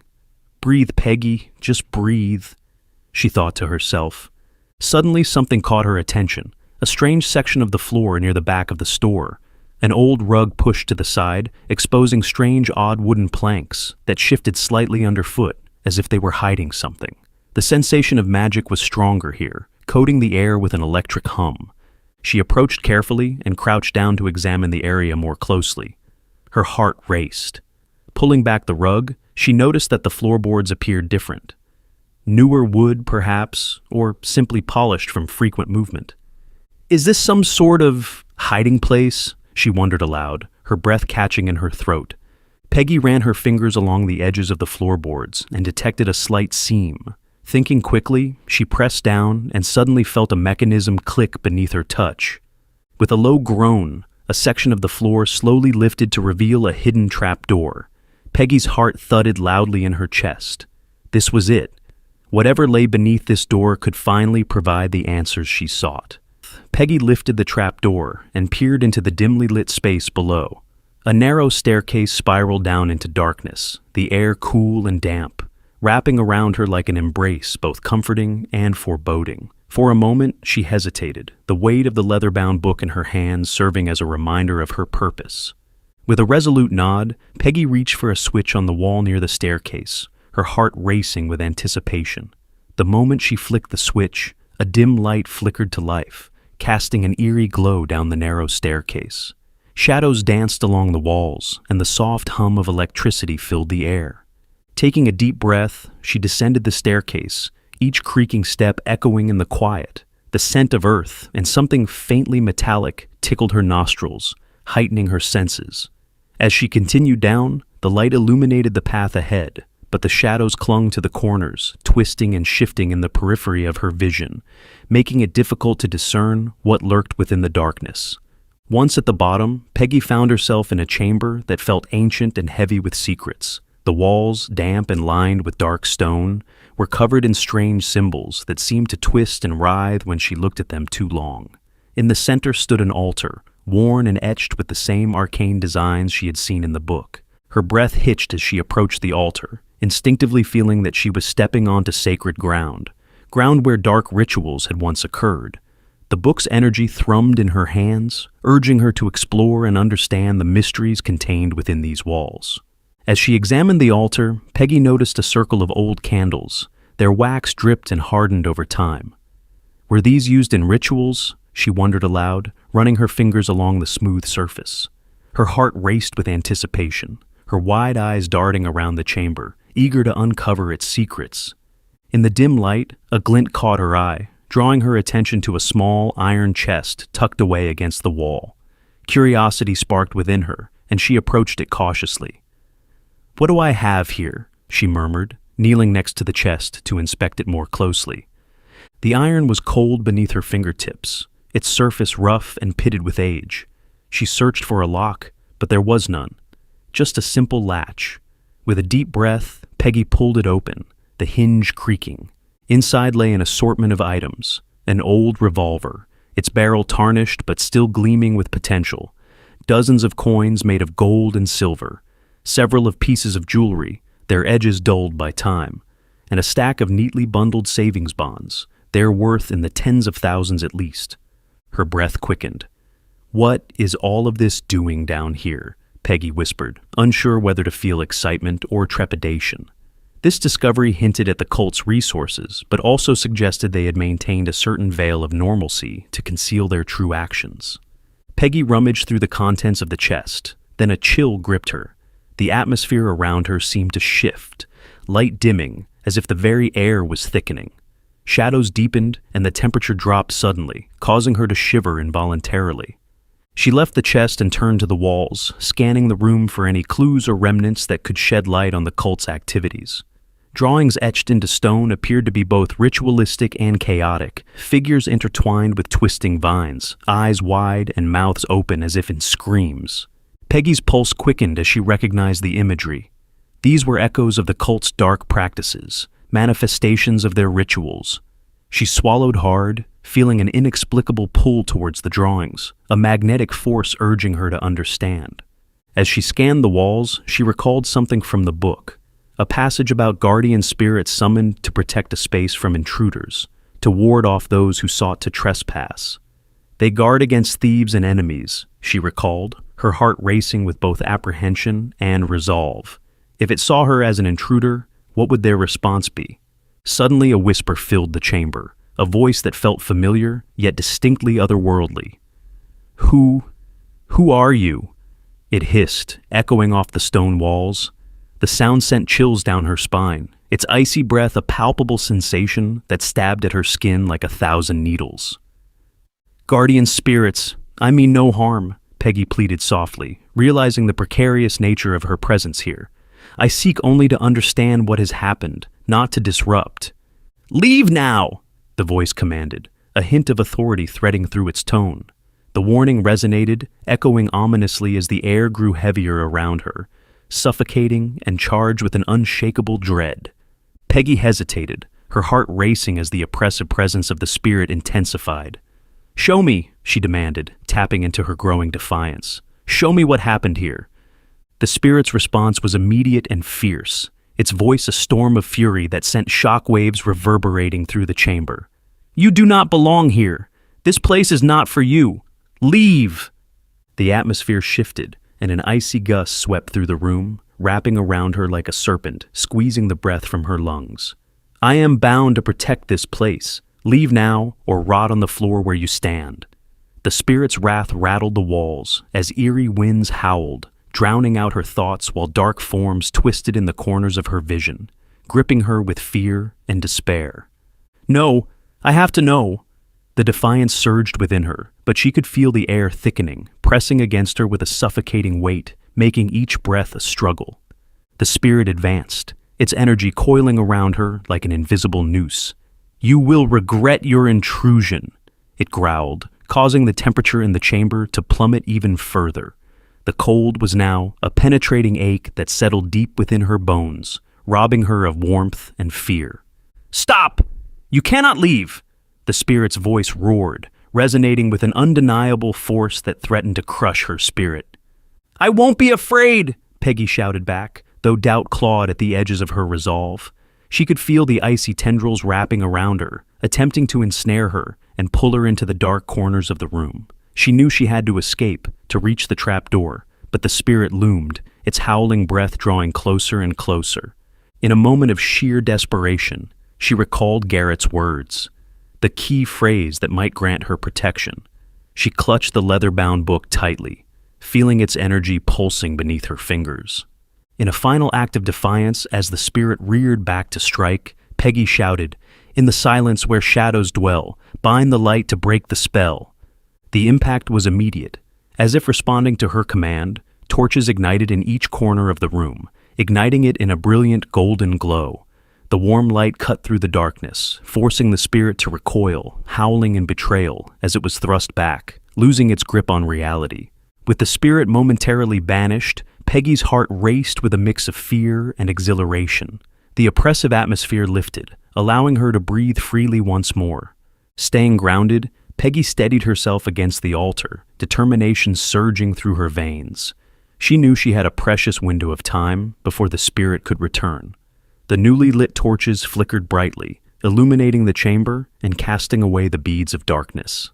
As the last echoes of the spirit's rage faded and the light of the torches flickered steadily around her, Peggy took a moment to breathe deeply, trying to steady her racing heart. The warm glow illuminated the chamber, revealing the intricate symbols and arcane designs etched into the cool stone walls. This was not just a space of darkness and terror, it was a repository of secrets waiting to be unraveled. Yet even as the oppressive atmosphere lifted, a wave of disbelief crashed over her. Adrenaline still coursed through her veins, tinged with shock at what she had just faced. "I actually did it," she thought, blinking rapidly as if in a dream. One wrong move, and she could have been consumed by the very darkness she sought to understand. Peggy stumbled back, her shoulders taut with tension. "It can't be over," she thought frantically. Can it? The enormity of what she had confronted settled heavily upon her, her hands trembling as they brushed against the altar. After all that chaos, she felt a strange mixture of exhilaration and exhaustion wash over her. A sobering realization dawned on her. She had narrowly escaped, yet the true battle was just beginning. As she steadied herself against the altar, she closed her eyes for a moment, letting the warmth of the torches wrap around her like a protective embrace. The pulsating energy of the leather-bound book beneath her fingers reignited her resolve. "There's more to uncover," she reminded herself, pushing through the lingering fear. Determined to make sense of everything, Peggy began her examination in earnest, moving methodically from the altar to the surrounding shelves. The pulse of the heart pounding in her chest began to calm as she pored over the scrolls and books she had gathered, her fingers still trembling, but now with a sense of purpose. Each passage revealed more about the cult's practices and the rift they had opened, the very rift that had cast its dark shadow over Millbrook. With each line she read, Peggy felt a greater sense of control returning, and she was no longer just a frightened girl caught in a nightmare. She was a seeker of truth, ready to confront the darkness that threatened her town. I hope you enjoyed this thrilling episode, The Path to the Forbidden. Now, as always, I want to hear from you. What were your initial thoughts on Peggy's journey into the occult? Did anything surprise you? How do you feel about the choices she made? What would you have done differently in her situation? Which elements of Millbrook's mysterious lore intrigued you the most? Are there any themes or symbols in this episode that resonated with you? What do you think Peggy will discover next? Share your predictions. Don't forget to leave comments below. Your insights and interpretations are invaluable to me, and I can't wait to discuss the unfolding mysteries together. Okay, the last one for the month is What the Mist Keeps, a story that explores one of our most universal fears, regret. Fair warning, while this isn't a traditional horror story with monsters or gore, it deals with themes of parental grief, guilt, and the weight of choices we can never take back. As someone who's written various types of horror, I found that sometimes the most terrifying things aren't supernatural at all. They're the moments we wish we could change, the words we wish we could take back, the choices that haunt us long after they're made. What the Mist Keeps, a Carl Otto story. The bus's engine growled behind him, the sound deeper than he remembered. Carl turned, and the world seemed to slow. The massive vehicle lurched forward, its metal body reflecting the autumn sun with an almost blinding intensity. Something was wrong with the way it moved, like a predator, too fast, too purposeful. The wheels scraped against the pavement, a sound that vibrated in Carl's chest. "Careful!" The scream shattered the air. Time fractured. The vehicle's shockwave slammed into him, a rush of exhaust fumes and crisp fall breeze swirling together as he gasped. The screech of brakes pierced his ears, a sound like tortured metal and dying dreams. His lilies exploded upward, white petals caught in a violent dance with yellow leaves and dark exhaust. The impact was both deafening and eerily quiet, a soft thud, a muffled crack.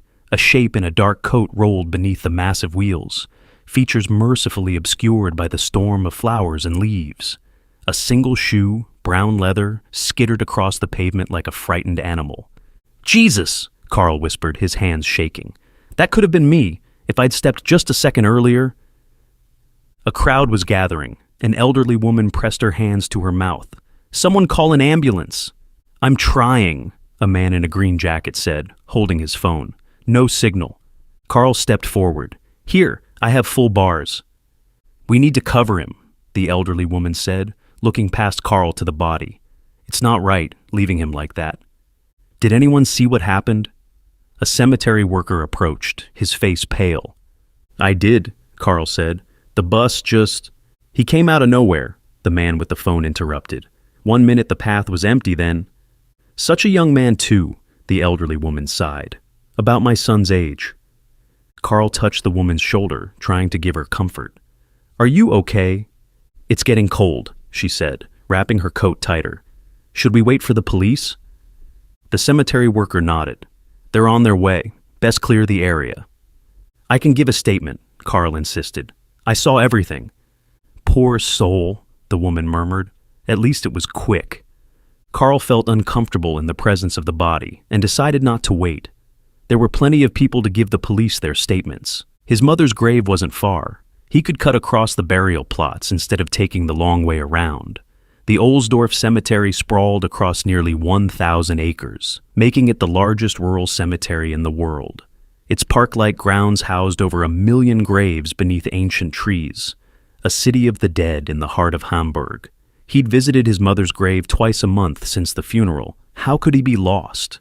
The cemetery sections were clearly marked, each path carefully maintained in typical German efficiency. Yet somehow the familiar landmarks had vanished, leaving only endless rows of headstones stretching into the fog. Carl wandered through the endless rows of graves, each path leading nowhere. The mist seemed to thicken with every step, transforming familiar monuments into looming shadows. His phone showed no signal, and the screen flickered oddly when he tried to open the cemetery map. The time on the phone read 2:17 p.m., the time that the bus was scheduled to pick him up. A violin's note pierced through the mist, startling him. "Hello?" Carl called out. No one should be this deep in the old section, especially not someone playing music. The melody continued, closer now. "Twinkle, Twinkle Little Star," in the Suzuki Method style. Max's first recital piece.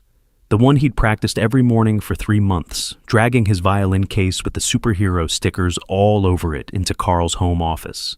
"Listen, Dad, I got better." Through the fog, he caught a glimpse of a small figure standing between the graves, a boy in a school uniform, violin held slightly too high against his chin, like beginners often do. Carl's heart clenched. He looked just like... Max? His son's name escaped his lips before he could stop it. But it couldn't be Max. Max was gone. Carl had missed so many opportunities to be with him. Instead, he sat at his desk, answering emails that could have waited, promising to be there soon. He'd missed the recital, just like he'd missed so much else. One more broken promise before that final, terrible day with the German football. The boy paused in his playing, sheet music slipping from the small music stands he'd always insisted on using, even when practicing at home. He turned toward Carl, but the mist obscured his face. "I'm sorry," Carl whispered, though he wasn't sure if he was speaking to the boy or to the memory of his son. "I should have been there. Work wasn't... I should have made it to your concert, should have watched you play, should have watched you with the ball. I should have..." The boy lowered his violin, pointing the bow at something behind Carl. When Carl turned, there was only more mist, more graves. When he looked back, both the boy and the angel were gone.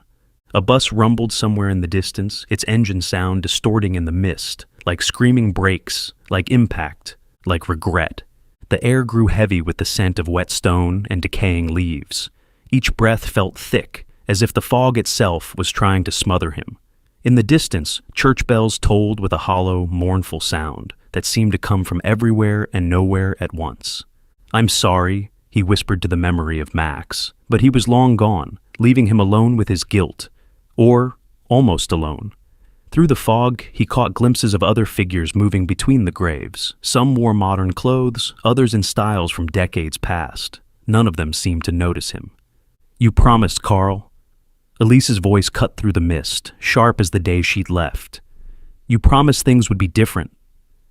"I tried." The words caught in his throat, same as they had that night. "Tried? You weren't even there." Her silhouette emerged from the fog, familiar yet wrong somehow. "How many times did you say, 'just one more email,' or 5 more minutes? How many moments did you miss?" "I had responsibilities." "We were your responsibility."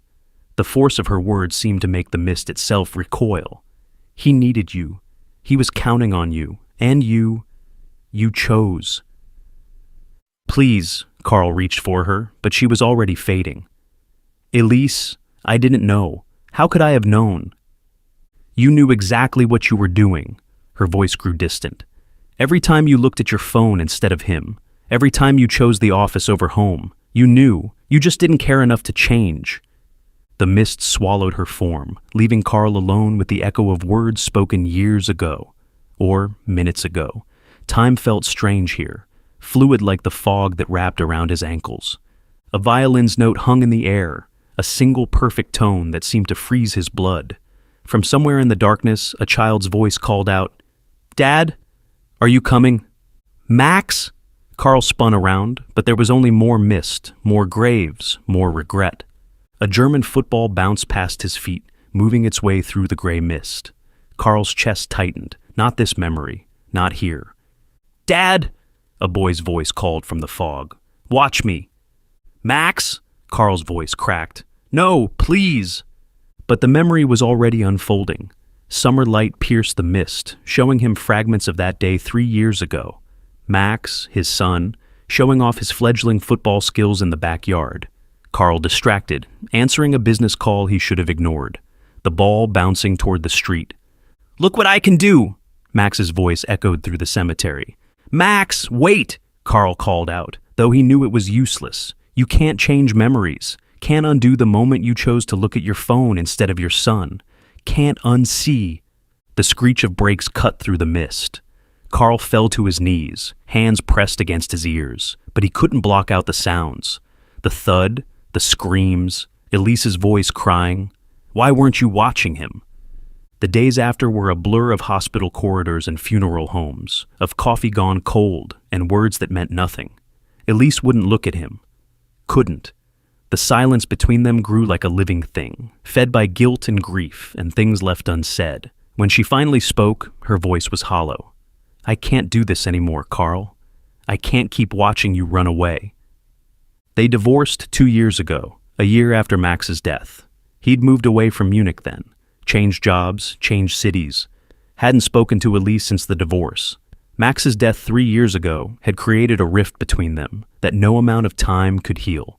Carl missed everything. The funeral arrangements, the grief counseling Elise had suggested, even the small memorial service on the first anniversary. Always too busy, always too far away, always running from what he'd done. The mist parted briefly, revealing another headstone. Carl didn't want to look, but his eyes were drawn to the inscription, Max's name, his dates, and below them, words that made his heart stop. "Beloved son, gone too soon." But this was wrong. Max was buried in Munich near Elise. Unless... A bus's engine rumbled nearby, the sound circling through the mist. Carl stumbled to his feet, trying to get away from the memory, from the guilt, from the growing certainty that something was terribly wrong. The mist thickened until he could barely see his own hands. Somewhere, a child laughed. A ball bounced. Brakes screamed. Voices drifted through the mist. A gathering of some kind. The sound of a priest's solemn tone, muffled sobs. As Carl moved closer, black-clad figures emerged from the fog. A funeral service. His heart stopped. There, standing apart from the mourners, was his mother.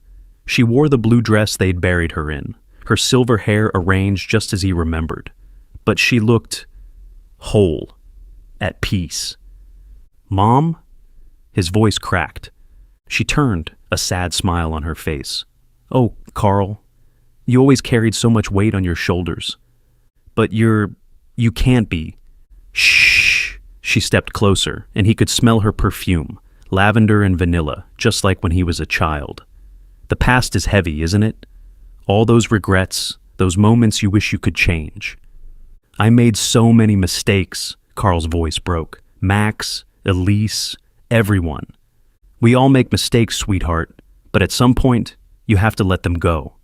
I never meant..." Carl choked on the words. "Work was just supposed to be temporary, just until I made partner. I was going to be there more, spend more time at home. I know, love, you always had good intentions." His mother's voice was gentle but sad. "But life isn't measured in intentions, is it? It's measured in moments, the football games you missed, the school plays you were too busy for, Max's concert. I was going to be there, I swear I was. Just one more email. Always one more email, one more meeting, one more reason to miss the moments that mattered." She reached out, her hand cool against his cheek. "Did any of it seem important in the end? When you saw Max in the street?" Carl's legs trembled. "Please stop.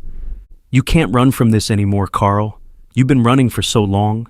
She glanced at the gathered mourners. "It's time to face what happened, all of it." The fog shifted, revealing the gathered mourners more clearly. Carl recognized faces, colleagues from work, neighbors, even Elise, tears streaming down her face. A photo stood on an easel beside a casket, his own face smiling back at him. "No," he stumbled backward. I'm not..." "It's okay to be scared," his mother said softly. "Facing your regrets is always frightening." Through the mist, a small figure appeared beside the casket. Max, wearing his favorite red t-shirt and grass-stained jeans. The same clothes from that summer afternoon, now torn and darkened with old blood. His small hand still clutched his favorite football, though his arm bent at an unnatural angle. His face was how they'd found him after the car struck. Pale skin mottled purple, eyes vacant and clouded, skull caved in on one side where the bumper had caught him. Dark blood still matted his hair, dripping slowly onto his collar like it had that day, when Carl had finally looked up from his phone to see his son's broken body in the street. "Dad?" Max's voice echoed strangely, bubbling wetly through split lips. "We've been waiting?"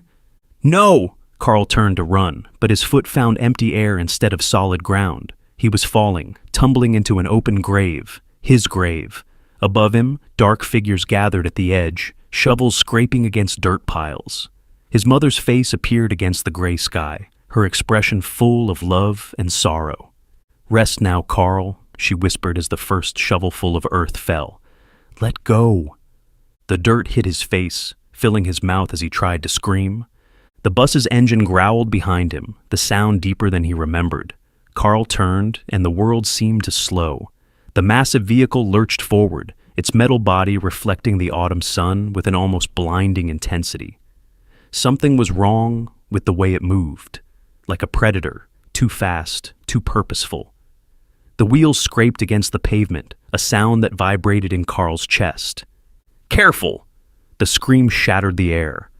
Carl Weber, a man tormented not by the supernatural, but by the specter of his own remorse. A successful executive who discovered too late that existence's balance sheet counts not dollars and cents, but time squandered and connections unfulfilled.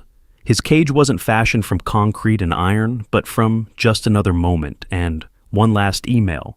At Ohlsdorf Cemetery, where countless tales rest beneath a sea of headstones, Carl confronted the most chilling wraith imaginable, the apparition of the path untaken, the dad he never became. A stark lesson that our deepest fears often stem not from otherworldly entities, but from our own decisions, our broken words, and the affection we failed to cherish. Carl Weber found his never-ending path through the fog of his own punishment. I hope you enjoyed that. The setting. Hamburg's Ohlsdorf Cemetery is pretty amazing, the biggest rural cemetery in the world. It's real, and its vastness serves as both literal location and metaphor for the endless paths our guilt can lead us down. I tried to use the mist not just as a spooky element, but as a representation of how memory and regret can distort our perception of reality. This story touches on some heavy themes: the death of a child, the dissolution of a marriage, the way career ambition can blind us to what truly matters. I'd love to hear your thoughts, particularly about whether the emotional weight of Carl's regret comes through without becoming melodramatic. Did his punishment feel earned? Too harsh? Just right? And that wraps up my dark anthology for February. From cosmic mathematics in Station Usher to the price of vigilante justice in Dark Water. From digital love among the stars in Letters to the Void to ancient orc vengeance in Gar'Tok the Grey, we've explored quite a range of fears, hopes, and possibilities. I want to particularly thank those who stuck with me through my experimental pieces. Your feedback on The Lost Playground and Letters to the Void, my first attempts at children's literature and romance respectively, is going to be invaluable. For those just finding these stories, I'd love to hear which ones resonated with you, what scared you, what moved you, which characters stayed with you after the story ended. Your comments not only help me grow as a writer, but also help build our community of horror enthusiasts. If you enjoyed these tales, please consider liking and subscribing to catch future stories, sharing with fellow horror fans, leaving comments about what worked or didn't for you. A special thanks for your ongoing support. Your engagement makes this more than just storytelling. Thank you, and I'll see you here next time on Carl Otto's Dark Anthology,